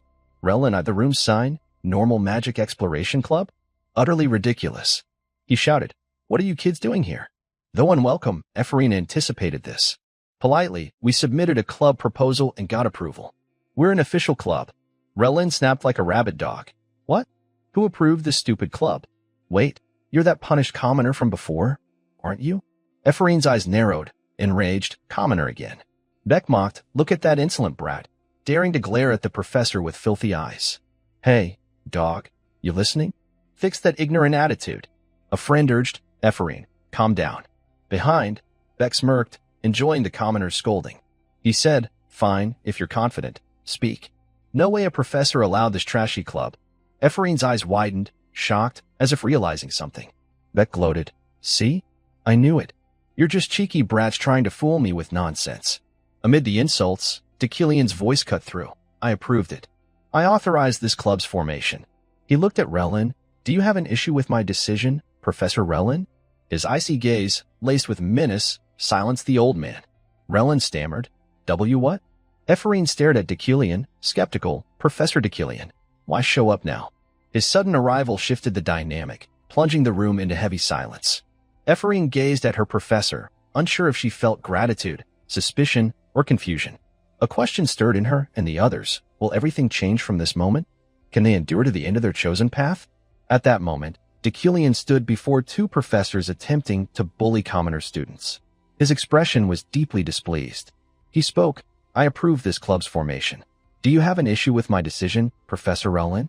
I heard you shouting my name down the hall. If there's a problem, speak plainly. Did I need your permission to approve this club?" The conversation grew tense, making the students anxious. Dekillian recalled, it had been an exhausting day. Uriel nagged him about money in the morning. Now, teaching, he was interrupted by these two. Worse, Relin dared to yell insults. Relin's face paled, sweating under Dekillian's gaze. He stammered, "Sir, that's not what I meant." Pointing at the room, he offered a flimsy excuse. "Isn't this place too shabby? I just thought mages of the Imperial University Magic Tower deserve better equipment and furnishings." Haha, I was upset seeing it like this. I'll take responsibility to replace them with better ones. Dekillian thought, this old man's as sly as any con artist. But since it wasn't disadvantageous, he replied, "You're always thoughtful, Professor Relin. This room is indeed old and run down. I'll keep that in mind." Turning to Beck, the instigator, with a cold voice and sharp gaze, "Lowly schemers always act like this, causing trouble because they're capable of nothing else." With that, Dekillian left, leaving the two professors stunned. Beck fumed at the humiliation, but could only grit his teeth, powerless. The scene shifted to Dekillian's classroom for today's lesson, abuzz with whispers. "It's been a while since Professor Dekillian's class, huh? Yeah, he was busy in Bert. Wonder what happened there. Who knows? But the train attack was in last month's Witch magazine. Right, I saw it. The whole train floated? Insane." Ignoring the chatter, Sylvia calmly observed Dekillian. She asked her friend, "Think he'll talk about Bert?" Dekillian placed a hand on the desk, saying, "Silence. Class begins. I'll start the lecture, so listen carefully. Today's topic is pure elements and magical interference. Simply put, magical interference occurs when one mage's spell is blocked and overridden by another's magic." He continued, "Let's warm up first." Alan brought a box of magic stones forward. Dekillian snapped his fingers, casting a spell. The stones, enveloped in magic, floated, glowing mesmerizingly, enveloping the room in a mystical aura. Each stone drifted to a student. Sylvia and Ephraim each received one. Dekillian explained, "Each magic stone before you is worth 3,000 elm. I'll keep them floating. Try to seize it by interfering with my psychic power. If you succeed, it's yours." Ephraim slammed the table excitedly. "Yes, Professor." For a poor noble like her, 3,000 elm was significant. Her red-haired friend covered her mouth. "Ephraim, don't shout during the professor's talk." Though annoyed by the interruption, Dekillian pressed on. For a spellcaster, blocking interference is as crucial as casting powerful magic. If your spell is disrupted mid-cast, you'll lose. Those with strong magical defenses hold the advantage. In this lesson, give it your all. Without hesitation, students tried interfering with Deculian's psychic power to claim the stones. The room fell silent, none wanting to miss the chance. As students struggled, Deculian recalled, "I lifted an entire train. But I only recently mastered basic psychic power. I need to use it more to get accustomed." He wondered, even against freshmen, how long can I maintain psychic power against 150 young mages, and how will I fare against top talents? Sylvia and Ephraim poured their effort into interfering, but it wasn't easy. Ephraim, upbeat, thought, "Mage tools are pricey, and my funding's nearly gone. But Professor Deculian's giving out magic stones. Thanks, I'll take one." Sylvia glanced at Ephraim, recalling Deculian's words. Ephraim succeeded through skill. It spurred her, "I can't lose," especially to Ephraim. The rivalry between the two prodigies intensified, neither willing to fail. Other students faltered against Deculian's psychic power. Some got nosebleeds, others trembled from exertion, yet still failed. Alan exclaimed, "Professor, you're amazing. Facing 150 opponents, you're flawless. The students can't interfere at all." Deculian was surprised. "I didn't expect freshmen to get nosebleeds or exhaust themselves and still fail."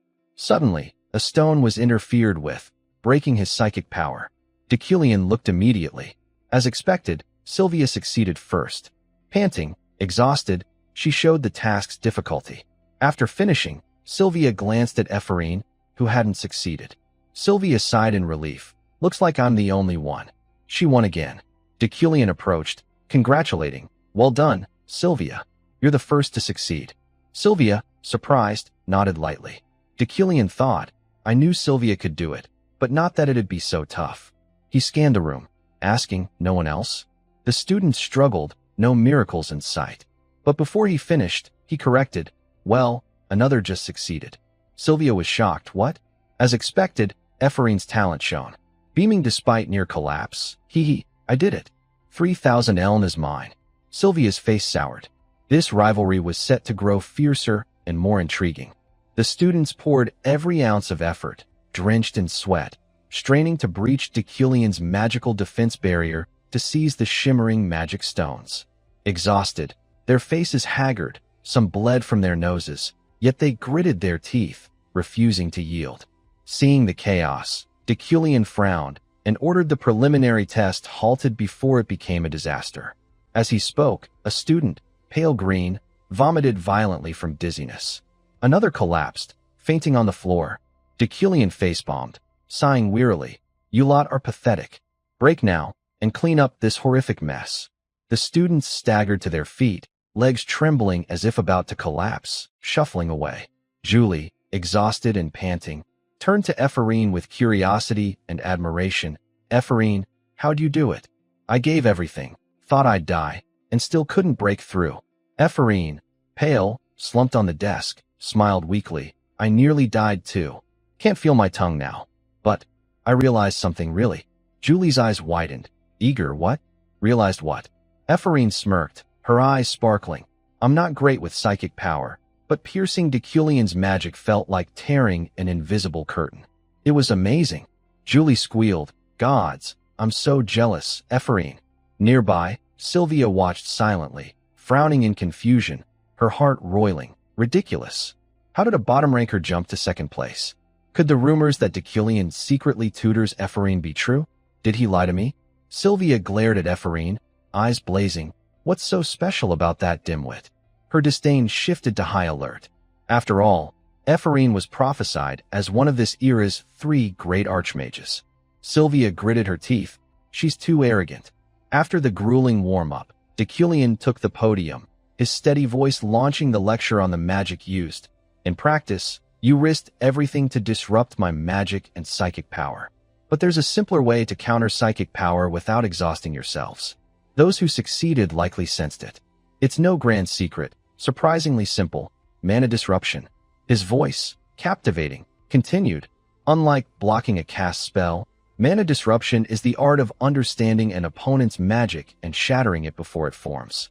But it has a major limit. Only mages with multiple magic circles can do it, and only for magic they know well. In combat, it's rarely used, Shields or counter magic are preferred. But to excel, you must dare. I want you to master mana disruption. The biggest challenge is finding the central pulse of a magic circle. Each spell, attack, support, or elemental has a unique pulse. Trace it to disrupt. With practice, it'll be second nature. Deculian lectured on, pointing at the board. Now, I'll teach how to find the central pulse of common magic circles. Look at Thunderhammer. Attack spells have a pulse that burns outward, vibrant like fireworks. Support or healing spells are soft, flowing like this. Students scribbled frantically, but his pace was relentless, panicking some. The lecture lasted 2 hours. Deculian glanced at the clock, stopping abruptly. The lesson's not done, but time's up.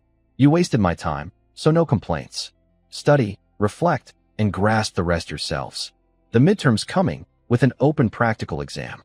Engrave today's lesson in your bones. It's critical. Class dismissed. Goodbye. He left swiftly, like a storm, leaving students stunned, jaws dropped. Huh, he didn't finish and just left? What's with the professor? Feels like we're abandoned mid-lesson. Julie stretched, groaning. Gods, how do we figure this out? I'm dead tired. Ephrine, radiant as sunshine. But today, I opened a new door.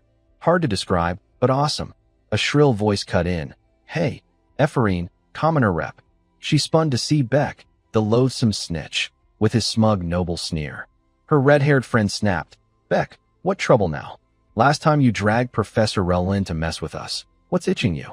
Beck smirked, mocking. Gods, you commoners love showing off. Ephrine, how'd you go from rock bottom to second place? Ephrine, calm, scoffed. I could explain, but you wouldn't get it. Before she finished, Beck hurled an insult. How'd a homeless, penniless commoner bribe the professor? Ephrine's blood boiled. Roaring, what did you say? Beck sneered, the truth. Everyone knows you get private lessons with Deculian. Ephrine shouted, nonsense. I never did. Sylvia watched silently, eyes glinting with curiosity. Beck pressed, clear as day, and you deny it? A dunce outside the academy, improving so fast? Oh, Deculian must be biased, tossing you mana stones. Mana flared around Ephrine, teeth clenched, fists ready to floor Beck. Easily swayed by emotions, she bellowed, say that again. Beck, noble pride stung, didn't back down, think I won't? Filthy commoner. The air crackled, on the verge of explosion. Sylvia's heart raced, worried. Julie grabbed Ephrine. Drop it, Ephrine. Don't lose it. Another punishment would ruin you. Her words snapped Ephrine back, recalling Deculian's advice. As a mage, keep a cool head. Hitting Beck would destroy everything. Ephrine released Julie's hand, face darkening, but flashed a bright smile. Thanks, Julie. You're right. I got too heated. Nearly lost at arguing with brainless trash. Julie sighed. Good, you're calm now. Beck, purple with rage, what did you say? Ephrine grinned, voice chirping. Julie, let's grab something tasty on the way back. Julie nodded, sure. They left, leaving Beck fuming. I'm not done. Sylvia observed, lips curling, thinking, looks like a good show's coming. Outside the academy, Ephrine walked, anger smoldering. She gritted her teeth. Thanks to Julie, I held back. But what do I do about that damn Beck? Muttering, trembling with rage, I'm gonna burst. By chance, she saw a figure waiting. What do I do with that elite jerk? But the sight stopped her cold. Sylvia? What's she doing here? Sylvia approached, her voice soft as a breeze, but eyes icy. Can we talk for a bit? Their gazes locked, the air freezing, tension suffocating. Will Sylvia, burning with suspicion, reveal some secret about Ephrine? Are these rivals, once dismissive, plotting to challenge each other, sparking a thrilling covert battle? Hearing Sylvia's words, Ephrine's face twisted with confusion and irritation. What's her deal? Looking for a fight? Wrong timing. Leave me alone.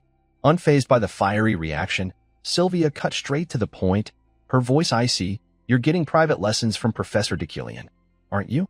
The question poured fuel on Ephrine's smoldering anger.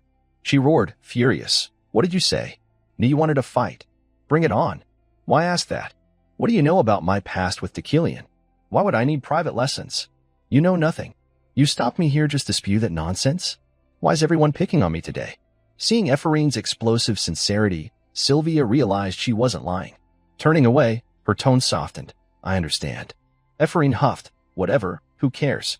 Sylvia smirked, who cares? But did you know? After your father died, Deucalion didn't step into the lab once for 3 years. Ephraim's face lit up with pride. Obviously. What could Deucalion do without my father? He was a legendary genius. But her smugness faded as Sylvia replied, sharp as a blade. Then you should know. 3 months ago, he started visiting the lab daily. Cleaning, picking assistants, buying heaps of magic tools. What do you think that's about? Ephraim's expression shifted from arrogance to doubt, eyes wide with shock. No, impossible. Is he trying to revive my father's research? Deucalion doesn't have the talent for that. Her fists clenched, trembling, rejecting the idea. Still, she forced calm, her voice strained. Who knows? Maybe he's experimenting. He's a professor, after all. But what's that got to do with me? Seeing Ephraim no longer easily provoked, Sylvia smiled mysteriously and turned away. Nothing. Just letting you know, in case you hadn't heard. Don't worry about it. As Sylvia vanished, Ephraim stood dazed, her mind churning. What's he really up to? Days later, in Deucalion's class, students gathered in an unfamiliar arena, not their usual lecture hall. Whispers buzzed everywhere. Julie, Ephraim's friend, was puzzled. What kind of practice is this? Why drag us here? Ephraim shrugged, eyes gleaming with curiosity. Who knows? Probably scheming something. Suddenly, Beck shoved Julie's shoulder, smirking smugly. Julie snapped, but Ephraim pulled her back. Softly, that blockhead again? Ignore him, Julie. Don't waste energy on that brainless jerk. On the platform, Deucalion appeared, his presence commanding, voice like thunder. Class, silence. It's time. As announced, today's the final practice before the midterm exam. Snapping his fingers, the curtains over the stands fell, revealing a roaring crowd. From the arena's center, he declared boldly, today's exercise is a public battle. Ephraim and Julie gaped. Gods, so many people. Deucalion continued, voice steady. Before this audience, you'll engage in magical combat. Each faces one opponent, using all skills to defeat them. You must use at least 3 distinct pure elemental spells. Don't obsess over winning. Focus on spell execution. I'll observe, noting strengths and weaknesses to improve for the midterm. Pointing, Professor Rellin will ensure no fatalities. So, don't hold back. Haha. Leave it to me. Rellin laughed loudly. Deucalion nodded. If no questions, begin. First up, step forward and choose your opponent. Matches unfolded lively, students adapting to pressure, their skills sharpening noticeably. Below, Deucalion took notes diligently, while Rellin struggled to keep up. The battles grew in quality as students focused on spells, not the crowd's eyes. For some, the pressure was negligible. Sylvia dominated, defeating her opponent effortlessly, like a breeze. Watching, Beck and his noble clique laughed gleefully. Haha, another commoner crushed? They should just be our servants, not humiliating themselves at the magic tower. Ephraim gritted her teeth, eyes blazing. Those bastards. If they fought Sylvia, they'd get their butts kicked too. Turning to her friend, warmly, cheer up, Ferris. You did great. Deucalion called. Beck, step up. Choose your opponent. Beck smirked, pointing. I choose Ephraim. I want her. Ephraim scoffed, her aura erupting. Oh, you're on. Ready to eat dirt? In the vast arena, they faced off like predators, eyes sparking. Beck taunted, sure you're okay? No private tutor here. Ephraim shot back, voice sharp. All your mouth's good for is barking nonsense? Did your parents only teach you to spew garbage? Look at that cheap Deucalion knockoff outfit. Aren't you embarrassed? Beck, stung, roared. What? Ephraim raised her hand, mana surging. I'll show you your magics as pathetic as you are. They charged, fury blazing. Beck bellowed, lowly insect. Gathering mana, he unleashed a fierce counterspell. I'll send you to the underworld to meet your parents. The spell shot at Ephraim, forcing her back. A massive explosion kicked up dust. Beck laughed, haha, idiot. But his grin faltered as his spell warped. Ephraim had interfered, seizing control. Her eyes gleamed, voice icy, an old magic tower saying, nobles deserve a thorough thrashing. She redirected his spell straight at him. Panicked, Beck ran, but a noble's speed was no match. One hit sent him sprawling, humiliated. Julie cheered from the stands, amazing, Ephraim. But that saying doesn't exist. Beck, crawling, shamed. Ephraim strode over, hands on hips, proud. How's it feel getting stomped by an insect? Beck snarled. Just luck, you filthy commoner. Deucalion, from afar, shook his head. These fools, done so soon. I invited all these spectators for nothing exciting. Ephraim cut in. If you're bored, Give me another shot. I needed 3 elemental spells, but only used one since my opponent was too weak. The fight ended before I finished. Deucalion nodded. I see. Not your fault. Fine, pick any opponent for the next round. Without hesitation, Ephraim pointed at Deucalion, voice firm. I choose Professor Deucalion. May I? The arena erupted, the crowd roaring, anticipating an earth-shaking showdown. Ephraim's bold declaration sent the arena into a frenzy of gasps and shocked whispers. Is she insane? Professor Relin, face purple with rage, roared. What? Look at that crazy brat. Do you know what you're blabbering about? Below, Sylvia narrowed her eyes, her gaze filled with suspicion, her heart churning with confusion. Harsh criticisms flew like daggers, but Ephraim stood tall, unfazed. She thought, eyes blazing, as expected. Everyone's shocked, but I'm not a fool acting without a plan. This is my golden chance to challenge Professor Deucalion. Smirking inwardly, even if they curse me, if I seize this, it's all worth it. Deucalion, nearby, curled his lips in a cryptic smile. This is getting interesting. Relin, venting past humiliations, bellowed. See? That girl doesn't know what she's doing. Deucalion cut him off coldly. Enough. Professor Relin. Calm down. Relin stammered. But that brat. Deucalion turned to Ephraim, voice resonant. Well done. I accept your proposal. I said you could choose anyone. No exceptions. I'll be your opponent. Raising his hand, eyes sharp. But a professor with no limits against a freshman isn't fair. I want to attack first. If you make me move one step from this spot, you win. Ephraim flashed a radiant smile, though her eyes flickered with anxiety. Got it. They faced off in the silent arena, only whistling wind and swirling dust between them. Ephraim's heart pounded like it might burst. Her dream of facing Deucalion was real at last. He spoke, voice like thunder. If you're ready, begin. Without hesitation, Ephraim unleashed sharp wind arrows from all directions, targeting Deucalion. She knew the vast gap in their power was insurmountable, but she didn't falter, eyes burning. This is the enemy I'll one day defeat to settle my score. This fight will show me how wide that gap is. She poured her all into a dual windfire spell, dazzling like fireworks, visually stunning. Deucalion stood still, observing, a smile of intrigue on his lips. Not bad. The spell exploded before him but couldn't pierce his ironclad defense.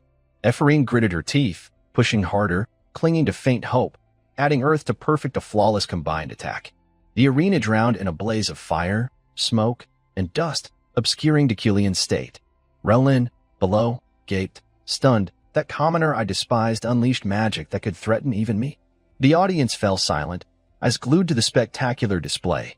Though the outcome was unclear, Ephraim's spell structure and execution far surpassed a freshman's level. Deucalion was encased in molten earth, nearly lava, but for a high-ranking professor, escaping was trivial. He stood unscathed, eyes gleaming with expectation as he watched Ephraim.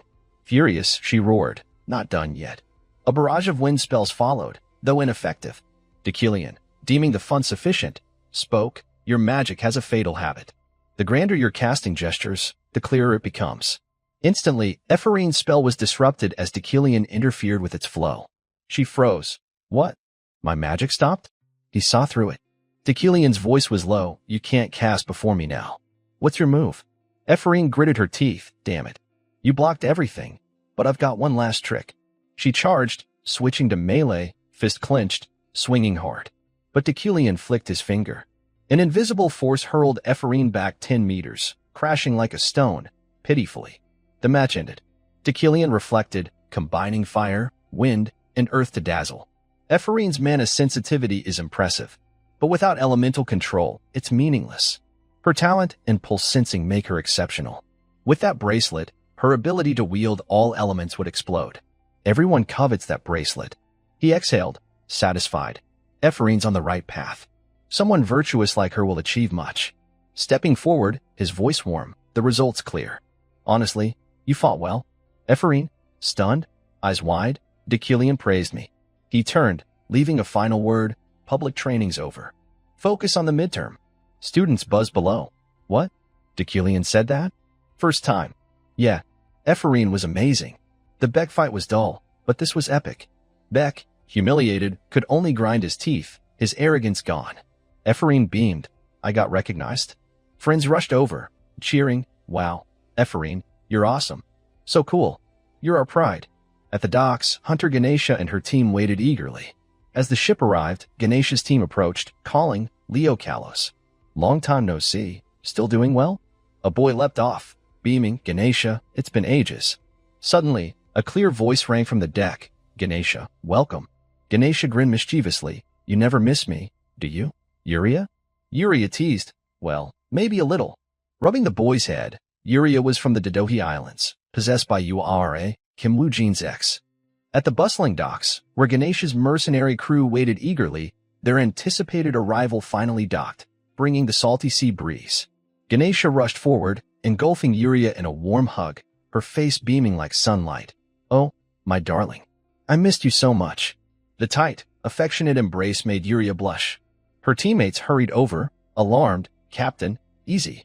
You're crushing the poor girl. This is straight up bullying a kid. Ganesha laughed heartily, releasing her, scratching her head apologetically. All right, my bad. Yuria looked down, her gaze pensive, lost in distant memories. She recalled the fateful moment she transmigrated into this world. That day, the blinding light that once enveloped Deucalion's office swallowed her, erasing her from reality.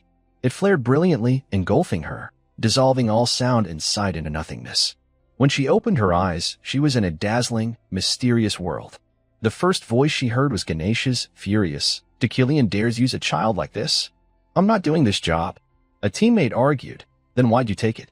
Seduced by his charm, huh? Do you know the penalty for canceling?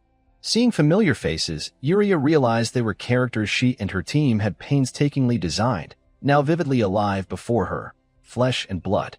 Ganesha approached Yuria, who sat quietly, her voice warm. You're Yuria, right? Yuria glanced around, the dock sea breeze and sunset glow stirring her. Recalling the game's lore, she faced Ganesha and her legendary red mercenaries. If this was the game world, she spoke softly, tinged with anxiety. Yes, I'm Yuria. Thus began this fateful encounter. In the game she helped create, Yuria became the protagonist, embarking on a turbulent journey. Back to the present, Ganesha's voice echoed across the docks. Hey, Leo Kalos, stop running around. You'll fall. Holding Yuria's hand, Yuria thought, this is Ganesha, the world's strongest adventurer. Her primary goal was survival. The best way? Stick with Ganesha, the ultimate safety net. Meanwhile, she'd seek a way back to her original world, however faint the hope. At Deucalion's mansion, he received a package from the Magic City, heart racing. It's here. Opening it, his eyes gleamed. Inside was the custom wand, Yuckline's Lock-a-Lock staff, a masterpiece crafted by Master Lock-a-Lock exclusively for Deucalion von Greyhand Yuckline. Classified as a magic staff, it had special effects, storing up to 500 mana and acting as a mana regeneration ring, enhancing spells seamlessly. Deucalion held it, unable to suppress his awe, exquisite in every detail. Supreme aesthetics. Not only stunning, it synced with its user, optimizing magic. It also adapted to his attire, a fashionable masterpiece. Its unique ability was staggering. The Yuckline staff wielded immense power in exorcism and purification. Deucalion muttered, 9 million elen seemed steep, but it's worth every coin. A creation both beautiful and mighty. With this, the path ahead will be far easier. Suddenly, Butler Roy's voice came through the door. Master, dinner is ready. Deucalion turned. Softly, I'll be down. At the dining table, faced with lavish dishes, he was stunned. What's this? Aren't our finances strained? This feast rivals festival banquets. Uriel, opposite, shyly replied, of course it's grand. It's a morale-boosting meal. Roy smiled, explaining, remember the antiques we sold per your orders? The response exceeded expectations. The auction listing drew crowds, turning it into a frenzy. Lady Uriel and I felt like we were dreaming. The funds not only covered deficits but ensure the family's stability for years. Uriel blushed as Roy added, this is her way of showing gratitude. Please accept it. Deucalion smiled warmly, nodding silently, the meal's delicious. Uriel, still sharp, huffed. Humph. Looks like you know what you're doing. They ate quietly, a rare moment of familial harmony. But Deucalion teased, you're holding the knife wrong, Uriel. At his academy office, Deucalion held a stack of documents, sighing wearily, what a mess from the old Deucalion. Pure chaos. With midterms looming, Deucalion worked tirelessly on exam questions. Seeking inspiration, he reviewed the old Deucalion's questions, only to grow irritated, just torture for students. He wanted to flaunt, I'm Deucalion, Supreme Mage. Despair at my exam. These questions only expose his petty arrogance. Shaking his head, You thought exam difficulty proved superiority. I'm different. I want meaningful, challenging, inspiring questions. Solving them may be tough, but success should enlighten students as true mages. Glancing at the final box, hopeful, anything useful? He picked a question, eyes widening. It's entirely different. Refined, profound, like someone else wrote it. Ephraim's father came to mind. He murmured, maybe stolen from him by the old Decilion. Though equally difficult, this question sparked intense curiosity. Solving it and channeling mana correctly would yield wonders. Suddenly, from the paper in Decilion's hand, vibrant, multicolored mana erupted, filling the room, coalescing into a vivid magical female figure. Decilion looked up, eyes gleaming, fascinating. Solving it and channeling mana creates this. Each color represented an element, blending into an exhilarating display. It was the perfect tool for teaching pure elemental magic, exactly what he sought. His body trembled with a surge of envy. The old Decilion must have seen this question's brilliance but couldn't create it himself. Wait, who's this woman? If Ephraim's father wrote it, this figure might be her mother. At the principal's office, she held a magic council report, murmuring, quite interesting. The Blood Clan issue was postponed to the next meeting, signed by Bert's Grand Elder Drezekin. The principal mused, this is the discussion's outcome. Likely due to Decilion's strong opposition to suppression. An odd shift. She glanced at those behind her, voice low, not just Decilion, but all of you here are full of surprises, aren't you? The principal of the Imperial Academy's Magic Tower, Adrian, was a leading candidate for the title of Archmage. Possessing immense magical power, her lively and cheerful personality was surprisingly disarming. Her fascination with other stories often led her to eavesdrop. What? Professor Decilion fought Knight Julie? Professor Relin failed his diet again. Oh heavens! Her curiosity about the world and love for gossip were tied to her secret heritage. She was a half-elf, explaining her vibrant nature and near-infinite mana. Even someone like her had to wait patiently on a day like this. Today, seated calmly in her Tower Master's chair, she mused softly. Decilion defended the Blood Clan? Fascinating. Once a month, professors gathered to praise the Tower Master. As usual, the absent one was Decilion. What? A noble like me groveling to others? He'd scoffed.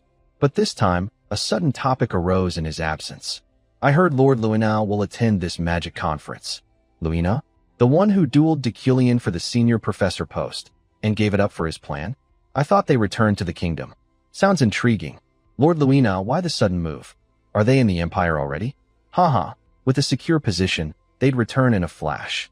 If so, our magic tower would gain immensely. Luina's highly respected in the kingdom, after all, compared to Decilion, who defended the Blood Clan. No offense to our current senior professor. Fine, if Luina returns, I'll consider it later. As the Tower Master finished, the professors visibly relaxed. Decilion seemed widely disliked. That's all for today. I have work to do. Professors who haven't submitted exam questions, hurry up, all right? Yes, sir. Alone in her office, she thought, Decilion's been acting odd. His submitted exam questions are so good, I can't believe he made them. Someone else must have. Should I stir him up? If rivals Luina and Decilion meet? Haha, that'd be a riot. This'll be fun. Days later, the midterm exam on pure elemental magic began. The lecture hall buzzed with complaints. Is this for real? This is a test? Yeah, what kind of test? Decilion's questions are weird, but this is absurd. Ugh, I give up. Decilion's assistant quickly intervened. All right, calm down. The test structure is unusual, so I understand your confusion. But this is the exam. The pure elemental magic midterm spans 10 days, ending at midnight Sunday when the Magic Tower's academic schedule closes. Each student will take it in an assigned private room. You may take other tests, eat, or sleep during this period as you wish. However, removing test materials from the rooms is strictly forbidden. As mentioned, it's an open exam. Ephraim and her friend groaned at the rules. An open test? 10 days? How grueling must it be? Even the final exam was this complex? Typical Decilion, even delegating bizarre rules to his assistant, too lofty to show up. One critical point from the professor. Anyone scoring perfect on this exam will receive a personal recommendation letter from me as a senior professor. The hall fell silent, stunned. A letter from a senior professor was an unparalleled honor. Mage ranks ranged from Tier 1, Immortal Archmages, to Tier 11, Novices. Advancing wasn't simple. Merely attending classes or passing time didn't suffice. Each tier required a unique promotion test, notoriously tough. But a letter from Deculian, a tier 4 Imperial Mage? It was a prestigious endorsement, a trump card. Ephorine's eyes narrowed. What? Deculian's recommendation? My sworn enemy vouching for me? Just hearing it kills my drive. I want nothing to do with him. But, wait, if I score perfect and get his endorsement, what then? Haha, if you hadn't sent me that letter years ago, you wouldn't be groveling now, fool. Please, spare me. Smirking at her vengeful fantasy. Heh, so satisfying. Deculian, watch me ace this. Her red-haired friend, baffled, watched Ephorine cackle like a villain.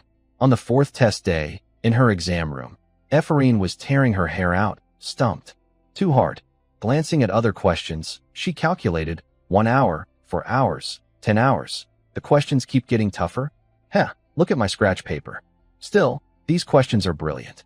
Solving them is grueling, but the breakthrough brings enlightenment I've never felt. Did Deculian really write this? The joy of discovery is unstoppable, no matter the pain. Deculian, wait, I'll snag your letter. But this question, I'm still clueless. Forget it, I need fresh air to clear my head. Overthinking might kill me. In the lush garden, Sylvia sat under a tree, breathing deeply. Stretching wearily, phew, finally solved it. One question took her 30 hours. Need a break. She recalled the assistant's words. A perfect score earns Deculian's recommendation letter, smiling inwardly. Such meaningless favors. Someone acing this test on their first try won't fail a promotion exam. The letter's useless. Still, I want a perfect score, not for points or the letter, but for myself. Each question is refined, unlocking new realms of insight. Solving the last one will make me a true mage. As she mused, a voice rang out. Oh, Sylvia? It was Ephorine, also there to rest. Sylvia's curiosity flared. How far has she gotten? Hey, which question are you on? Both asked simultaneously, eager to gauge their rival. The synchronicity made them shy. They were rivals, not close friends, yet so in tune. Sylvia spoke first. I'm on question 8. Ephorine yelped, what? You're already on 8? No, I'm still solving it, but that's fast. I'm stuck on 7. Though ahead, Sylvia stayed vigilant. Ephorine's just one behind? Is she lying? No time to relax. I need to finish. Wait, did she leave because I showed up? I just wanted a break, nothing more. As the exam raged at the magic tower, Deculian sensed a looming upheaval. Holding a report of recent intelligence, he murmured, it's starting. Emperor Krabame is critically ill. In his office, Deculian strained to recall the storyline he crafted. Emperor Krabame was critically ill. Renowned for his gentleness and diplomacy, he sought balance between divine and imperial power, avoiding hostile policies against the Blood Clan. The issue lay with the new emperor succeeding him after his death. The emperor was always the world's most pivotal and challenging figure to navigate. If memory served, his name was Sophia Katerina August von Gibran. Soon, this world would face an unprecedented upheaval. Time flew, and the final day of the midterm exam arrived. By now, many students had abandoned Deculian's grueling marathon test. Yet, the gap between top and bottom ranks was starkly defined. Regardless of scores, students boasted about completing it as if it were a legendary feat after the exam. Instead of celebrating, they reviewed their lessons, an unusual phenomenon that drew attention. Even Magic Tower professors were curious about the fabled test, left speechless by its brilliance. Ultimately, only 2 students reached question 8, the fierce rivals, Ephorine and Sylvia. At her desk, Ephorine muttered irritably, this damn question 8. Is this the final hurdle I must conquer? I have to solve it. After chugging copious coffee, she couldn't quit now. Her gaunt face betrayed sleepless nights. If I focus just a bit more, I'll crack it. Outside in the hallway, Deculian and his assistant closely monitored the remaining 2. A sudden glow from a room signaled success. Alan exclaimed, Professor. Yes, one of them solved the final question. Deculian replied calmly, thinking, I knew she'd do it. He strode to the room and opened the door. Inside, shimmering lights enveloped everything. Deculian approached, speaking softly. I knew you could solve it, Sylvia.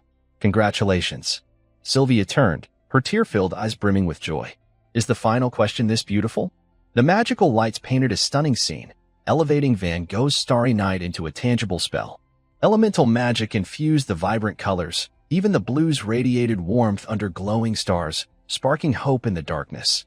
Hot and cold hues blended with exquisite artistry. Beyond visuals, it evoked genuine warmth and reality, a true human masterpiece. Deucalion reached for the twinkling stars, a joyful smile spreading.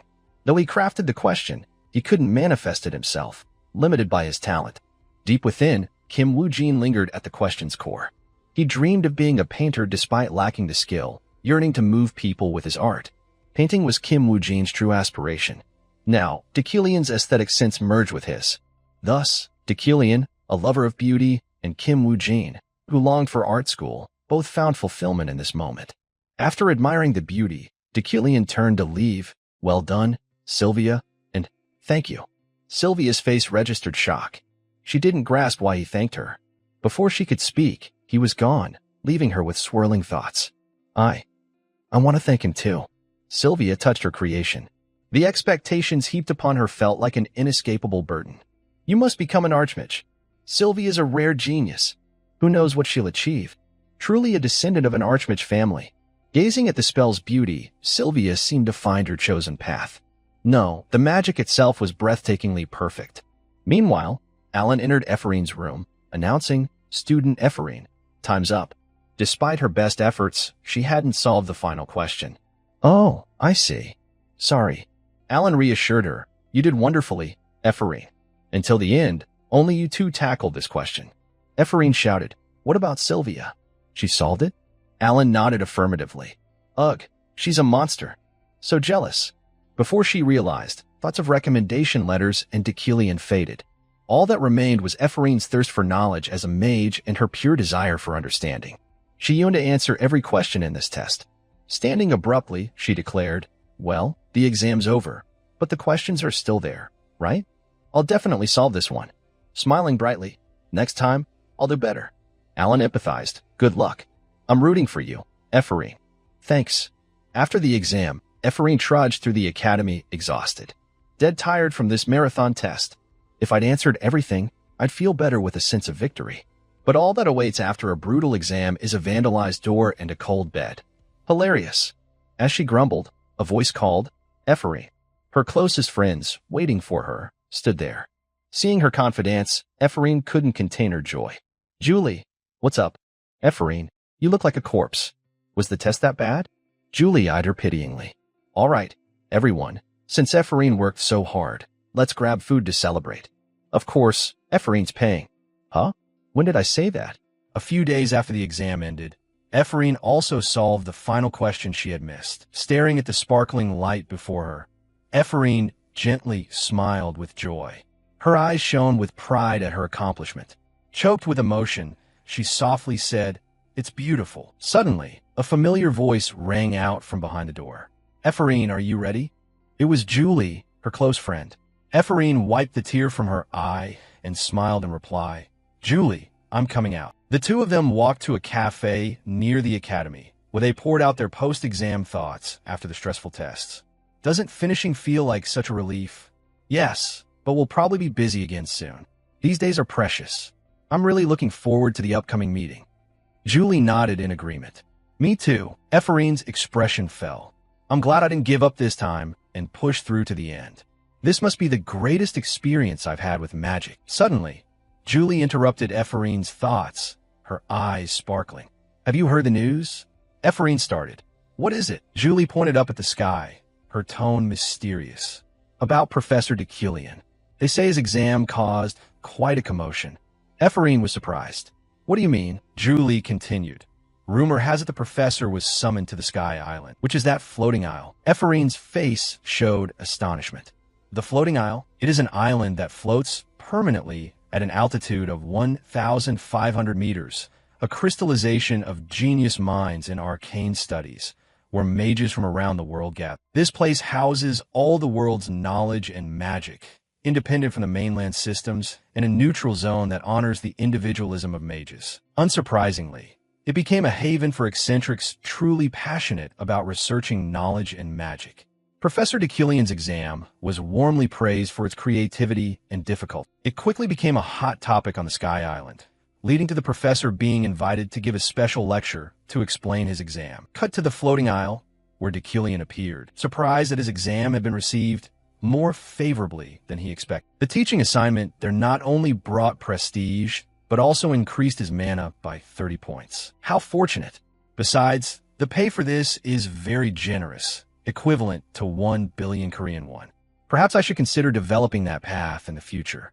Not bad at all. Deucalion set down the test paper and began his lecture. In the hall, familiar faces like Professor Relin and mages from the Royal University were all gathered.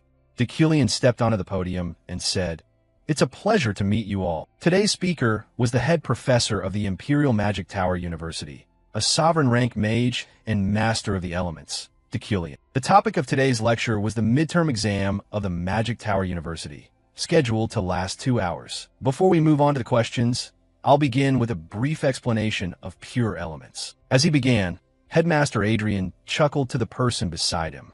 "Have you seen the exam?" A cold voice replied, "Yes, it's plagiarism."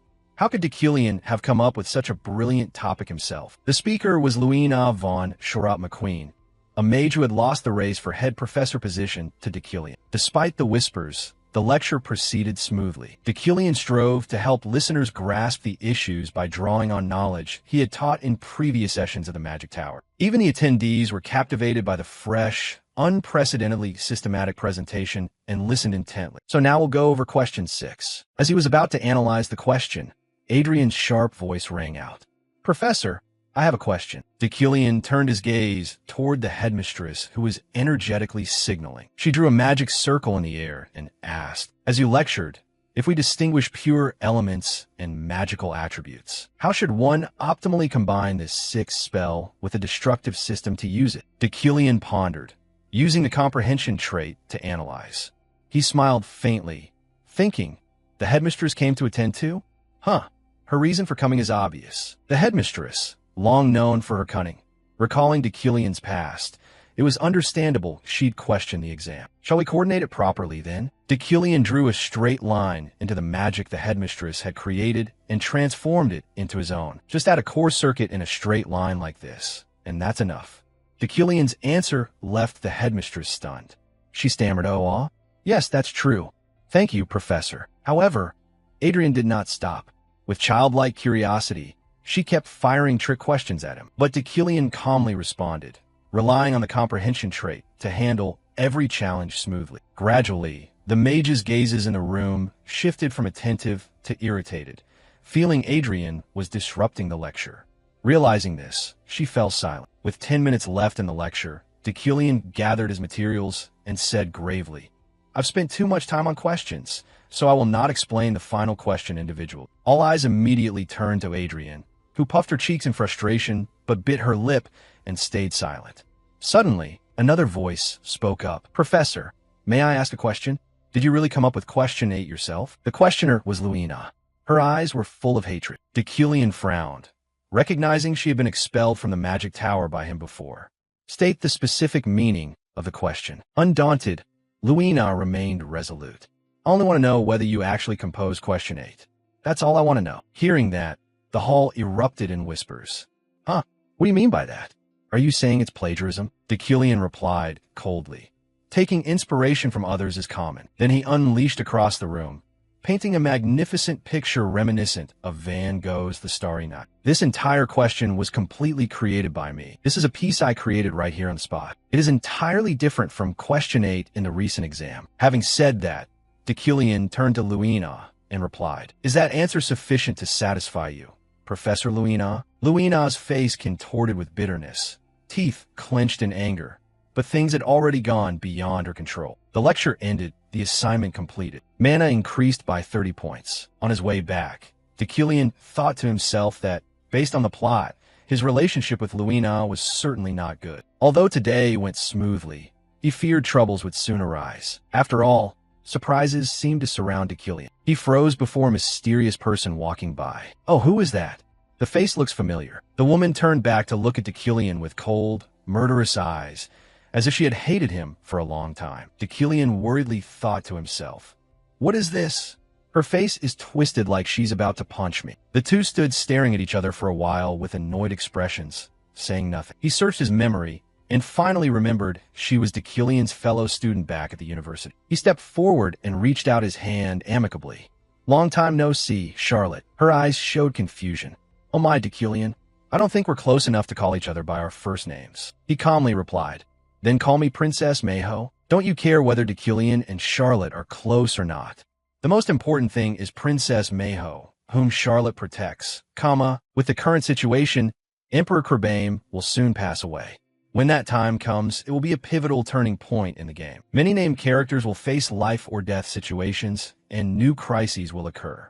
This time, the person you need to save is named Mayho. She is one of the characters you created yourself.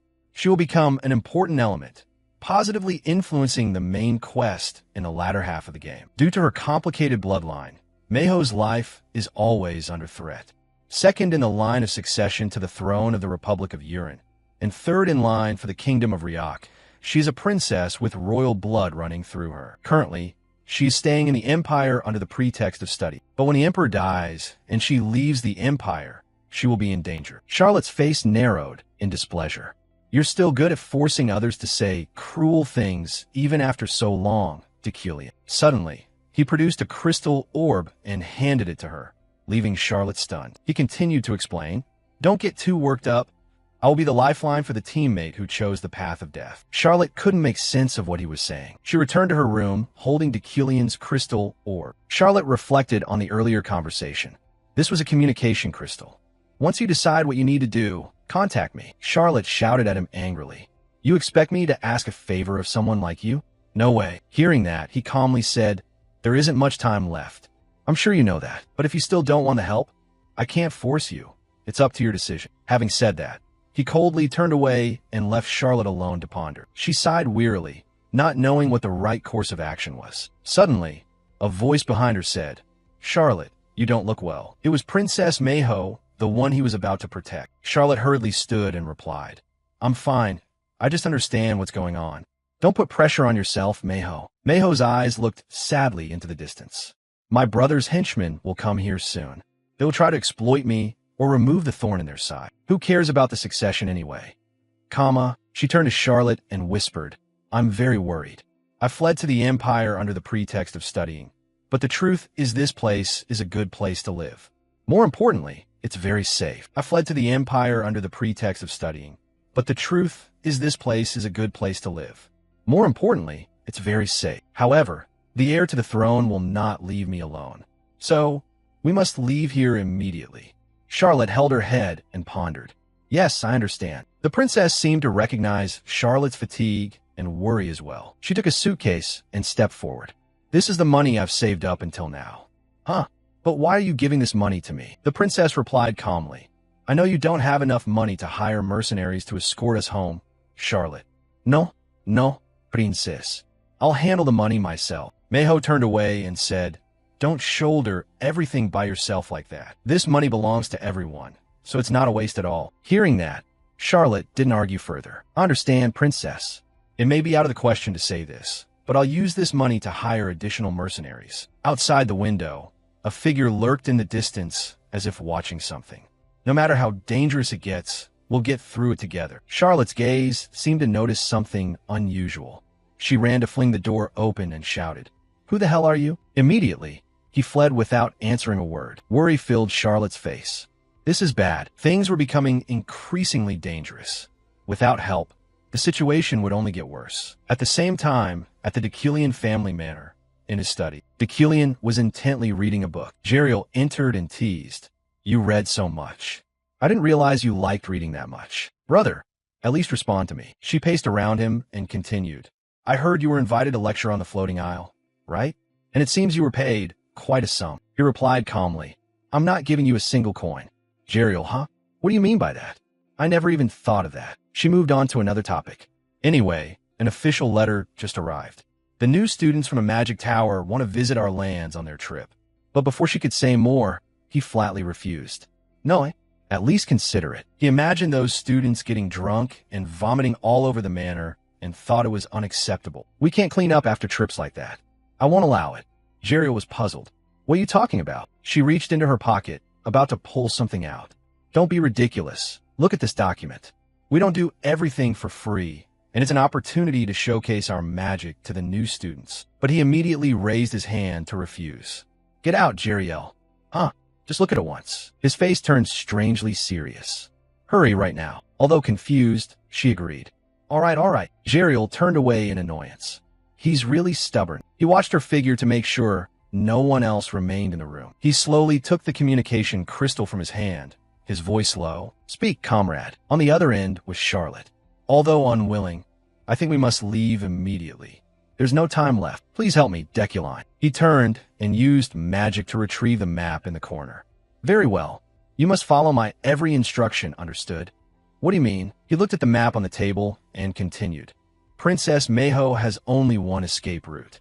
It is an extremely dangerous path, but precisely because of that it is safe. What is it? He answered calmly. The Crevasse Gorge. His answer startled Charlotte. What? That place is heavily tainted by magical energy. Someone like you should know that well, Deculion. He snapped irritably. Do you think you can avoid a death road by taking the normal route? Trust me, Charlotte, we will get through the Crevasse Gorge safe. The rugged mountain region is extremely dangerous. The evil aura there is so dense it might as well be a demon's lair. Some even say demons appear there occasionally. The place belongs to no nation, so it's not bound by any rules or laws. That is Princess Mayho's only escape route. Once they cross the Crevasse Gorge, the Principality of Urine will be within sight. Charlotte's voice rang with skepticism. It's not that we haven't considered such geographical advantages. But when you take that into account, you must not have expected a Urine insider to be involved. He reassured her, don't worry, I'll guide her personally. What? You will lead the way yourself. Hearing that, Charlotte froze. She asked, puzzled, why would you go to such lengths, Deculion? This trip doesn't benefit you. He leaned back in his chair and replied calmly. I am someone who values politics highly, Charlotte. And in terms of intellect and judgment, I always surpass you. What? Are you trying to brag about your achievements? Deculion narrowed his eyes, his voice low. I only hope Princess Mayho survives because it will benefit my family and domain. This is business and mutual interest, not charity, so don't overthink it. Charlotte was silent for a moment, then asked, so where's the rendezvous? Deculion answered promptly and decisively. In 3 days at the entrance of the Crevasse Gorge. If you can't make it there, then you're not worth saving. Charlotte replied sharply. Understood. I hope your skills are as reliable as your big mouth. A system panel appeared. Independent quest. Rescue. Shop reward. 4. Additional achievement rewards. 3 days later, in the Urine domain, cheers rang everywhere. Wow, is this Hydecane? Seems like it. Feels like being in a totally different country. Yeah. The scenery here is really beautiful. Hydecane is the capital of the Deculion territory, a tourist city full of entertainment and great cuisine. It's modeled after famous livable cities in the real world. Even so, despite repeated requests to host gatherings here, Deculion had always refused until now. Jeriel beside him teased. Why did you suddenly change your mind? You used to say gatherings couldn't be held here. Didn't you keep complaining about how filthy they are? He pondered. The reason was that Hydecane lay near the Crevasse Gorge meeting point, only 3 to 4 hours ride away. When the time came, he would quietly withdraw. Deculion turned to Jeriel and asked, where will the newcomers rest? She answered quickly, I've booked an entire floor of the Hydecane Romance Hotel for the incoming students and professors. Standard rooms are set for 4 people, but if they pay for their own rooms, they can choose to stay separately. Good. Of course. Then, as an academy professor and lord of Hydecane, he gave minimal instructions to the guests. A gathering should always be free and relaxed. I will not intervene, no matter how you celebrate. However, I do have a few mandatory rules of my own. Deculion's face filled with killing intent, his voice cold and threat. If anyone dares dirty my hotel or domain, forget about enjoying the rest of your life at the Magic Tower. After that, he spent time preparing the foundations and turned Hydecane into a field strategic base. Everything was arranged satisfactorily. Jeriel led them to the city's mages and proudly boasted, how are the mages of our Hydecane Tower? Clearly the best among the regional towers, right? He said nothing, simply observing quietly. With his combination of clairvoyance and divine intuition, he could see a golden aura around the talented mages. He pointed at the mages and said, give raises to this mage and that one, and fire the guy with glasses. Huh? What? Why is that? He had spent time so meticulously that he didn't notice when dusk had fallen. The group gathered around a huge campfire. The professors sat neatly as if in a supplementary exam. The first to step forward was Sylvia. She fired something into the sky.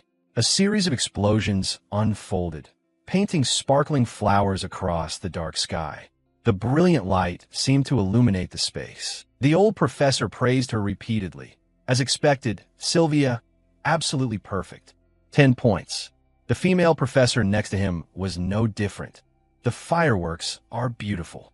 10 points. Julie sighed in exasperation. Why does the professor assign homework, even on trips like this? Suddenly we're forced to do a magical fireworks experiment. Ephraim also responded sadly. Haha, really? The next group up was Ephraim's team. She quickly began explaining her fireworks. We combined destructive magic with harmonizing magic too. But before she could finish, the professor's voice cut in. Enough. Spare me the boring explanation. Just launch it already. Ah yes. Ephraim lit her firework stick, and it shot up into the sky. An explosion of sparkling light covered the entire sky in brilliant illumination, rivaling Sylvia's display. Even the students below marveled in admiration. Wow, it's really beautiful.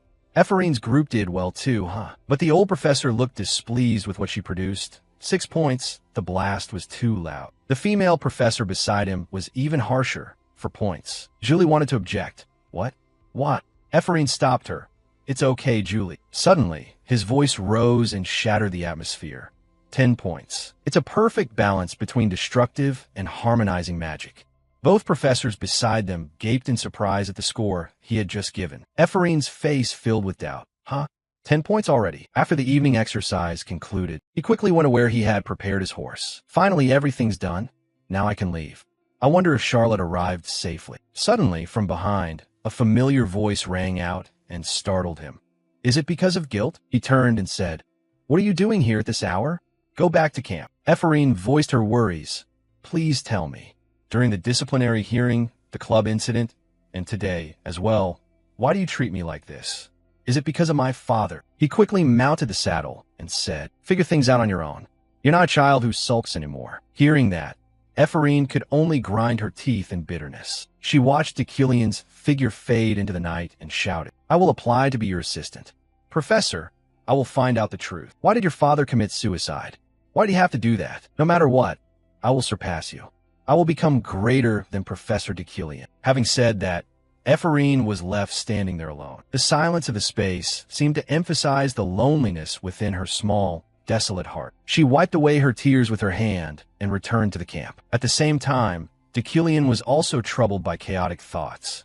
Will Ephraim follow me as my assistant? But my villainous fate hasn't been triggered yet. Exactly what did I do to Ephraim's father? That's something I don't even know in this context. But what if I truly did something unforgivable? Then I'd be dead for sure. He dismounted at the meeting point, instructing his horse before sending it back. You can't go any farther because there's malevolent energy here. Return to the stable and come back at noon. Having said that, he looked around. Has Charlotte's group arrived yet? I should contact them via the crystal. Before he could do so, Charlotte's voice rang out. Decillian. He replied gently. You must have had a hard journey to get here, right?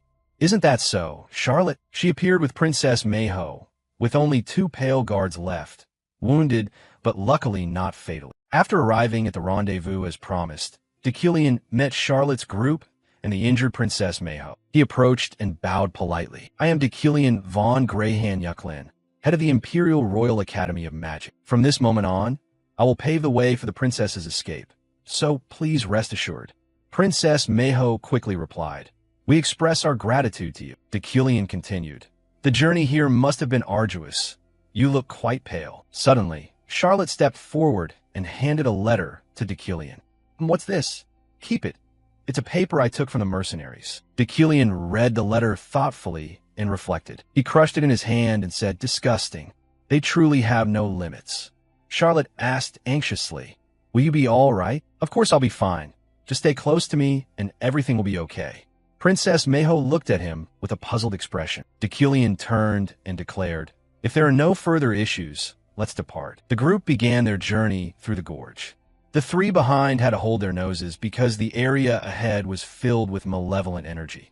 Only Deucalion did not need such a thing. The princess turned to Charlotte and asked, "Charlotte, what did that paper say?" I noticed Professor Deucalion looked unwell after reading it. Charlotte looked at the princess with concern and then answered her question. "Because that paper said there are as many as 37 assassins and one called Dianon pursuing us." Dianon. Charlotte's expression darkened as she explained slowly. "Yes, he is a hybrid creature of demon and spirit, which makes him extremely difficult to destroy by force or magic. That's why, compared to the assassins, he is a far more troublesome threat." No, it can't be. Moreover, the more disgusting thing is that Dianon is a being born from a pact. A pact. Dianon can only be summoned by a dark magic called the demon summoning. They use human bodies and demon horns as materials to enable the summoning. In other words, they use the dark magic that only cruel sorcerers dare employ to hunt us. People like that want to become rulers of a kingdom. However, if there is anything we can still hope for, it's that the person accompanying us now is a member of the Yuklin family. The ancient lineage has long been famed as a prestigious family of demon hunters across the centuries. A system notification appeared. The Yuklin bloodline exerts exceptional power when vanquishing fiends. When facing demons, or when the density of malevolent energy becomes thick, those bearing this lineage can purify the surrounding malefic aura and convert it into their own mana.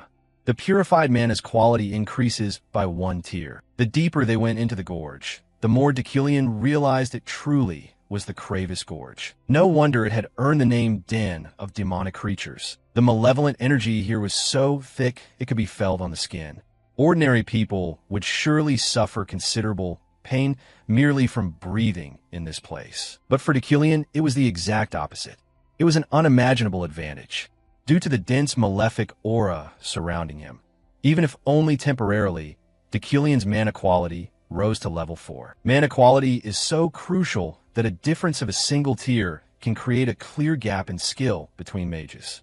Mana quality is usually divided into 10 tiers. Normal people are only at tier 9 or 10. Having mana quality of tier 7 or higher is enough to qualify to try as a mage or knight. From tier 5 upward, the number of people who reach it drops significantly.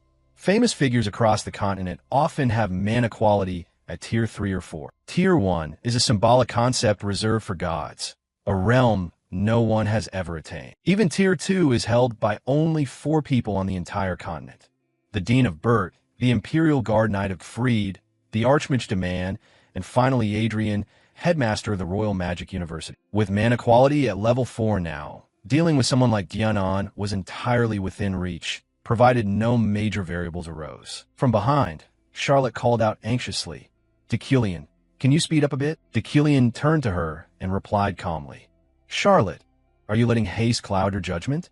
Stay calm. If you rush, you risk more contamination." Charlotte's expression fell when suddenly the princess tugged at her sleeve. The princess's voice was gentle, as if to reassure, "Charlotte, everything will be fine.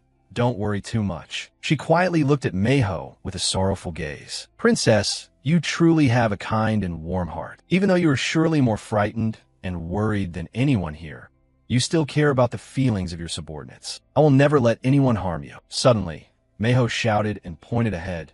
"There's something over there." A flock of falling demons flew in from somewhere, targeting the party on the move.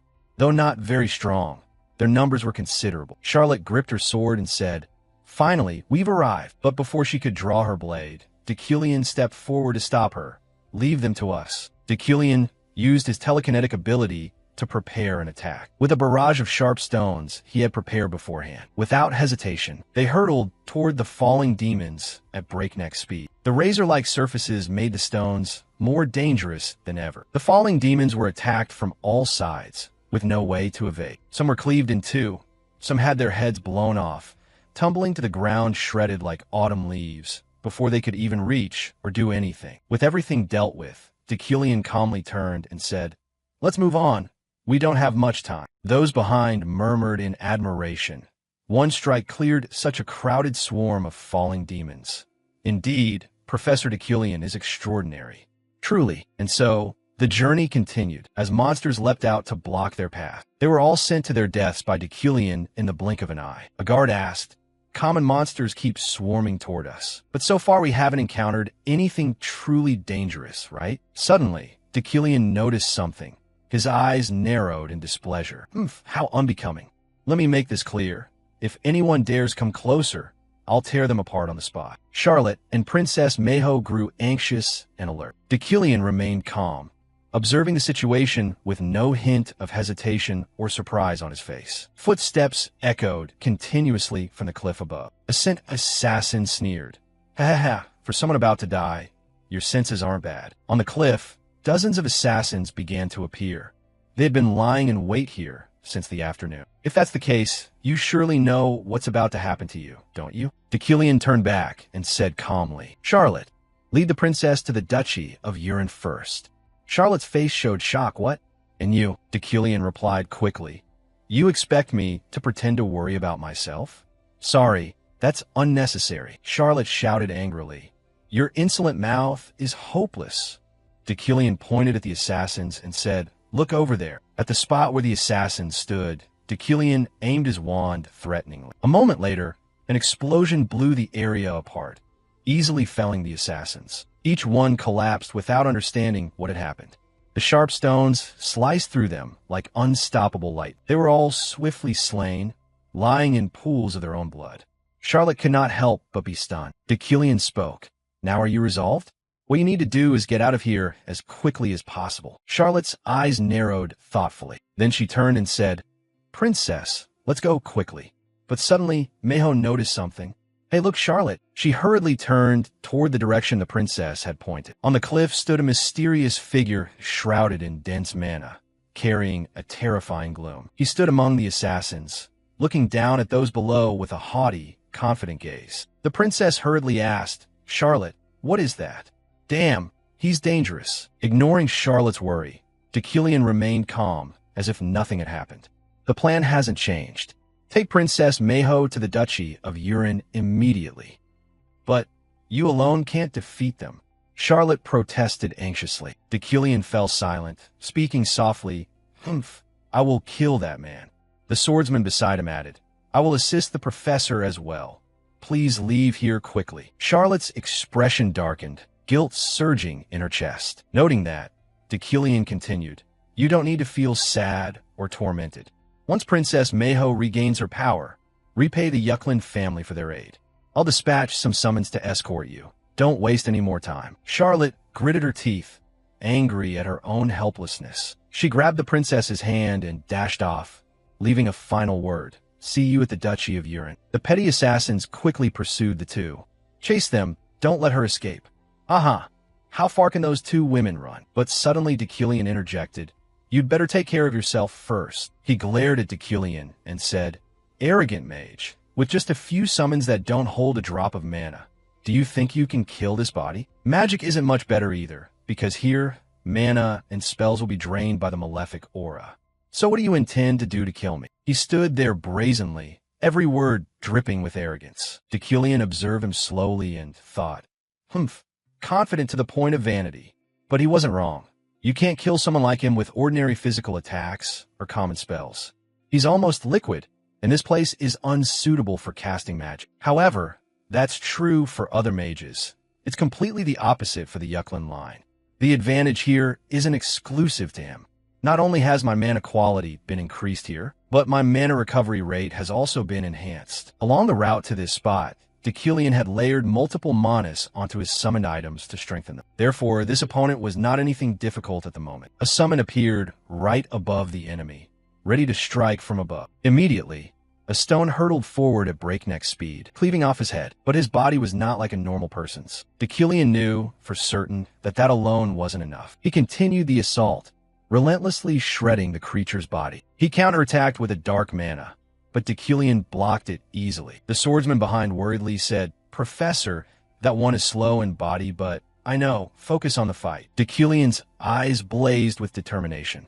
Keep attacking continuously until he's truly dead. He summoned dozens of sharp stones at once, preparing for a finishing blow. The moment Deculion's arm came down, the assault officially began. Before the creature's body could heal, Dozens of stones rained down, tearing it into hundreds of pieces in helpless inability to resist. All that remained were pitiful screams of pain and despair. The swordsman cheered, "You're amazing, Professor," as the final shard flew straight toward the enemy's head. The battle reached its conclusion. At the same time, on Charlotte's side, she had struggled to finish off the trailing assassins. She rushed to the princess and shouted, "Princess, are you all right?" Meiho collapsed to the ground, exhausted, her face showing utter fatigue. "I'm fine, just a bit nauseous." Charlotte realized this was an early symptom of malefic aura poisoning. "We've just escaped the crevice. Please try to endure a little longer." Suddenly, a familiar voice rang out from behind. Meiho turned and saw the familiar figure of her grandfather. He was Jurun, the Minister of the Interior of the Duchy of Yurin. Seeing him, she felt somewhat relieved. The mission was complete. He approached Meiho and said, "You have worked hard. Please forgive us for only being able to wait here." "It's all right, sir, I understand. I'm even grateful." He turned to Charlotte and asked, "And you are?" Charlotte bowed politely and replied, "I'm Charlotte, Princess Meiho's escort." "Is that so?" "Not Charlotte. Thank you. You escorted Meiho here by yourself." Charlotte's face briefly showed sadness. "No, there were others who helped us." She turned to look toward the ravine they had just escaped from, thoughtful. "Minister, could you wait for them a while longer?" "Of course." So the group waited from dawn until dusk, but Deucalion and the swordsman still had not appeared. There was only an empty road with no one in sight, the banishing light casting the whole space in crimson. Princess Meiho asked anxiously, "Will Professor Deucalion be all right?" Charlotte's face darkened. He truly risked his life to protect the princess. Jurun patted the princess's shoulder lightly and said, "We should go." And, as hoped, the person they had been waiting for finally arrived. Deucalion walked up slowly, his sharp voice carrying through the air. "Looks like you've arrived safely." The swordsman scratched his head and laughed sheepishly. "Ha! We're still alive." The two ran up joyfully in the evening light, emotions swelling as if meeting for the first time. After dealing with all the assassins and bringing the princess to safety, Deucalion quickly said his goodbyes. "I'll be coming back here." Charlotte hurriedly asked, "What? Don't you need to rest a bit?" Deucalion lightly brushed off his coat and replied, "No need. It's done. Let Jurun tell you the details." With that, Deucalion turned and walked away, leaving Charlotte and Princess Meiho silently watching him go. Charlotte's eyes narrowed in thought. She carried many doubts before embarking on this dangerous journey. At first, she thought Deucalion intended only to cause trouble, but he truly risked himself to help her and the princess reach safety. Alone, he bore all the danger, guiding everyone to safety. Despite past disagreements, she was determined to express her thanks. Charlotte quickly reached out and called, "Deucalion." She offered a gentle, relieved smile. "Thank you." But all she received was Deucalion's familiar indifference. He replied coldly, "Fine. Judging by your state, you just arrived and haven't had a chance to bathe. I can't shake hands with hands covered in blood." Hearing that, Charlotte was momentarily frozen. She clenched her teeth in anger, thinking to herself that this damned man never changes. Deucalion walked slowly along the sunlit road, his figure gradually fading away in silence. Suddenly, Charlotte shouted his name once more, causing Deucalion to feel annoyed. "What now?" she called out excitedly. "Travel safely. I will repay today's kindness someday." Princess Meiho happily waved as well. "Thank you so much, Professor Deucalion." Deucalion simply watched silently with an expressionless face. He turned away without replying, only giving a gentle wave as a farewell. A notification appeared. Independent mission completed. You receive 4 shop coins and plus 30 mana. Time passed quickly into evening at the minister's residence. A familiar voice called, "Minister, it's Charlotte." "Come." Charlotte stepped in slowly and bowed in the customary salute, then sat down in the chair opposite. Her mind was filled with worries. She wasn't sure what he intended to say. Could the Duchy of Yurin be refusing us? Or was there another hidden plot? No, if they meant to harm us, they would have acted when we first met. Minister Jurun sat in the chair beside her and spoke. "Charlotte, well, I'm about to tell you. Listen calmly, and don't be too shocked," he said in a steady, solemn tone. "The Grand Duke wants Meiho to become his successor. The Grand Duke is a founding lineage, completely independent, not subject to the royal family like ordinary dukes." Hearing that, Charlotte froze for 5 seconds. She didn't know what the hell she had just heard. Charlotte stammered, "Yes. Do you mean the princess will be the next Grand Duke?" That's right. Perhaps even before receiving Meiho's letter, he had already made up his mind. It seems he doesn't much trust his nephew, Jiran continued. In any case, this is absolutely confidential. Apart from him, only I and you know of this. Charlotte's eyes narrowed with worry. Could this really be possible? Not long ago, the princess nearly lost her life over the succession dispute. A penniless, small, fragile person, and yet now, upon arriving in the duchy, she was chosen as the heir. Everything happened so fast she couldn't comprehend it. Suddenly, Charlotte realized something and hurriedly asked, "Sir, besides me, does anyone else know about this?" Jiran lowered his head and slowly replied, "What are you saying? That can't be. I only heard it from the Grand Duke a few minutes ago." Charlotte accepted that answer outwardly, but deep inside she still harbored an inexplicable doubt. Deucalion's earlier words echoed in her mind. "I only want you and the princess to survive because it benefits my house and territory. I'm not protecting her. I'm making a deal that favors me. So don't think about it too much. If you feel guilty, that guilt shouldn't be here. Once Princess Meiho gains power, return the favor to House Yuklin.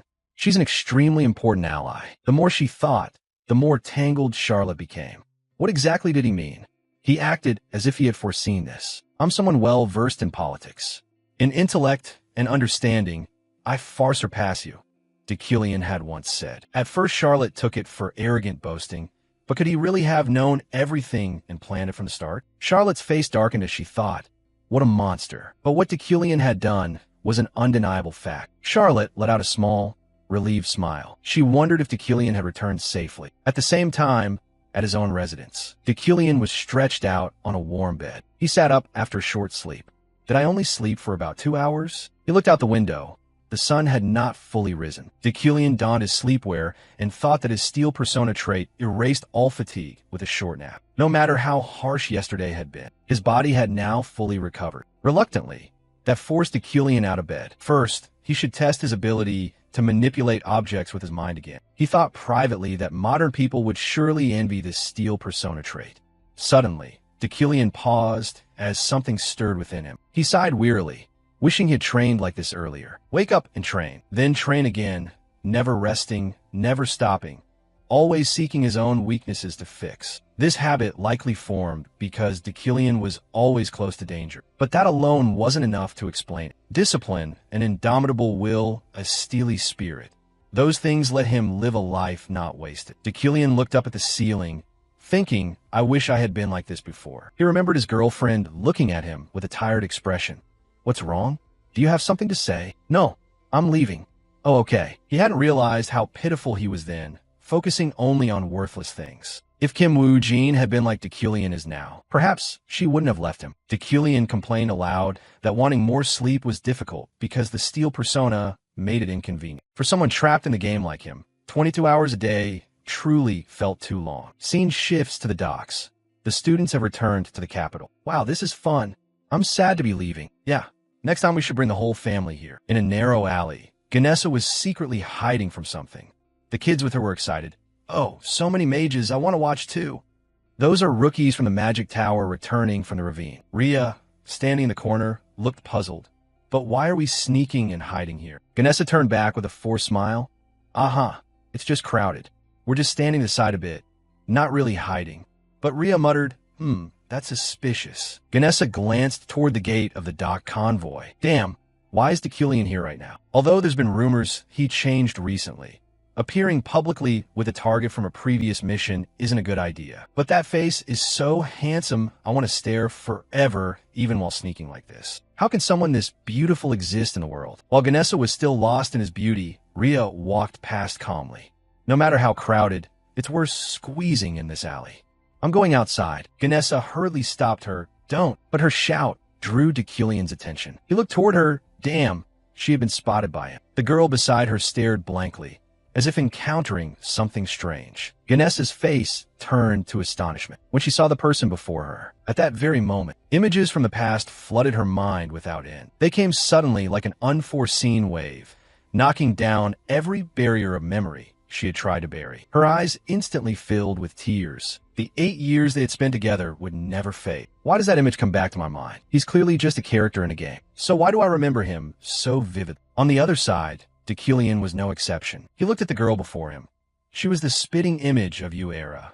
Her smile was bright as the sun, the thing that had helped him through so many hardships in his previous life. They stood silently, staring at each other. The space seemed frozen in that fateful moment. They looked at each other for a long time with astonished eyes. He suddenly turned his head away, thinking to himself, I'm overthinking while staring at a game character again. Rhea also turned her face away, dismissing the thought. Pull yourself together. Damn it. He's just Deucalion. She stretched and walked off as if nothing had happened. Ganessa looked at her with a hint of judgment. He, to shake off his embarrassment, turned to scold his students. I'll deduct points if you walk and eat and drop crumbs. Watching him, Ganessa thought to herself. So he saw but said nothing. Has he really changed? Is that Deucalion? Cut to the city a few days later. A carriage was speeding down the road. Uriel sat in the carriage, trembling all over with fear. Seeing that, he warned, Calm down, Uriel. Stop wriggling like a drenched dog. She turned back. But we're on our way to see the new emperor. It'd be weird not to be scared. He continued to reassure her. All you need to do at the coronation is bow. We're not granted a private audience, so don't make a fuss. Then he handed over a packet of papers. Here, take this. She took it puzzled. What's this? He explained, observations. I inferred them by analyzing various conditions, including the new emperor's temperament. Consider these when managing the territory. He thought to himself, 12 days ago, the late Emperor Krabame passed away. The pace of frontier conflicts will accelerate once the new emperor is crowned. So I recorded the important events beforehand. If Uriel follows these, it could reduce the difficulty of future missions. Reading through, she flinched. Huh? Are you some kind of fortune teller? Don't pretend. He didn't answer directly, but warned, I'll check later. This made her give an embarrassed smile. At the palace, a soldier directed them. Members of House Eucline, this way, please. They walked on. Uriel looked around, exclaiming, There are already so many people here. As they walked, someone suddenly cut in front of them, startling him. It was Julie. She glanced at him, then bowed slightly and continued on. He felt a bit awkward, thinking to himself, is she still having trouble with that Varen guy? While he was still lost in thought, something noisy erupted from the crowd behind them. They turned and discovered the emperor's carriage had arrived. He and everyone else bowed in salute. A pair of small feet stepped out from inside the carriage. The new emperor began to move inside to carry out the ceremony. She walked straight up to the throne ahead. Then the investiture ceremony commenced. Before the throne, the crown was placed upon the new emperor's head. Drums echoed along with the people's cheers as they came to greet their new emperor. And thus a new emperor was born. She was Emperor Safian Yekater August von Gibrain. After enduring a dull inauguration ceremony that bored her, Safian let out a long yawn, not noticing that all eyes were on her. Uriel remarked, she's yawning. The new Emperor Safian, despite possessing unparalleled status and power, she always feels bored. And the reason lies in her character design. In the game, she possessed the most extraordinary talents. If she wanted to be a knight, she could have become a guardian knight. And if she followed the path of magic, she would have been a grand archmage. She had astonishing talent in every regard. But because of that, she wasn't interested in anything. Of course, there's an even bigger problem, which is, suddenly he felt an immense pressure directed at him. He broke out in a sweat. What? I feel like someone is staring right at me. He glanced around, assessing, who the hell is it? He also recognized where the red gaze was coming from. It was from Safian's position on the throne. Noticing that presence, Uriel, a lower-ranking member, said aloud, Your Majesty is watching the nobles. She's been looking this way for a while. He internally denied it, uncertain. She's looking at me. But why is she looking at me like that? Holding a chess piece, Safian complained, What a boring ceremony. I'm even hoping for an ambush or some bombing. Charon beside her, used to her temperament, said nothing. He was Safian's personal guard. Safian continued, But someone has piqued my interest. I heard about trying this little thing. Do you remember? You said it caused an uproar with just a simple remark. I've seen the one who created it. She smiled faintly. That's why I'm looking at him. This should have been his first time meeting me. But it seems he already knows me very well. Charon added, Who doesn't know your majesty? She explained, No, he's different. I can't explain well, but clearly he's sizing me up. His gaze didn't waver when he realized I was staring at him. She smiled, Haha, how interesting. It feels like meeting an old acquaintance again. Understanding her meaning, Charon nodded. I understand. Then she stood up, stepped forward a few paces, and said to him, Now that I am emperor, I should get to work. I should eliminate those unwritten rules that have existed for so long. Yes, I mean the Emperor's class. Cut to the academy scene, which is extremely peaceful. He was beginning preparations for the new term with his assistant Alan. As they walked, he said, "Even though the new term has started, the students are as stupid as ever." Alan laughed awkwardly. "Haha, I think the newcomers will need some time to get used to it." While moving, they noticed a crowd gathering in one spot. Alan asked, "Why are there so many people in front of the gate?" He calmly replied, "I don't know." Then the two of them entered their office. Charon was there with soldiers of the royal guard. He thought to himself, the royal seal of the palace. Why would a member of the royal family come to me? Charon then produced the imperial edict and read aloud, "Deculian von Greyhan Eucline. Please receive this with reverence." Without hesitation, he and Alan dropped to one knee, respectfully receiving the order. Charon continued, "The royal family intends to grant the head of House Eucline, who is also a senior professor of the Magic Tower, Deculian the honor of sharing and discussing magic with His Majesty the Emperor. Professor Deculian has been placed on the list of candidates for the position of Imperial Teaching Mage. Therefore, please demonstrate your ability by solving the problem presented by Court Mage George." He was somewhat surprised by the proposal. What? The Emperor chose me. The Empire has a tradition that the Emperor will learn about the world through outside professors during the first year after ascending.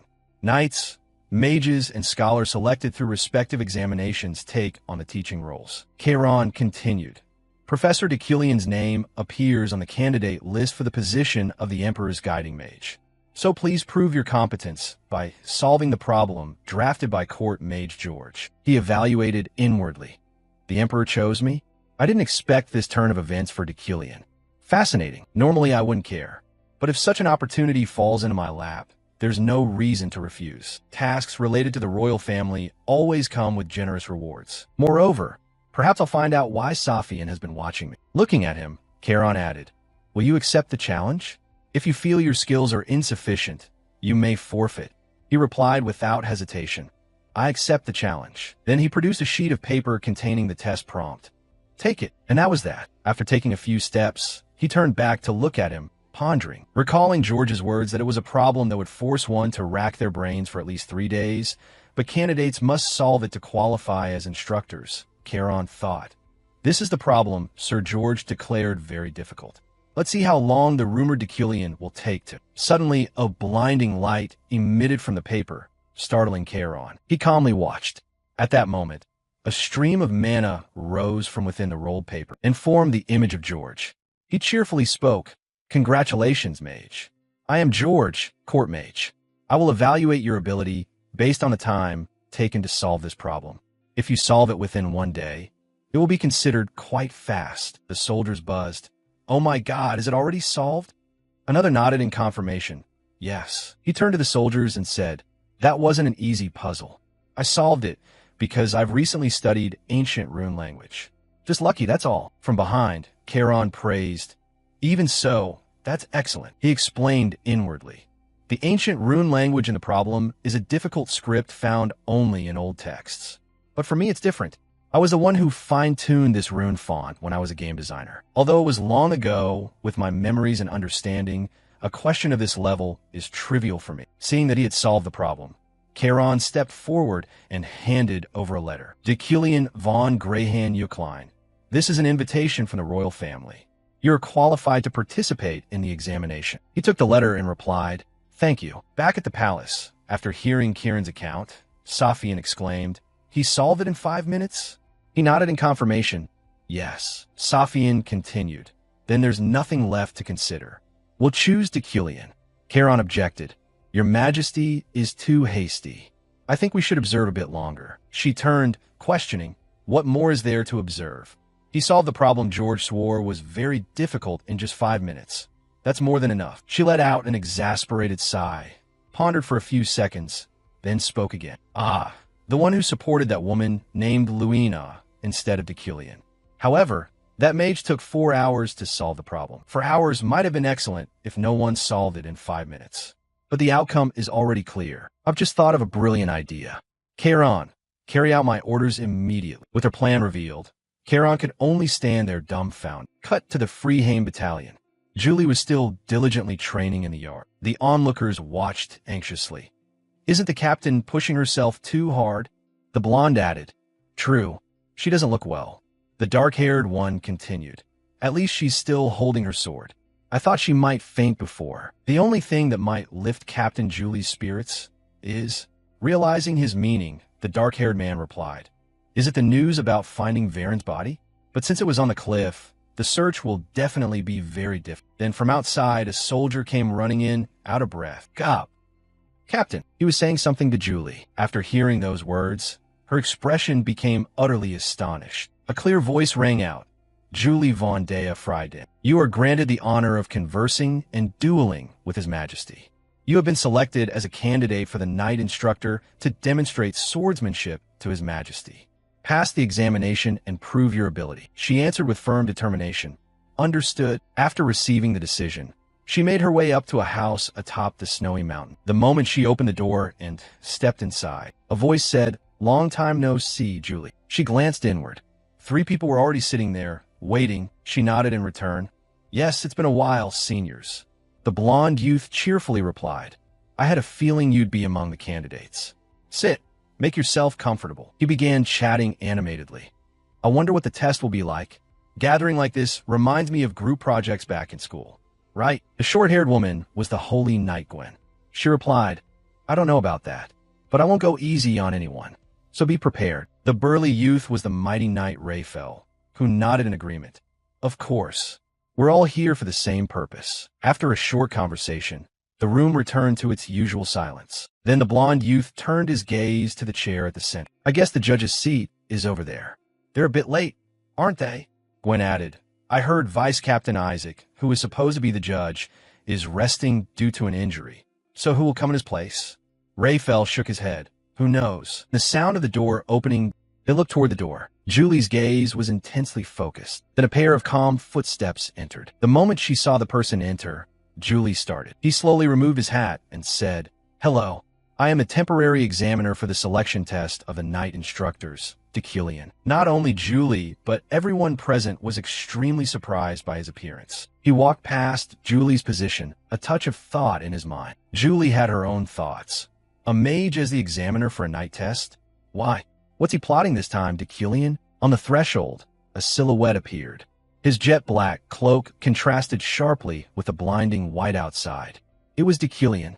His arrival was like a bucket of cold water dumped on the pride of the elite knights present. All eyes turned to Deculian, known to be a high mage and an arrogantly reputed noble. The mighty knight Raphael could not contain the fury rising in his chest and sprang to his feet, roaring, "You're the examiner? What the hell do you know about a knight's spirit to be judging this? How dare you?" Despite the aggression, Deculian remained unflinching. He stepped in, leisurely removed his gloves, and sat in the central chair with a disturbingly composed air. His eyes were calm like a frozen lake as he glanced at the flustered knight. "Yes, I am a mage, not a knight. Therefore, I will not evaluate you based on flashy sword strokes, but on the professional standards required by the palace. It seems you're displeased with my sitting here. But remember, I am the official guiding mage of His Majesty, and my presence here is a direct order from him.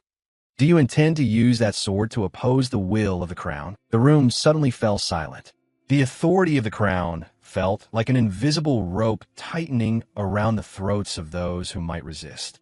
The knight stammered, his face flushed with indignation. "Chosen as a teaching mage? Me?" At that, Julie's senior knight narrowed his eyes at Deculian and spoke sarcastically. "Then, Sir Examiner, is this test truly fair? You won't show favoritism to anyone due to personal ties, will you?" The room buzzed. Everyone knew about the complicated entanglement between Deculian and her. Julie remained silent, her hands clenched under the table as she bowed her head and endured the gossip. Deculian calmly closed his file, his voice cold as ice. "I'm only the supervisor and recorder. The final decision still rests with His Majesty. The test will begin early tomorrow morning. Now everyone go and rest." "All right, rest well, so you have strength. Let's go." They all climbed the stairs, their murmurs continuing. In the end, they still won't claim it's fair. But never mind, the final decision is His Majesty's. Deculian's eyes narrowed as he thought inwardly. What they said was true. This test was unfair from the start. But contrary to what they expected, I'm not here to help Julie, but to do everything I can to eliminate her from the selection. That night, the blizzard outside howled without ceasing. Deucalion sat alone by the flickering oil lamp, flipping through ancient pages.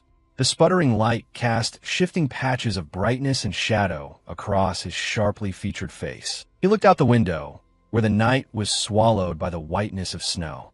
Indeed, knights always spar among themselves before anything else. Watching Julie carry such determination brought to his mind images of the royal palace's deep corridors. The only reason I accepted this ridiculous examiner role is because of her, Julie, a mage knowing nothing of swordsmanship judging knights. What a farce. But she absolutely cannot set foot in that palace right now. In the basement, there still exists the largest variable that could end Deucalion's life. The Abyss of Ferdin.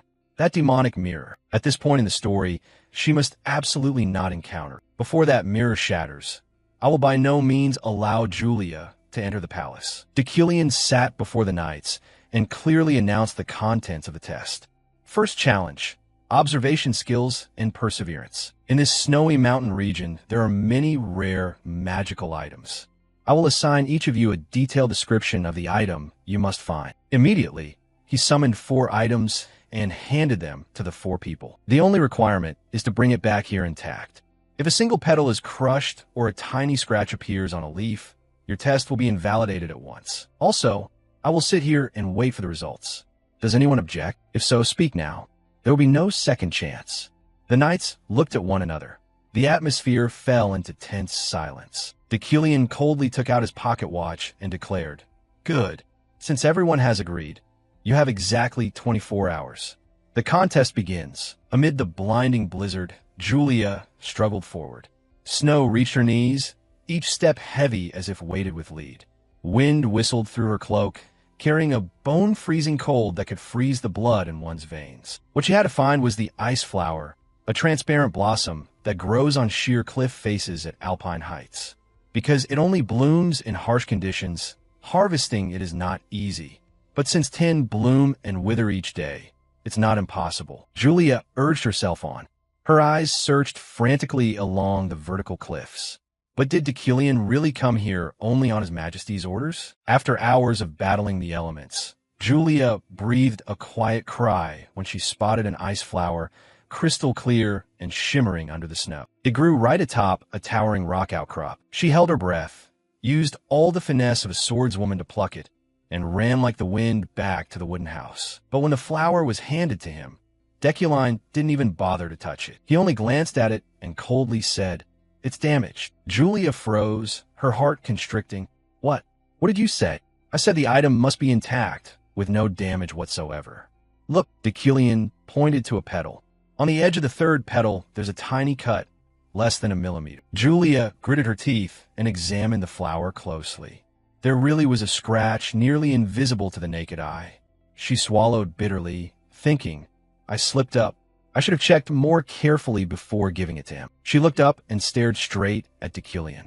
"I'll go get another." With that, Julia quickly turned and plunged back into the white flurry. The second time, she found another flower on the cliff, even higher than before. Julia climbed with all her might, struggling.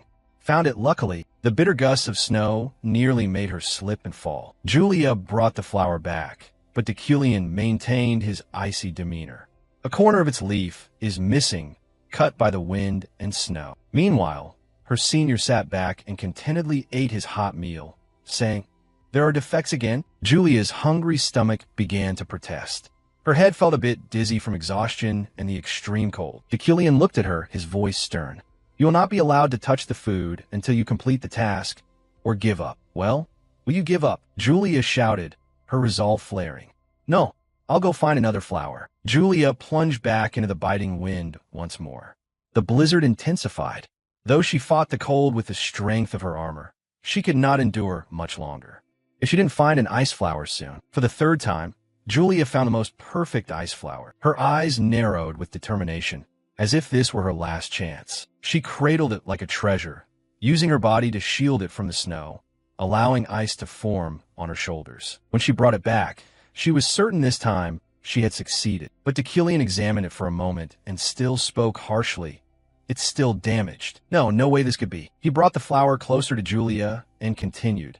There's a small crack on a petal. Julia nearly collapsed onto the wooden floor, tears of anguish welling up. How can this be? Why? What happened? There was clearly no scratch on the outside. Why does it keep getting damaged? Suddenly her gaze lifted and fixed on something. It swept across and finally stopped at the campfire blazing in the center of the room. A flash of insight sparked in her mind. Could it be? Julia said nothing. She rose with fierce eyes. One last time, may I go again? She turned and went out again to search. But this time she did not head toward the old cliffs. Deucalion watched her thin but resolute back and judged inwardly. It seemed she had noticed the pattern.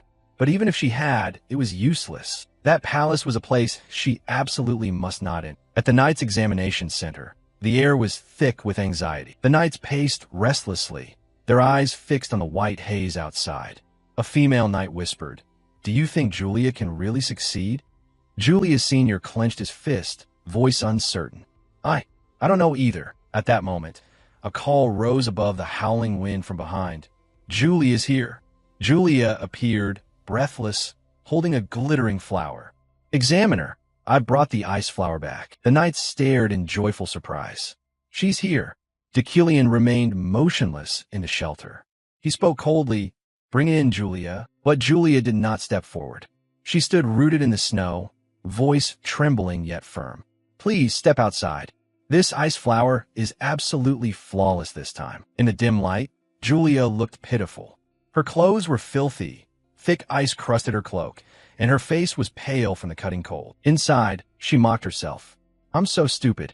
Why did I only realize this now? If I bring an ice flower into a warm place with a fireplace, it will melt and be ruined instantly." That was the trap of this test. Yet Deucalion did not budge. He replied in an icy tone, "I refuse." I recall saying it clearly from the start.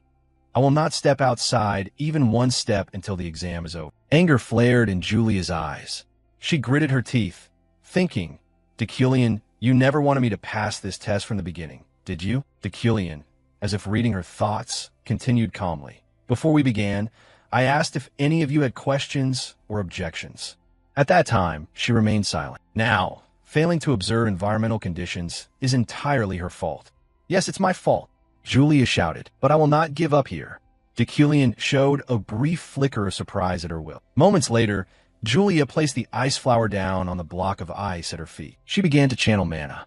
A powerful surge of energy erupted. Everyone inside stared in astonishment, but sudden pain clearly appeared on Julia's face. In an instant, a fierce storm of energy enveloped the entire shelter. Frost began to form on the walls, driving out the warmth inside. Deucalion watched the scene, assessing inwardly.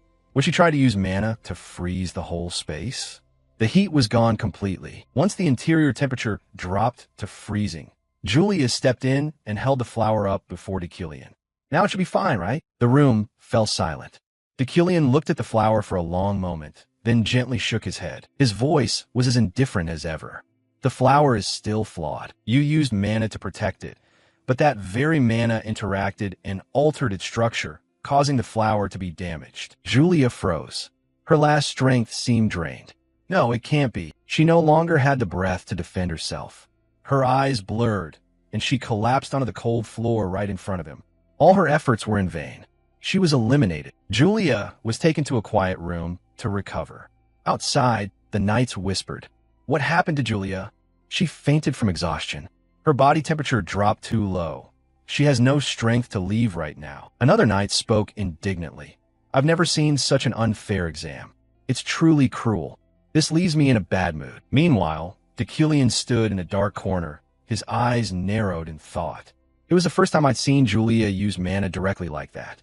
But my sight had seen something very strange. What did I just see with my mana sight? A status window appeared before him. Abnormal status, mana damage. Deucalion was stunned. Mana damage? Does that mean her Dantian is severely injured? A wound to the Dantian is not common. It certainly couldn't be caused by normal effects. In the game's storyline, I've never heard of Julia bearing such a serious injury, yet still becoming the greatest knight. What on earth happened? Just then, Julia Sr. stepped forward and sighed. The difficulty of that test was truly high. Even I didn't notice the temperature trap of the ice flower. In truth, No one could pass it. Deucalion looked at the man before him, thinking that they were both classmates and Julia seniors. Maybe they would know something. He decided to ask directly, "Has Julia ever been seriously injured before?" The knights turned to him with looks of anger mixed with shock. The senior snarled, "Hey, do you really not remember? It's because of you. The escort mission at Merrick that year. Could the aftereffects still be haunting her after all this time?" Deucalion was stunned. The Merrick escort mission? This is a pre-game setup I had never known about. He turned to the man beside him and said, "Raphael, you sparred with Julia.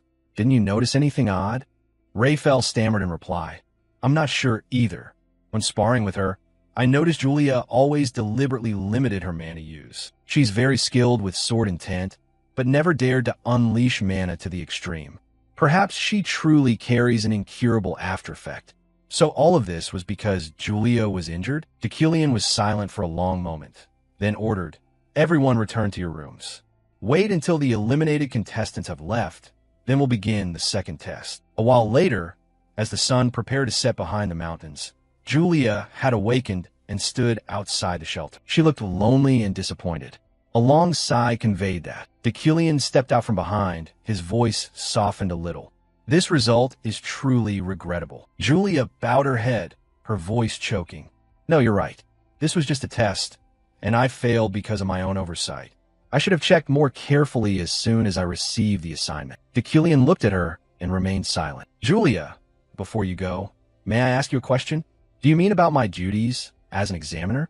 Or tell me about the promise I broke first?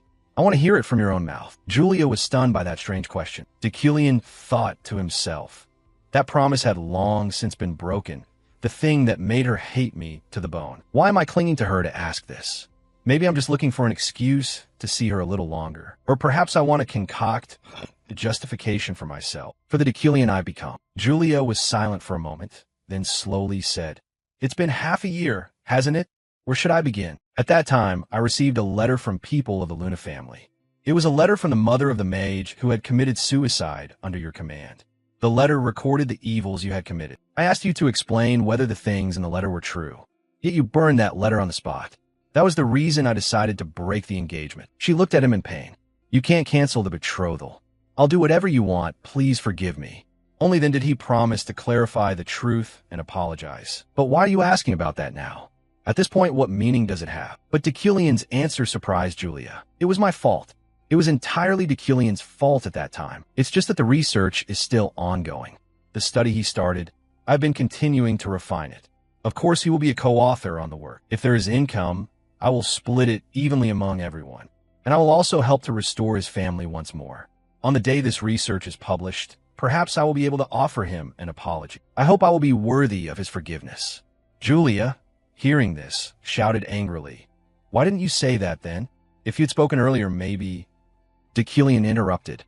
"I am sorry. It's just, I can only excuse myself by saying that perhaps I of today am no longer the Deucalion of the past." The atmosphere fell into an absolute silence. Julia looked at him blankly, as if standing before a completely unfamiliar person. Deucalion stepped closer, his voice low and resolute.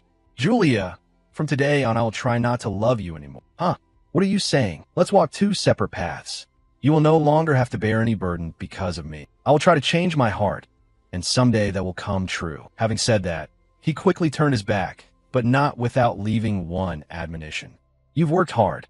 Go home and rest well." Julia's heavy footsteps left deep prints across the long white snow. "I will try not to love you anymore." Julia gave a small smile, a bitter yet relieved one. She walked through the snow, wondering, have you truly changed, Deucalion? Standing by the window, Deucalion watched Julia's small figure fade behind the white veil of snow. Even with Deucalion's strong will, is the affection for Julia something he still cannot control? 3 days of the grueling selection process passed, and now all final evaluations were complete. An official document was released. It displayed the portraits of the 4 knights chosen to represent this era as the palace's training knights.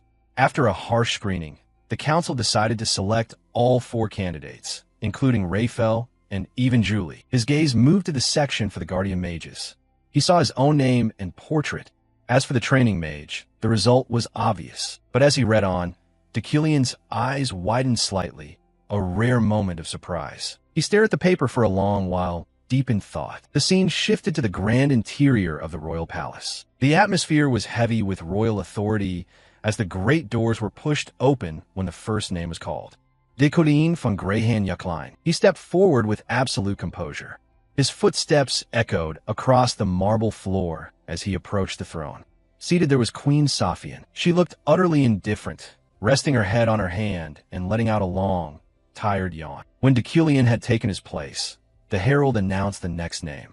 Oina van Schlotemeckveen. Deculion kept his gaze fixed forward, but his mind focused on the woman who had just stepped in beside him.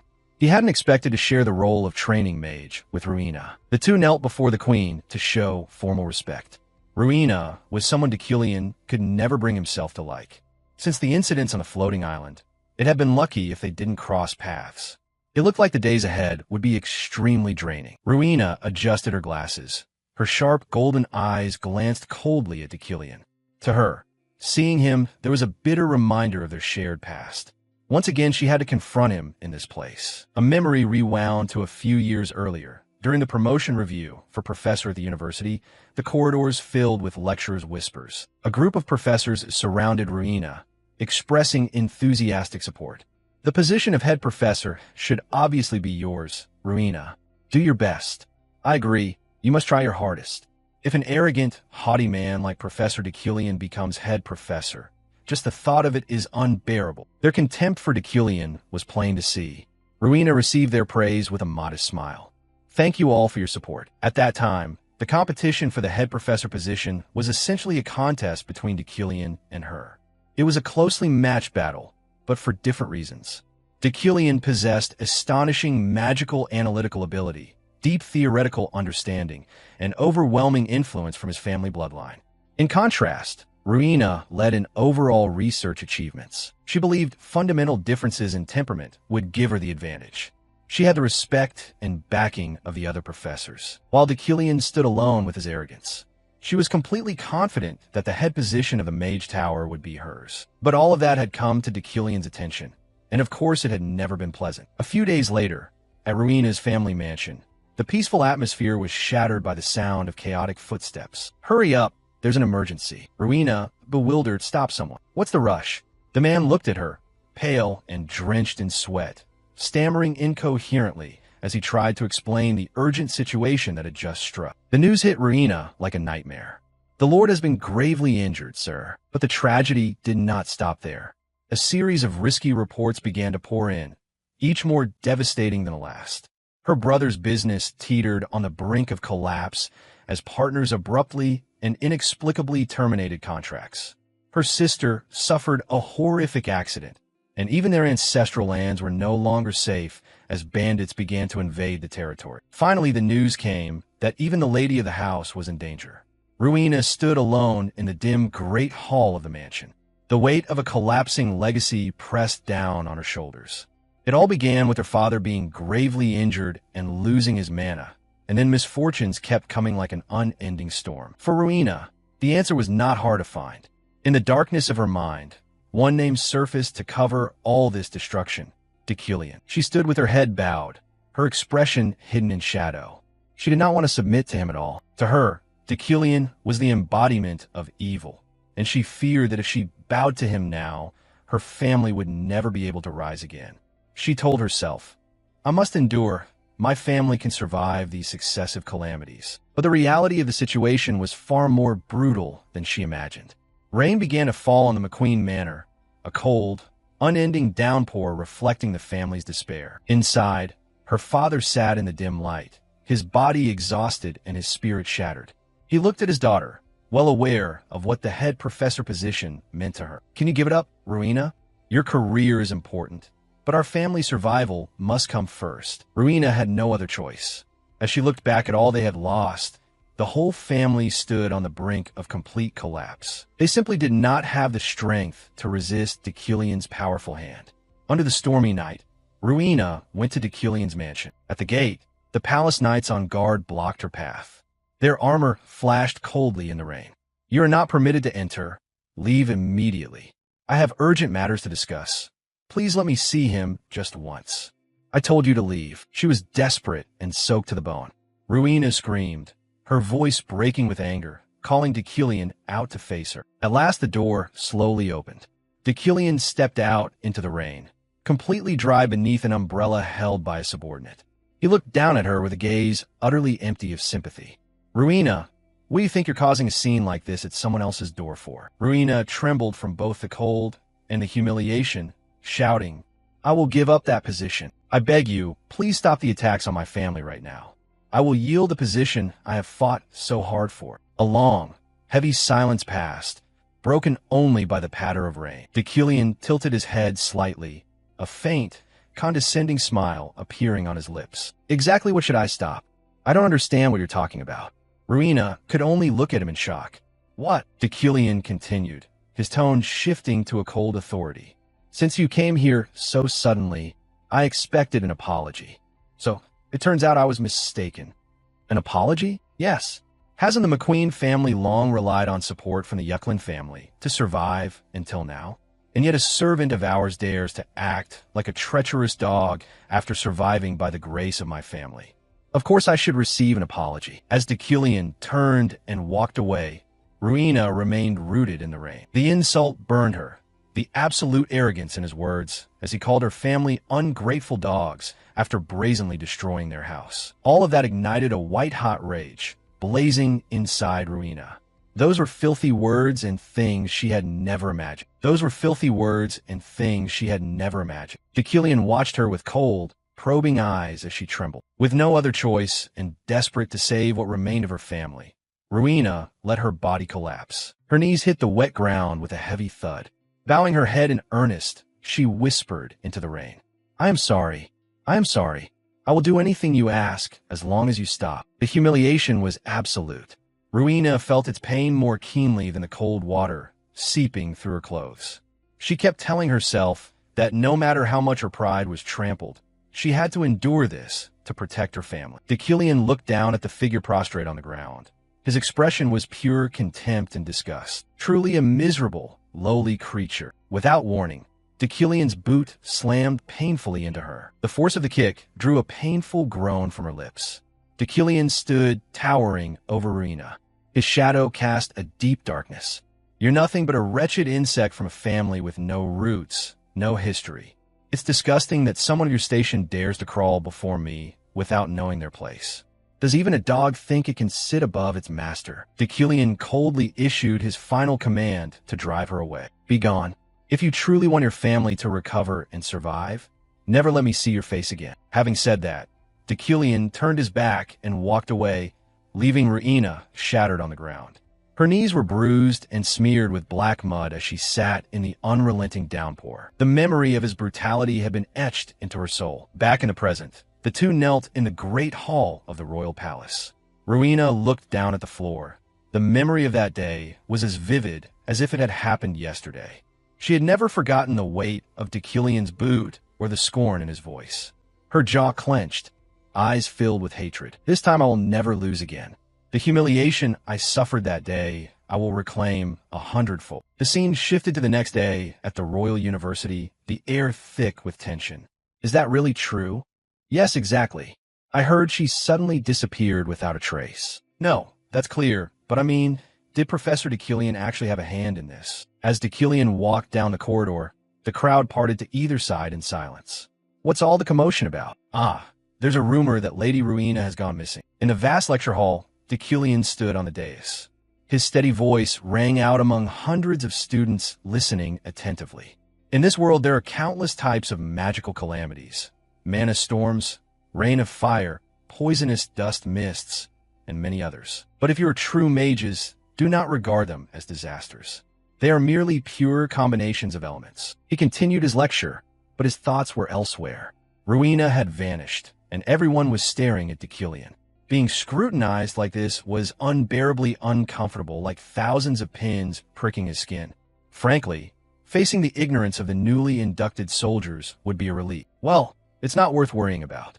It has nothing to do with me. The truth will soon come to light." He maintained a calm expression and continued the lecture. "We must view the phenomena around us through the eyes of a mage. Only then can we grasp their true nature. The scene shifted to the next day at Deucalion's office. The door burst open suddenly, and an assistant rushed in a fluster. "Master, you must come out at once. Someone from the Magical Security Bureau is here to see you." Deucalion frowned slightly and stepped into the corridor. Waiting for him was a middle-aged woman with a cold demeanor. Deputy Director Lilia Primian of the Magical Security Bureau. "Professor Deucalion, long time no see." He went straight to the point, voice devoid of emotion. What matter is important enough for the Deputy Director to come in person? Lilia looked him in the eye and replied, "I came for only one reason. Miss Reina has gone missing." Deucalion raised an eyebrow. "What does that have to do with me? Are you accusing me?" "Not exactly. I'm just gathering clues for investigation. The likelihood is high that Professor Deucalion was the last person to see her. Lady Reina attended the royal training the same day as the professor, and from that moment no one has seen her. Did you notice anything unusual?" Her gaze was clearly directed at Deucalion. He replied immediately in an icy tone, "No, I have nothing to say." Lilia was silent for a moment, then nodded. "I see. Understood." She turned and left, leaving Deucalion standing alone in the empty corridor. Back in his private room, Deucalion closed the door and exhaled softly. Indeed, being suspected by others was not pleasant, although he verbally denied it. Of course, if it were the old Deucalion, causing such incidents would be entirely within his capability. Suddenly, he noticed a strange flow of mana gathering before him. A magic circle appeared, emitting a faint glow. Inside the circle, lines of text hovered. "Have you abandoned us, Master? We are still following all your orders." Deucalion read it and narrowed his eyes slightly. "We are still following your orders. Who left this?" Content like this is certainly related to Deucalion's past, or perhaps from some underground network. Receiving a message like this, coinciding with Reina's disappearance, felt ominous. Could the kidnapper of Reina be? Suddenly, he sensed a presence behind him. A shadowy figure formed entirely from magical illusion appeared. "Master!" Deucalion spun around, his heart skipping a beat. An illusionary apparition? He understood everything. The kidnappers of Reina were them. The guiding illusion nodded and then vanished, leaving a faint trail of light to lead the way. The scene shifted to the dark slums at the city's edge. Deucalion followed the trail of light, venturing deep into a damp alley where crooked houses squeezed together. Emaciated children and sick old people all lived in extreme poverty. The illusion reappeared, its voice echoing. "This splendid empire always has two sides, light and dark alongside each other. If the capital Imperium under the Emperor represents the light, then the clan district where we reside is the darkness." The light stopped before an old iron door leading down to an underground cellar. "We have arrived, Master. Please enter inside." Having said that, the illusion completely dissipated. Deucalion pushed the door and stepped down.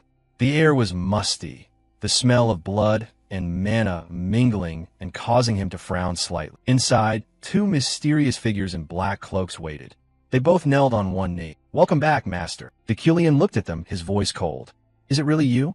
You claim to still carry out my orders. So tell me, what command did I give you?" One of them nodded. "Yes, Master.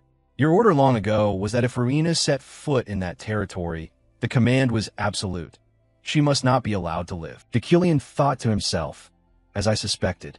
It was all carried out by my clandestine network of agents in the shadows. Fortunately, I do not see the death variable displayed on them, although by their behavior and speech, they did not seem to show absolute loyalty to Deucalion. Take me to Reina immediately." They led him into a deeper room. In the center sat Reina, tied tightly to a chair, a sack over her head, unconscious. The man in the black cloak spoke. "We injected an anti-mana toxin into her body. She will be unable to use magic for the next few days." Deucalion stood motionless, staring at the inert Reina as a flurry of questions spun through his mind. How should I handle this? He had not expected his own subordinates to be brazen enough to kidnap Reina. The fate of an evildoer was rising strongly over Reina. She was unconscious now, but she would surely deduce that Deucalion was the mastermind behind it. How could he extinguish this misunderstanding and eliminate the death variable? The man in black stepped forward and handed him a dossier. "Master, this is what we needed to give you." Deucalion took it and carefully flipped through the pages. After reading only a few lines, his eyes widened. But he said nothing, quietly refolded the dossier and handed it back. "Well done. Thanks to this, I've found the key to resolve it. You two step outside for now. I have a few words to speak with Ruina in private. They exchanged astonished looks but bowed in obedience and left the room. Your servants take their leave. The door closed, and Deucalion grew more serious than ever. If he didn't handle this right, it would mean death. After a while, Ruina gradually regained consciousness. She jerked awake and frantically struggled against her bonds. Deucalion reached out and used magic to gently remove the sack from her head. The moment Ruina saw his face, she screamed loudly. Deucalion, if you think everything will go according to your plan, I am now a royal supervising instructor. If I report this to the crown, do you think you'll remain safe? Deucalion cut her off, his voice as cold as ice. Ruina, you'd better choose your words carefully. Right now you are chained and locked. You can't even use your magic. Ruina went rigid, her eyes full of helplessness. She glanced around the dark room, then looked back at Deucalion. The cruel truth weighs on you. Is it because of the grudges you've held against me? Or for the fight over the head professor position before? You crushed my honor so miserably, and you're still not satisfied? What exactly is this about? Deucalion was silent for a long moment, then spoke in a low voice. That chair of head professor, sit in it by all means. Ruina widened her eyes and screamed in panic. What the hell are you saying? You kidnapped me and brought me here. Why would you do this? Deucalion did not answer immediately. In his mind, there was only one thought.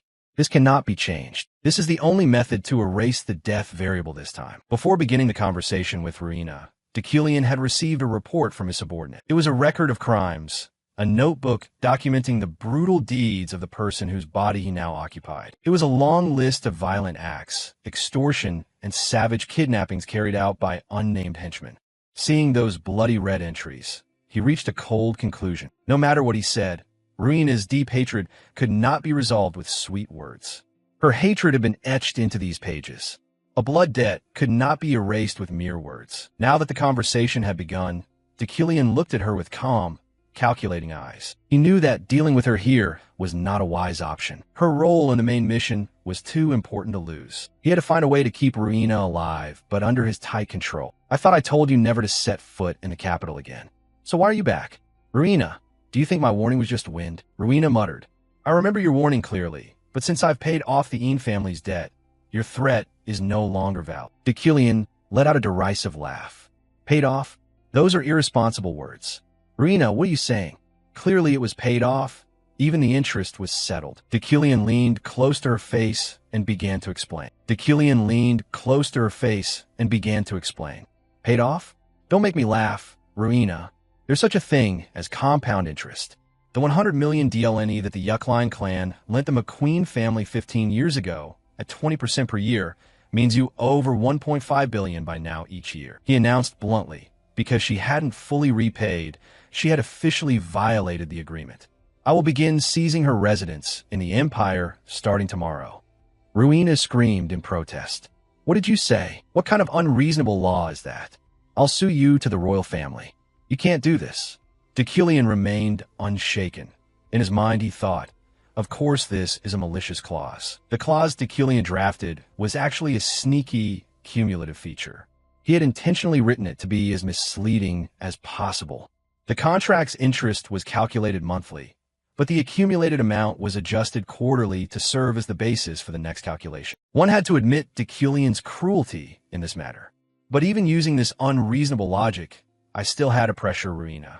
After all, the current situation forced me to play the villain. Seeing her despair reach its peak, he finally offered an escape. However, there is a way. If you help me become chairman, I will wipe all your debts. A heavy, stifling silence filled the room. Deucalion continued. Of course, the head professor's chair will be yours. Ruina bowed her head, her spirit temporarily crushed under the weight of an impossible choice. Deucalion slipped his hand into his inner pocket, took out a sheet of paper, and said, because I know you are someone who doesn't keep promises, we must first make a contract. That's your coercion again. Ruina gritted her teeth. She looked up as Deucalion tossed the document onto her lap. Read it. Article 1.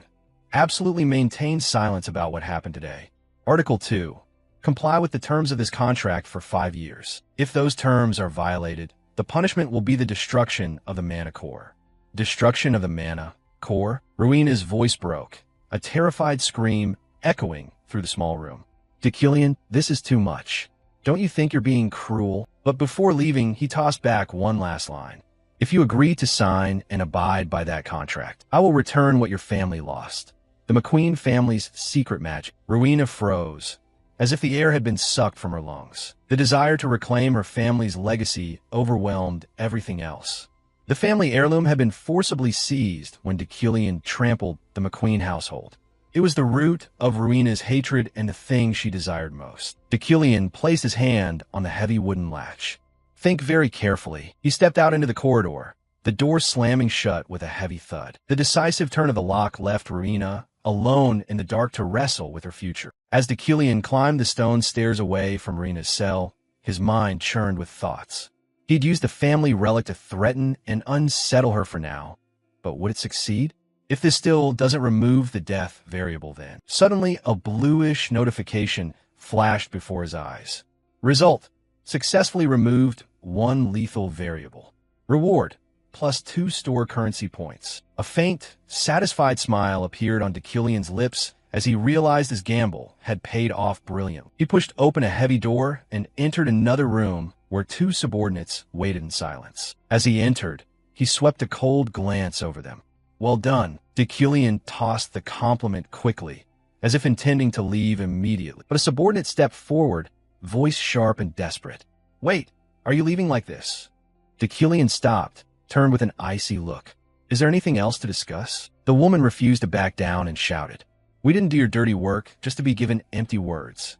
You must keep your promise. You clearly said you'd pay and release us when the job was done. Tension exploded when the brothers suddenly stepped forward and slapped her, sending her crashing to the floor. She looked up at her brother in shock and whispered, Brother, why? But the man ignored her and turned to Dekillian to apologize.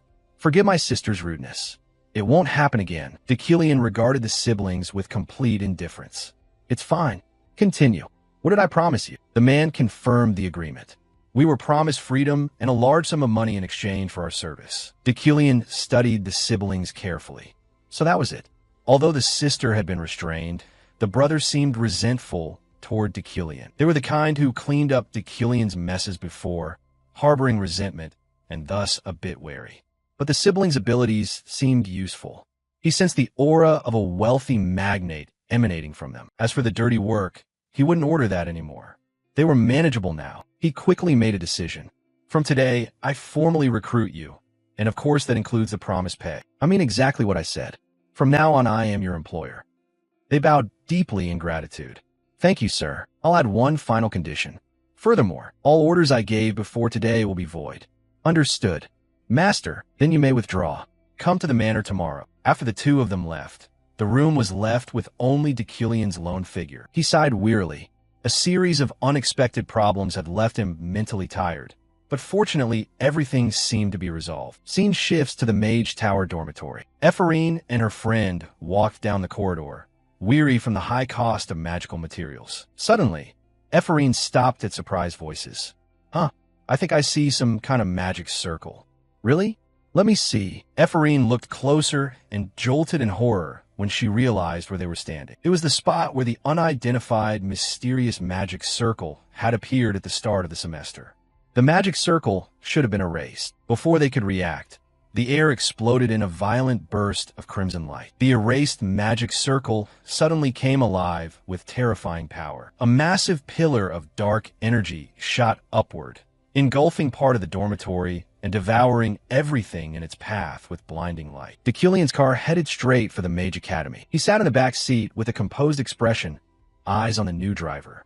Run, how's driving going? Ren answered without hesitation, eyes fixed on the road. Very well, master. Dekillian looked at Run, thinking about the changes in the household. The brothers Run and Enan now lived in the Een manor, always obeying his orders without hesitation. He recalled that they had once done many dirty deeds under the old Dekillian's orders, but he was determined never to exploit them that way again. Dekillian remembered when the 2 brothers had completely distrusted him, their faces always full of hostility. But since he had treated them fairly, they had begun to regard him as their true master. Even Jeep, the former driver, had found a new position, promoted to head of administration. Finally, my life is looking up. When the car stopped before the academy with a sharp brake, Ren reported, We've arrived, master. All right. Deculian stepped out of the car and stared intently at the academy. Immediately, he felt a terrifying wave of energy enveloping the place. A system panel appeared before him. Main mission started. Objective clear. Completion reward. 2 store currency units. Chaos engulfed the academy building. Students screamed in panic as the crimson walls sealed every exit. What the hell is happening? Ephraim gritted her teeth at the terrifying energy and felt anger upon realizing most of the people inside were ordinary students. Why did this barrier hit Block 3? She turned to a cowering professor and shouted, "Professor, we need a break-in now." "What? Why? How dare you order me? You brat, you're supposed to be a magic professor. Are you going to abandon those inside?" "Professor Claire, you specialize in the destructive school, right?" The professor trembled, sweating as he stammered for an excuse. "My health has been poor lately."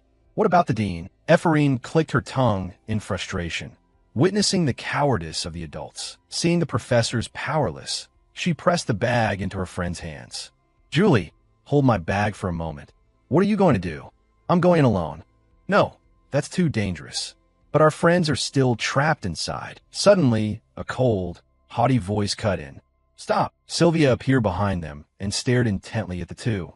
Ephraim glanced at her with hatred. "My patience has reached its limit.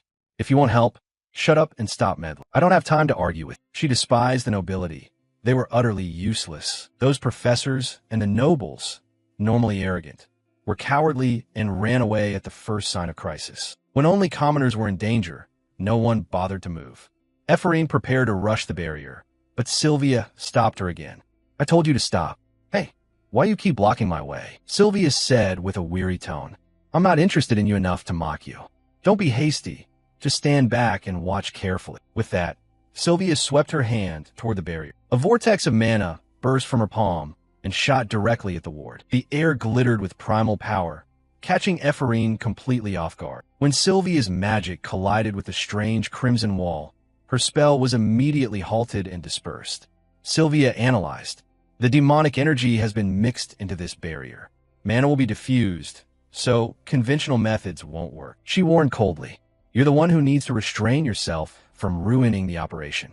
This isn't something a newcomer can handle alone." Ephraim gritted her teeth, keenly aware of her helplessness before the growing magical pressure. Suddenly, the atmosphere shifted, heavy authoritative footsteps echoing down the corridor.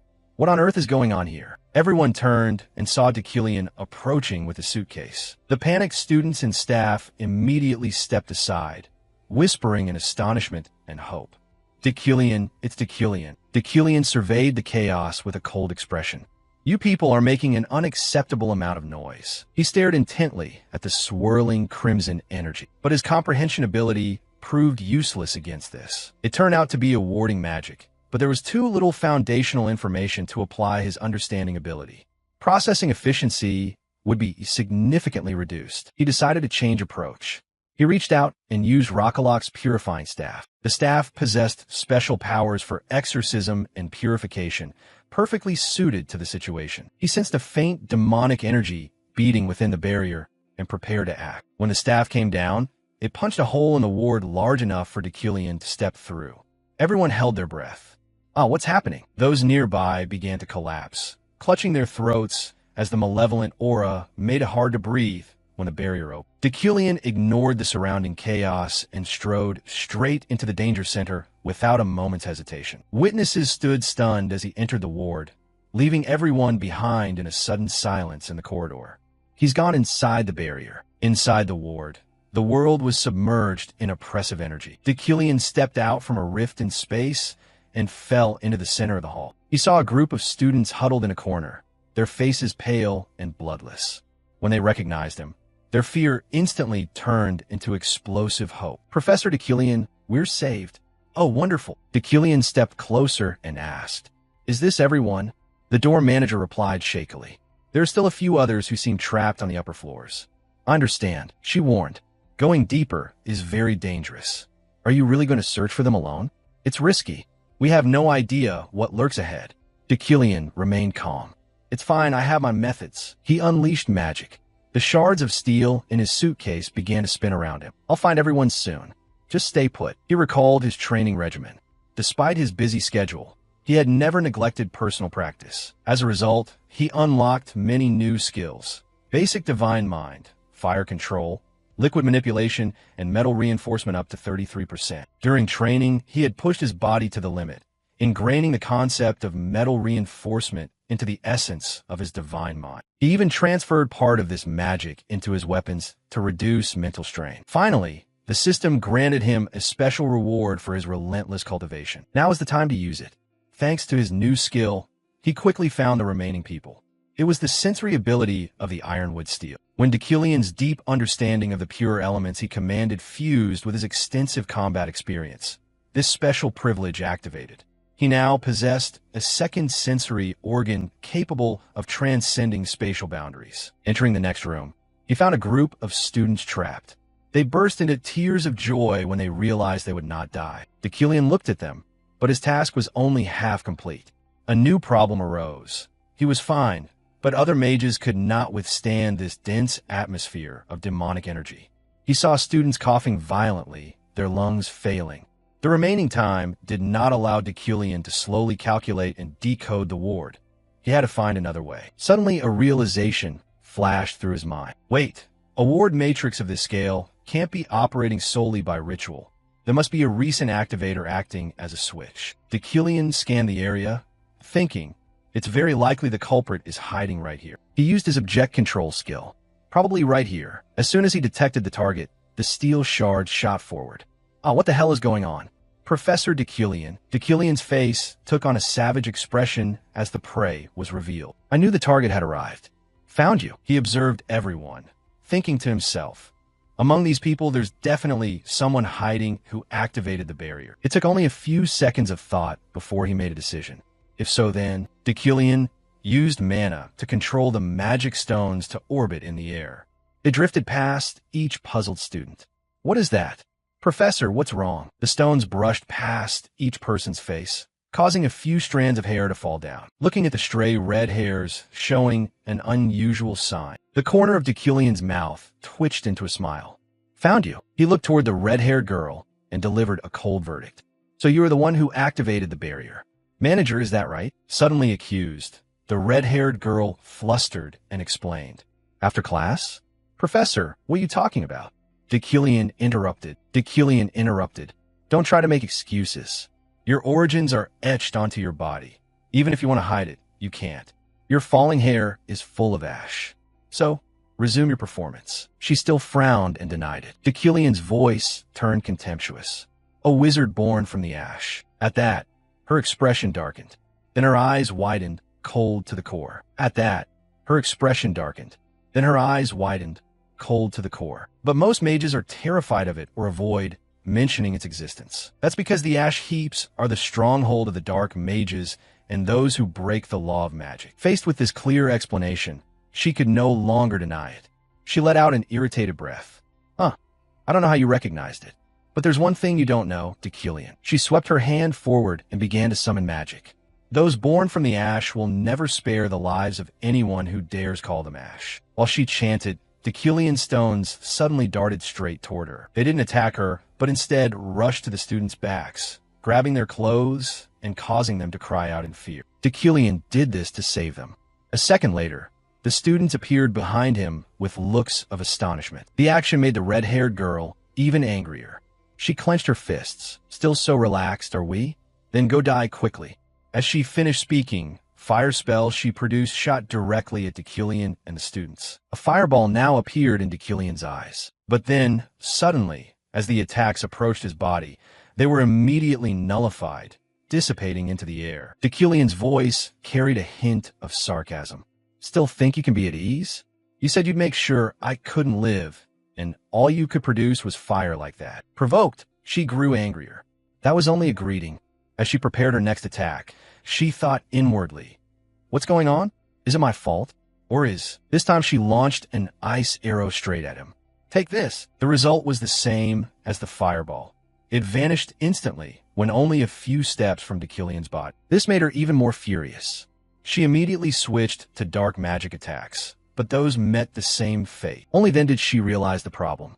That guy is dispelling all my magic. Seeing her attacks dissolve into the air, she shouted angrily. Damn it, How could this happen? Contrary to her anger, Deucalion remained calm, thinking to himself, mana mist is enveloping this place. Because of it, my mana has become endless, and the quality of my mana has never been purer. At that moment, a notification appeared. Yuckline, Pawn Blood Lineage. Description: the bloodline exerts power when slaying fiends. When facing demons, or when the concentration of mana mist in the air becomes thick, it can purify surrounding mana into one's own mana for use. Mana purified in this way is upgraded by one quality tier, not letting an incoming attack stop him. He remained lost in thought. What a pity, Mage of the Ash Heaps. Finishing his thought, he swung his hand hard and immediately shattered the attack.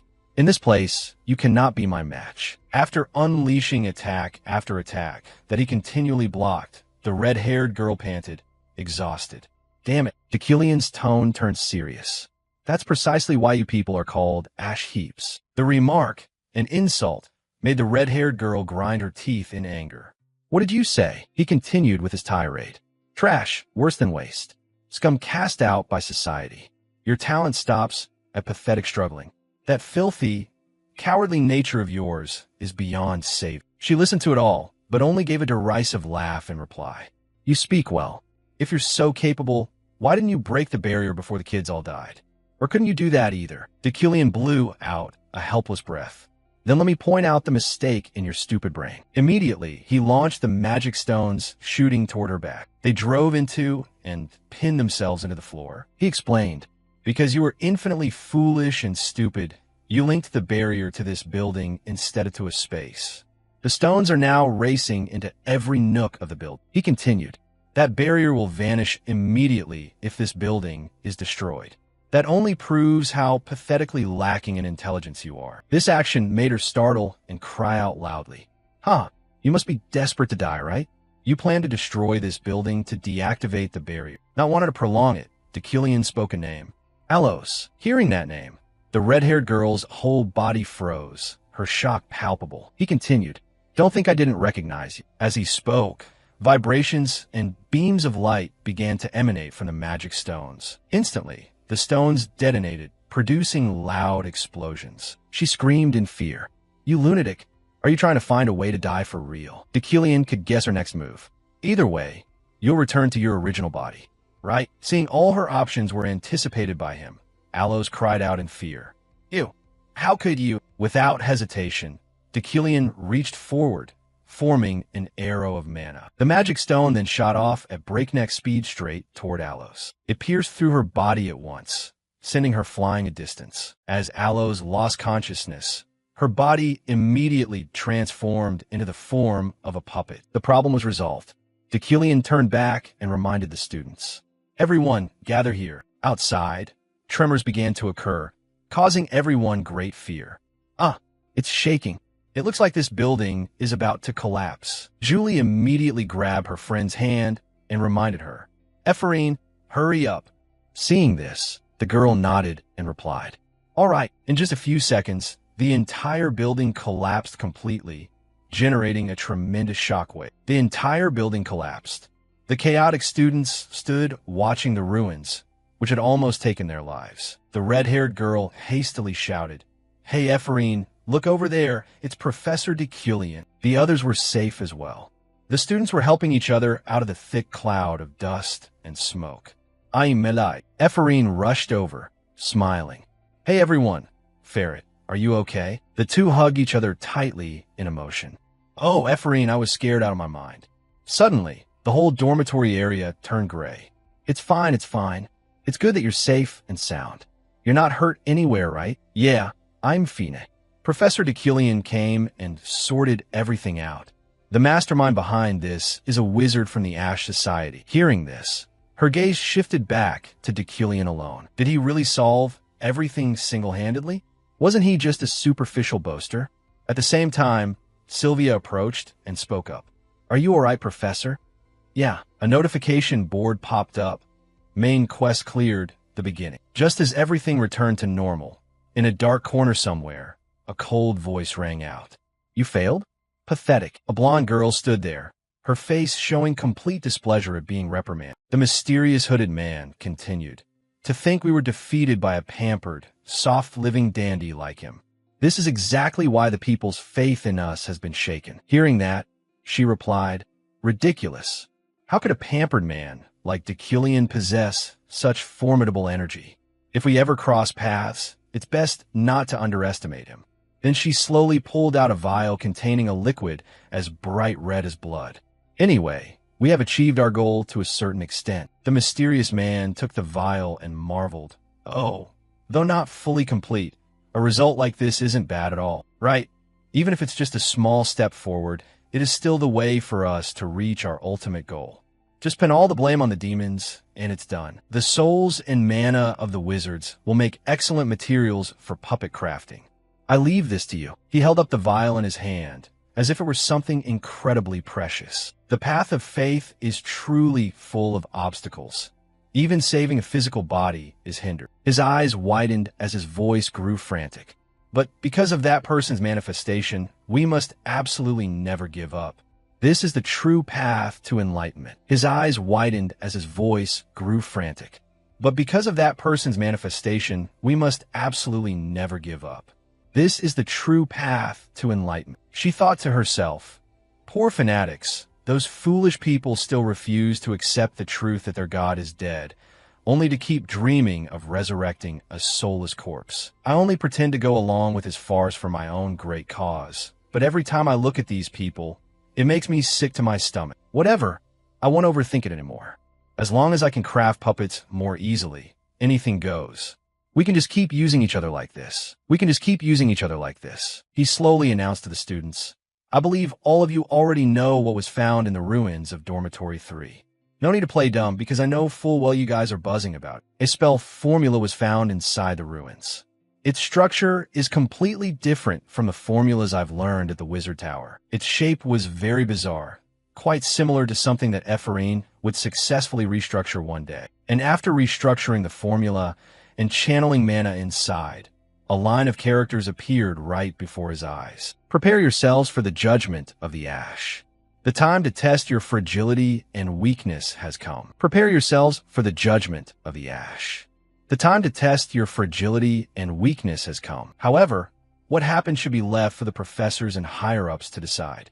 So stop bothering yourselves with useless things and just focus on your studies. Additionally, I have another announcement to make.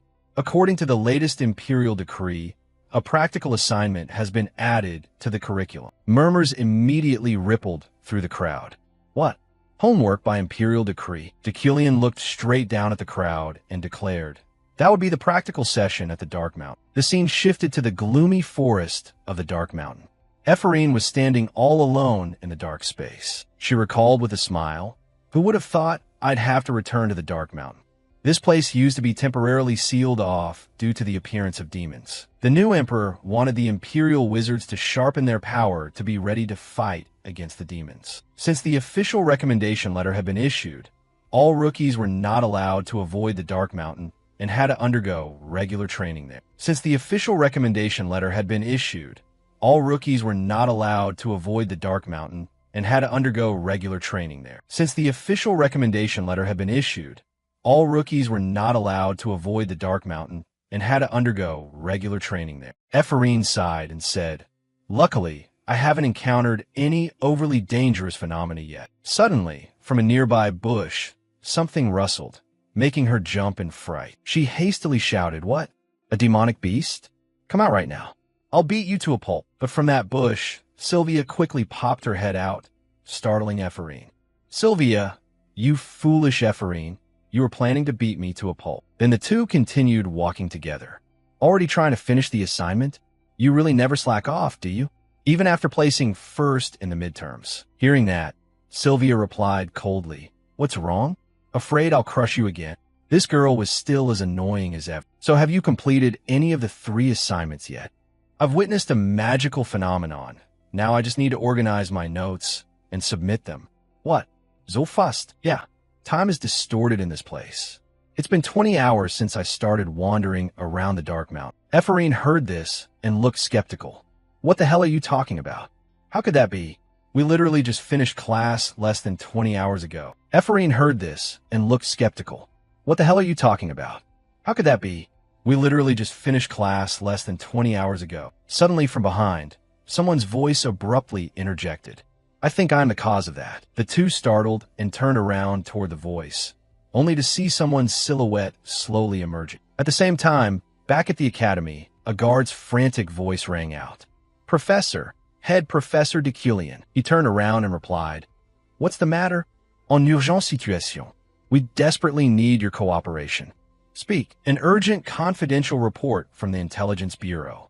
The Dark Mountain has currently been infiltrated by Lohake. Hearing that name, de Cullion instantly turned pale. Lohake, the legendary master famous for being ruthless. He remembered that the Dark Mountain was currently packed with a large number of students practicing. It would be catastrophic if they accidentally crossed paths with him. A notification board popped up. Mid-boss event, Count of the Ash. Reward for eliminating the mid-boss. One page of the pre-shop item catalog. de Cullion's eyes narrowed. I see. So a mid-boss event has been triggered? All right. Let's head to the Dark Mountain. The soldiers replied, Yes, sir. Back to Sylvia and Ephorine's side. An old man emerged from the thicket and spoke up. The reason time is distorted is highly likely due to my barrier. It's not a natural magical phenomenon of the Dark Mountain. It seems you've been caught up in it. My apologies. Ephorine stammered in fear, pointing at him. I just asked who you are. He fell silent for a moment and then calmly replied, My name is Merkin. The Intelligence Bureau had discovered that he was claiming to be Merkin. Since then, all knights and members of the Intelligence Bureau had been misled to this location. That is all the information we have. I see. Suddenly, de Cullion's eyes widened as if he saw something. He immediately blasted off at full speed using magic, leaving the soldier running and chasing behind him. On this side, Sylvia sensed that something was off. This guardian, his mana aura, is absolutely extraordinary. This feeling is just like that of a great wizard. He opened his mouth and continued, I was captivated by such pure mana that I accidentally bumped into the two of you. Therefore, I would like to ask you two for a favor. If you agree, I will give you both a very handsome reward. Behind him, countless corpses lay scattered in a pool of blood, a truly horrific sight. Hearing the invitation from Rohakan, Ephorine's eyes lit up with excitement. Oh, sound good. What is it? I should check it out first, right? He laughed helplessly. This girl. All right, I'll show you. He intertwined his fingers, and currents of magical power blended together to manifest two tiny spirits. They immediately darted forward and merged into Ephorine and Sylvia's bodies. Both of them startled and recoiled. Oh, what is this? Sylvia tried to regulate her breathing, absorbing the energy from the spirit. Seeing Ephorine looking anxious, Rohakan gently explained, Don't panic. Just take a deep breath and accept it. Though she remained skeptical, she finally sighed and followed his instructions. Two energy sources erupted simultaneously, one blue and one yellow, lighting up a section of the dense forest. After the energy gradually dissipated, both Sylvia and Ephorine were left panting with exhaustion. What just happened? Rohakan smiled and said, Those are spirits that will help in your development. Only those with talent like yours can harbor them. Sylvia narrowed her eyes, thinking to herself that those were light spirits, an ultimate spirit created from the combination of water, wind, earth, and fire attributes. He casually created two spirits at once. Who on earth is he? Rohakan took out a letter and handed it to them. So, can you deliver this letter to my family? This old man has his own private troubles. Ephorine stepped forward and took it. Sure, it's a shame it's not money, but I guess I got something good anyway. No, that is worth much more. Suddenly, de Cullion's voice cut in from behind. So that's where you are. He appeared with his suitcase, ready for a confrontation that would brook no argument. Long time no see, Rohakan. That name struck like a thunderbolt. Sylvia and Ephorine jumped and turned around in total shock. Rohakan, one of the greatest mages on the continent, and simultaneously the most notorious criminal of this era. A wanted criminal ranked among the Dark Beasts, an organization with only 10 members. His crime was the assassination of the Empress Dowager. A blue system window appeared before de Cullion's eyes. Main quest, Rohakan's story. Objective, receive an item from Rohakan. Reward, item catalog plus shop currency +1. He glanced over, thinking to himself that the man was also an important, named character in the main quest. Sylvia turned back, panic-stricken. Chief Professor Decilion, is what we just heard true? Is that person really Rohakan? Hearing that title, he couldn't help but be surprised. Oh, you become a professor now, have you? For what I saw when I was teaching you, your talent shouldn't have been enough to reach that position. Many things have changed. Changed? Talent doesn't change that easily. Did you trample on someone else to get that spot? Decilion replied calmly. Some things really do change. For instance, the fact that I entered your barrier without encountering a single obstacle. Hearing that, a faint smile appeared on his lips. Oh, so that's how it is. Decilion spoke clearly. Sylvia, leave the Black Mountains immediately. But the spirits, they're inside our bodies. He smiled and replied, It's nothing, so don't worry. You'll keep your promise, right? Ephraim replied honestly. Really? I'll trust you then. Decilion pointed toward the forest and commanded, Hurry up. If you hesitate and get caught up in this, you might lose your lives. Hearing that, the faces of the two turned pale with fear. I'll use a metal orb to guide you. Follow my directions, and you won't get lost in the forest. Before leaving, Sylvia offered a word of encouragement. Don't lose, sir.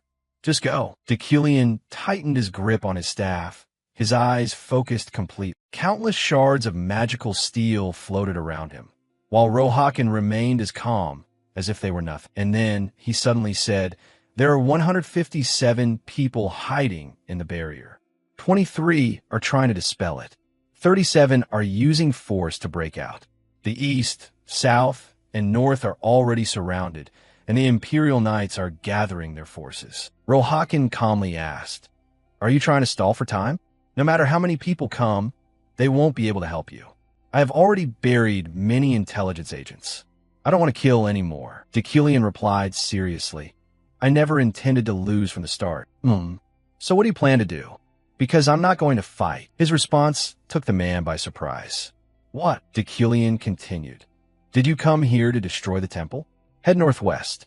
The security system there is still lax. Rohakan sighed, his voice filled with skepticism. You really have changed. This is the last time I'll let you go. So, is this out of respect for old times? I have no affection for the one who assassinated the Empress Dowager. Hearing that, the atmosphere fell into absolute silence. And then Decilion concluded, There's no time for small talk. Leave here now. I'm off. After walking a few steps, he suddenly stopped. Do you believe in gods, Decilion? A faint smile curled his lips. That is a question that cuts straight to the heart of the main quest. Decilion's gaze looked straight ahead, his voice as firm as an affirmation.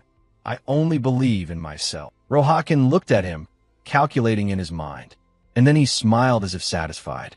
That answer is very much your style. An excellent answer. He handed him a strange book. I want you to have this. It's the story of the fanatics who exist in this world. Read it when you have time. My Edelji Exploration Notes. An exploration log written by Rohakan. It records the habits of the fanatics he observed while crossing my Edelji. Book category. Special. Saying that, he vanished into the bushes. Take care then. Saying that, he vanished into the bushes. Take care then. Decilion narrowed his eyes, thinking, Rohakan isn't a bad person. Rather, he is one of the people who will lead the main quest to the end, one of the pillars who absolutely must not die. He must have been wandering the Black Mountains and become curious about the exceptional talent of Ephraim and Sylvia. Hopefully, he won't do such dangerous things again, although he won't be easily captured. And then, a sound echoed from afar, lighting up the whole forest. Decilion showed interest. That old man is as cunning as a snake. Should I play along a little? The next morning, the whole area was in ruins, with broken trees lying scattered everywhere. To capture the wanted criminal Rohakan, guard forces and knights searched the entire Black Mountain range for 3 days. However, they ultimately failed. Is that what you mean? A soldier bowed his head to apologize to the emperor. I deeply apologize. Your Majesty, we believe Rohakan has fled the capital. Raise your head. I'm fine. That report was just a bit boring. It was so long-winded, but the point is just that we let Rohakan, the assassin of the Empress Dowager, slip away. More importantly, I heard Decilion had a magical battle with Rohakan. That part sounds interesting. Yes, when our knights arrived, the scene was a mess. We believe an extremely fierce battle took place. Besides, Rohakan left almost no traces when he fled, but we did find his bloodstains in the Black Mountains. It seems he was wounded in the magic duel with Deucalion. Isn't that right? Yes, Your Majesty. An amused smile appeared on the Emperor's lips as she recalled. In the world of mages, there is a Driner. Among knights, there is Zeit. And among wanted criminals, there is Rohakan. You're telling me that he made a supreme powerhouse bleed? That Deucalion? The scene shifts back to the Imperial Academy. Ephraim sits alone in the classroom, lost in thought. She recalls their meeting the previous day, remembering Deucalion's instruction to keep their encounter with Rohakan a secret. Exposing this will only invite more trouble. Also, don't worry about it too much.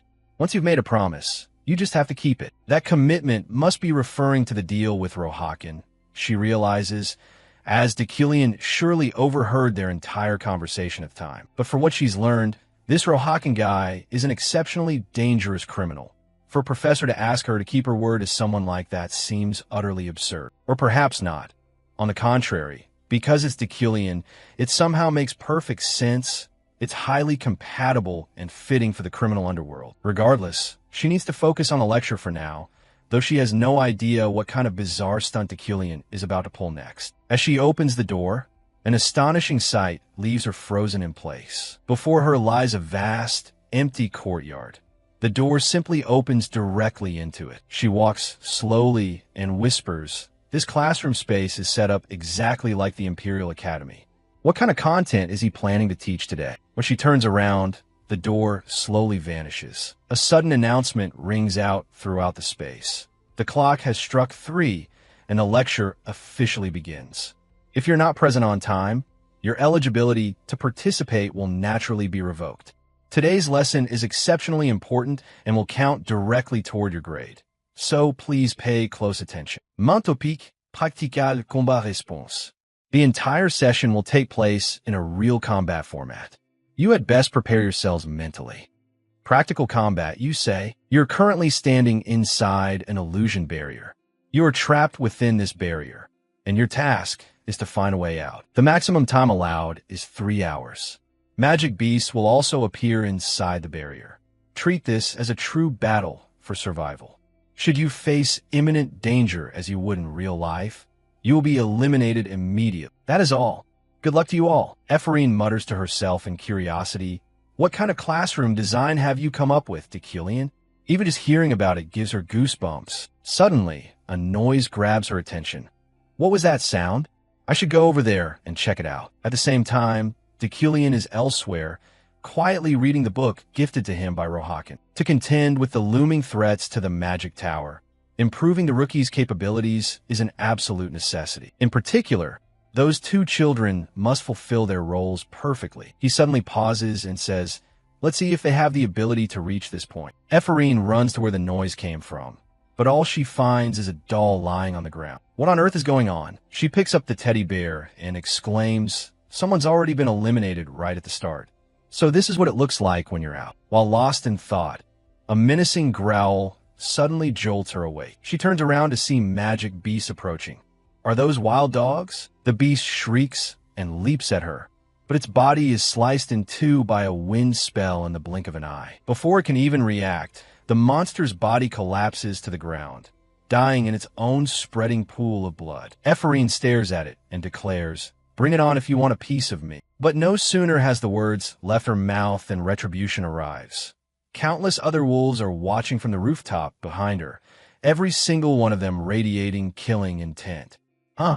What was that noise just now? Elsewhere in the barrier, similar monsters are being defeated one after another. Sylvia stands there, calmly observing her handiwork as if the creatures were nothing. Other students behind her offer constant praise. As expected of Lady Sylvia, truly outstanding. Would you like to join our group to find the way out? Sylvia gently shakes her head in refusal. Ah, I see. Best of luck then. Watching the 2 parasites leave, Sylvia thinks to herself that there is no reason for her to accompany such useless people. Just as she intends to continue, a massive shadow suddenly falls over the entire courtyard. A monster larger than a building appears, its mouth gaping wide as if to swallow everything. Seeing this giant entity, Sylvia's eyes narrow slightly with concern. This is no joke. Returning to Ephorine's battle, she has finally finished off the wolf pack after blowing apart a portion of the building. Not an easy task. Hiding behind a window, she sighs to herself. The scale is far greater than I imagined. Deculion truly went to great lengths to prepare this so thoroughly. Sylvia suddenly appears behind her and speaks, startling Ephorine. Are you still alive? Ephorine? AAA? Huh? What? Sylvia, you appeared out of nowhere and scared the life out of me. I didn't do anything, did I? Regardless, to escape from here, we have to neutralize this barrier. Out of a total of 3 hours, 2 have already passed, yet we still haven't found where the flaw in the barrier lies. Sylvia, what are you babbling about? What do you mean, what? I'm referring to what I just said. Ephorine points at Sylvia, smiling with amusement. Are you trying to say you want to form a team with me and fight together? Hearing this, Sylvia grinds her teeth in annoyance. She snaps her head away and replies, Exactly, I'm going to assist you. But Ephorine refuses to back down. If you really need my help to that extent, then I'll lend you a hand. What was that? Whoosh! For starters, the focal point of the barrier must surely be in the central area. Even if this is an A-rank classroom, a hub for the pinnacle of magical studies, an energy core is indispensable to maintain a barrier this sturdy. What makes the A-rank classroom so different then? Sylvia slowly explains. The A-rank classroom is the crystallization of the most advanced magical technologies. Just the construction costs alone consumed hundreds of mana stones. It's no coincidence that we constantly experience lessons in such magnificent settings. It's all thanks to the energy of that room. So that's how it is. The problem is, we still haven't pinpointed the center of this barrier. It's not even clear how much of the academy it has simulated. If we just wander around exploring now, we're bound to run into wild dogs and golems.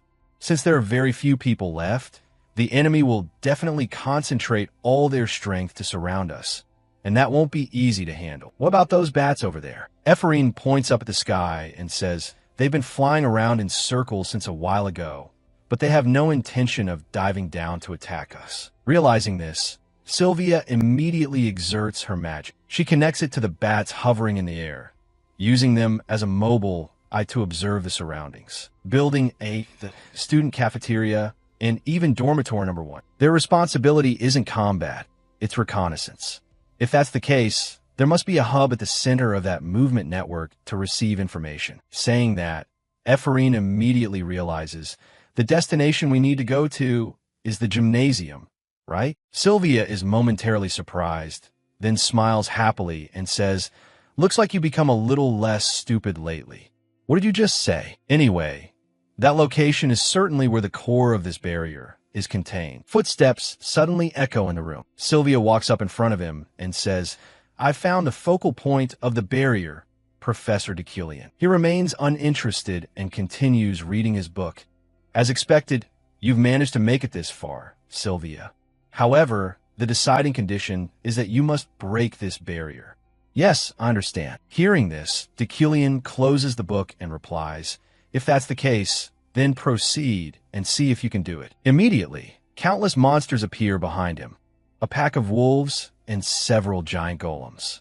If your ability can, Sylvia's gaze instantly becomes highly focused. The monsters leap forward as if wanting to tear the prey before them to shreds. Sylvia immediately casts offensive magic, with shimmering rays of light blending together to paint a magnificent scene. An entire forest is created by magic alone, easily sweeping away the silver wolves and golems in its path. The surviving wolves quickly retreat, trembling in fear before Sylvia. Deculion witnesses it all and smiles slightly. Using the power of 3 primary colors to paint a new landscape and strike down the phantom beasts, she looks directly at him and speaks clearly. You don't need to treat me like the other children. I am Sylvia, Professor. Deculion sighs with satisfaction and replies, excellent. In terms of magic, you have achieved a perfect score, but your body is full of openings. His hand quickly rises in preparation for a flick to the forehead. You are eliminated, Sylvia, yet she is not afraid. Instead, she wears a confident smile. There is no way that could be true. From behind Deculian, a surge of intense magic suddenly strikes from somewhere, taking him by surprise. He slowly turns his head to look behind him with interest. Oh, how interesting. There, Ephraim has already touched the stone, maintaining the barrier. Bolts of lightning radiate in all directions incessantly. Behind her, a mysterious tunnel has appeared from nowhere. This place is a connecting passage. Turning back to an hour ago, when the two were discussing their plan to infiltrate this place, Sylvia explained that she had constructed a sturdy secret passage leading straight to near the core. That's awesome. Your magic really is amazing. I'll take charge of drawing attention from behind. I'll leave it to you, got it? Understood. I trust you. Deculian stands silently, watching Ephraim struggle against his barriers, and smiles to himself. Not bad. And then the central core stone is crushed to pieces by her. You have one. Immediately, the illusory construct dissolves into nothingness. The barrier covering the real room also begins to collapse. And when everything returns to its original form, everyone realizes they are standing in the familiar classroom. The students who were eliminated earlier are also gradually waking from their sleep. Ephraim excitedly yells, "Oh, we're back in the classroom." Deculian silently watches the two and thinks to himself, one person turned a type of magic experience during the midterm exam into something of her own to create a new world. The other confronted my layered magic barriers and revealed the ability to neutralize them in the blink of an eye. He begins to explain the meaning of the practical exercise. Today's lesson was to prepare for the real combat scenarios you may face in the near future. For instance, the barrier chaos that occurred in the dormitory area before. If a similar scenario were to occur again, the most crucial factor is the spirit of coordination. Besides that, you must always carry this mana-filtering mask with. Having said everything, he looks quietly toward the two main characters. And one more thing, Sylvia, you all did very well. Keep up the effort. He turns and walks away with a warm smile, leaving the whole room gaping in astonishment at what they had just heard. Ephraim shudders and steps back, covered in goosebumps. Who would have thought that Deculian knew how to smile? Time passes quickly until the evening. That night, Deculian is intently standing before a board, writing something down. After finishing, he leisurely uses his Midas hand skill to admire his handiwork. Deculian mutters to himself, "This much should be enough." And just like that, the next morning, Deculian returns to his mansion. He looks at the board in his office. Very good. I have installed a blackboard right in my personal office. It is shaped exactly like the one in the Magic Tower classroom. Twin blackboards. Information. This board is crafted from mana stone. The two levels are a single entity. The resonance has been enhanced thanks to the hand. Special effect. Anything written on this board will display exactly on the other. This connection will not be severed by any magical impact. Level 4 hand. Deculian smiles to himself. I crafted it with my own hands for the purpose of two-way communication from both inside and outside the barrier, and also applied the hand to upgrade it.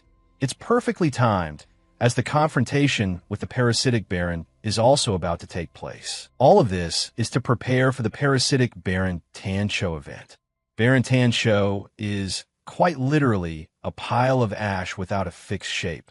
He is a special entity that specializes in parasitizing targets with high status. Nevertheless, because this event is a challenge that the students themselves must solve, all I can do is provide the most basic preparation steps so they can deal with him. Furthermore, because this is a random event, no one knows exactly when Baron Tancho will appear or whose body he will take over. However, because there are sharp-minded children there, this much should be enough. Then, suddenly, a knock on the door. Master. Very well, I'll be right down. A moment later, in the banquet hall on the 40th floor of the Magic Tower, the headmaster is announcing the reason for the party. These two are citizens of the Empire returning after reaping great achievements abroad. This time, they are back in the capacity of visiting professors from outside. Let everyone please give them a warm welcome. I am Bargain. It is my pleasure to be here to support everyone. I am Marina. Deculian carefully observes the lower-level professors. If the parasitic Baron proceeds to parasitize, he will likely choose one of the people present here. Have you made up with Professor Deculian yet? A level like Adrin or Reina is too high. Could it be that new woman who just arrived? No, at the current moment, it cannot be determined. But one thing is certain. Baron Tansho is planning to parasitize one of the people gathered here. The sunlight outside is gradually fading into twilight. Inside her office, Ruina sighs with annoyance. Ugh, I'm so tired. What a terrible welcome party. Her eyes narrow as she thinks to herself. Those damn professors, they don't even look at me. They just keep their heads buried and chatting with each other. Back in the day, they would flatter me to the skies, calling me Killian's equal. But now that I'm joining the school as a normal visiting professor, it's like I don't even exist. In the conversation, they also exclude me, and even the food. Those cheapskates cleared it away right in front of me. Trash, all of them. Her gaze is filled with irony and contempt. Will I have to continue enduring this from now on? Ruina's face darkens as her annoyance rises. Endure it. I have to get used to it, because this will be my life from now on. The scene shifts a few days later to the Imperial School. Killian von Gronyukline. I pay my respects to your majesty, the Emperor. The Queen looks at him intently, a smirk revealing her clear eagerness. This is the first time I've seen you since your appointment, isn't it? Very well, this is our first lesson today. Where do you intend to start? First of all, I want to find out which system and attribute you feel most comfortable with, your majesty. It's the first day, what's the rush? Let's just chat for a bit. Not long ago, I heard a report. I heard you encountered Rohaken on Dark Mountain and even engaged him in a magical battle. If it were a magical duel with Rohaken, people would normally say surviving is a miracle. Yet, here you are, appearing at the lecture looking completely unscathed. Killian replies calmly. I was just lucky. Even if it was Rohaken, he must have been exhausted after his long days on the run. His answer makes the Emperor burst into loud laughter. Ha ha ha. In that case, were the intelligence agents who died right in front of you just unlucky? He calculates in his head. The Emperor is avoiding the lesson. But I absolutely must not let myself be swept along by the Emperor's narrative. She is the most important character in this world. If I just leave the Emperor to her laziness, the game's difficulty will skyrocket. Ending that line of thought, Killian presents a piece of paper. Your Majesty, this is a magic paper that can identify aptitude for systems and attributes. Please have a look. I recall stating clearly that I don't like this. He replies coldly without flinching. I am a lecturing mage chosen to explore the truth of magic with you. If it is not to teach, I have no reason to stay here. Even if I don't want to, I have to do it. That is tradition, that is etiquette, and that is what learning the path is all about. The Queen is visibly annoyed upon hearing this. Before me, the absolute ruler of the continent. Does he dare to lecture me with that unwavering, steady gaze? Killian, truly a person who is not as ordinary as the rumors suggest. Facing him directly like this makes me find him even more agreeable. Very well, give it a try. If it's boring, this lesson will end immediately. I shall obey. At the same time, in a moving carriage, Ruina is clutching her head, deep in thought. Phew, this is a bit of a headache. Her teeth clench as that name echoes repeatedly. That damned Killian. A person who specializes in deceiving, exploiting, and trampling on others. A person like a devil who built his own standing using those tactics. He is clearly that kind of person. But why am I hearing other rumors? It's Killian's class again. I'm probably going to be taught a hard lesson. But anyway, everything we learn is extremely high quality. To be honest, in the Magic Tower, there's no one who explains things as easily as that professor. That's true, but it's also a fact that the lectures are super difficult. What? Killian teaches well? There's no way that's true. I heard Professor Killian exterminated the demon on Dark Mountain. Back at Birched, he stopped the whole train to save everyone. Professor Killian handled the barrier incident at the dormitory all by himself. He engaged in a magic duel with Rohaken and even wounded Rohaken. Unbelievable. The Killian I know can never do such things. That's impossible. Absolutely impossible. Because he doesn't have the capacity to become the director, he cowardly kidnapped me to exploit me. A person as vile as that. How could he possibly achieve such feats? Don't be ridiculous. Stop talking nonsense. Do you think I don't know he concocted those ridiculous rumors to boost his own image? Don't be ridiculous. Stop talking nonsense. Do you think I don't know he concocted those ridiculous rumors to boost his own image? Suddenly, the driver's voice startles her back to reality. Lady Ruina, we have arrived. Ah, yes. She quickly gets out of the carriage and wonders. What was that? I think I saw something just now. Get a grip, come on. Now I'm here to pay my respects to the Emperor. Before her is the Emperor's palace. Today is the first lesson. A moment later, looking at the documents on the table, the Emperor yawns widely with boredom. That's enough. Pardon, I mean the lesson. How should I put it? It's a bit too boring. The Queen's comment leaves Ruina stunned. The lesson from the professor who visited last time wasn't nearly as dull as this. Ruina quickly bows her head and says, I apologize, Your Majesty. Well, at least that time proved his talent for provoking others to madness. And you, tell me something interesting. Ruina's eyes are filled with despair. Your Majesty just said something interesting. And so the lesson ends in boredom. Ruina thinks as she walks down the hallway. Does Your Majesty mean my lecture is even more boring? Compared to that Decilian guy? She opens the room door and steps inside. Damn it, nothing is going right. Then a letter from someone appears on her desk from the Star Association. Ruina opens it and reads the contents. Notice of expulsion from the Magic Association for Masterclass Monarch Ruina. Reading those lines just now, a faint smile appears on her lips. Lady Ruina, please join our Magic Association. This is where we professors of the Magic Tower gather. We will occasionally come to greet the president. An invitation with clear ulterior motives. They surely want to use me to replace Decilian's position. That's right, at that time, there was a rumor that Decilian was talking crazy at the academy. So they wanted to take the opportunity to put me back in the head professor's seat. Those people who use a flatter and push me like that, how dare they betray me now? Defeta losers.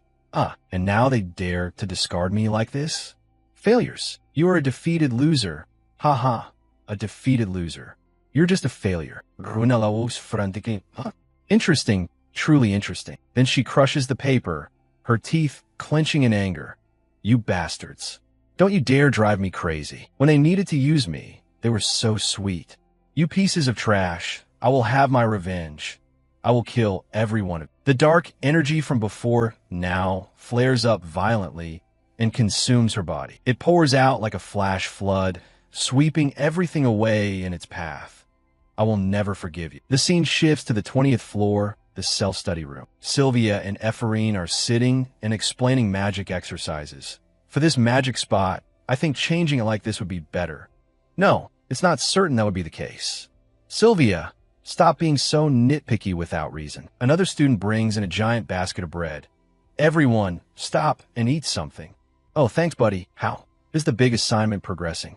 Thanks to someone, it's going smoother than expected. What? Sylvia, are you mocking me?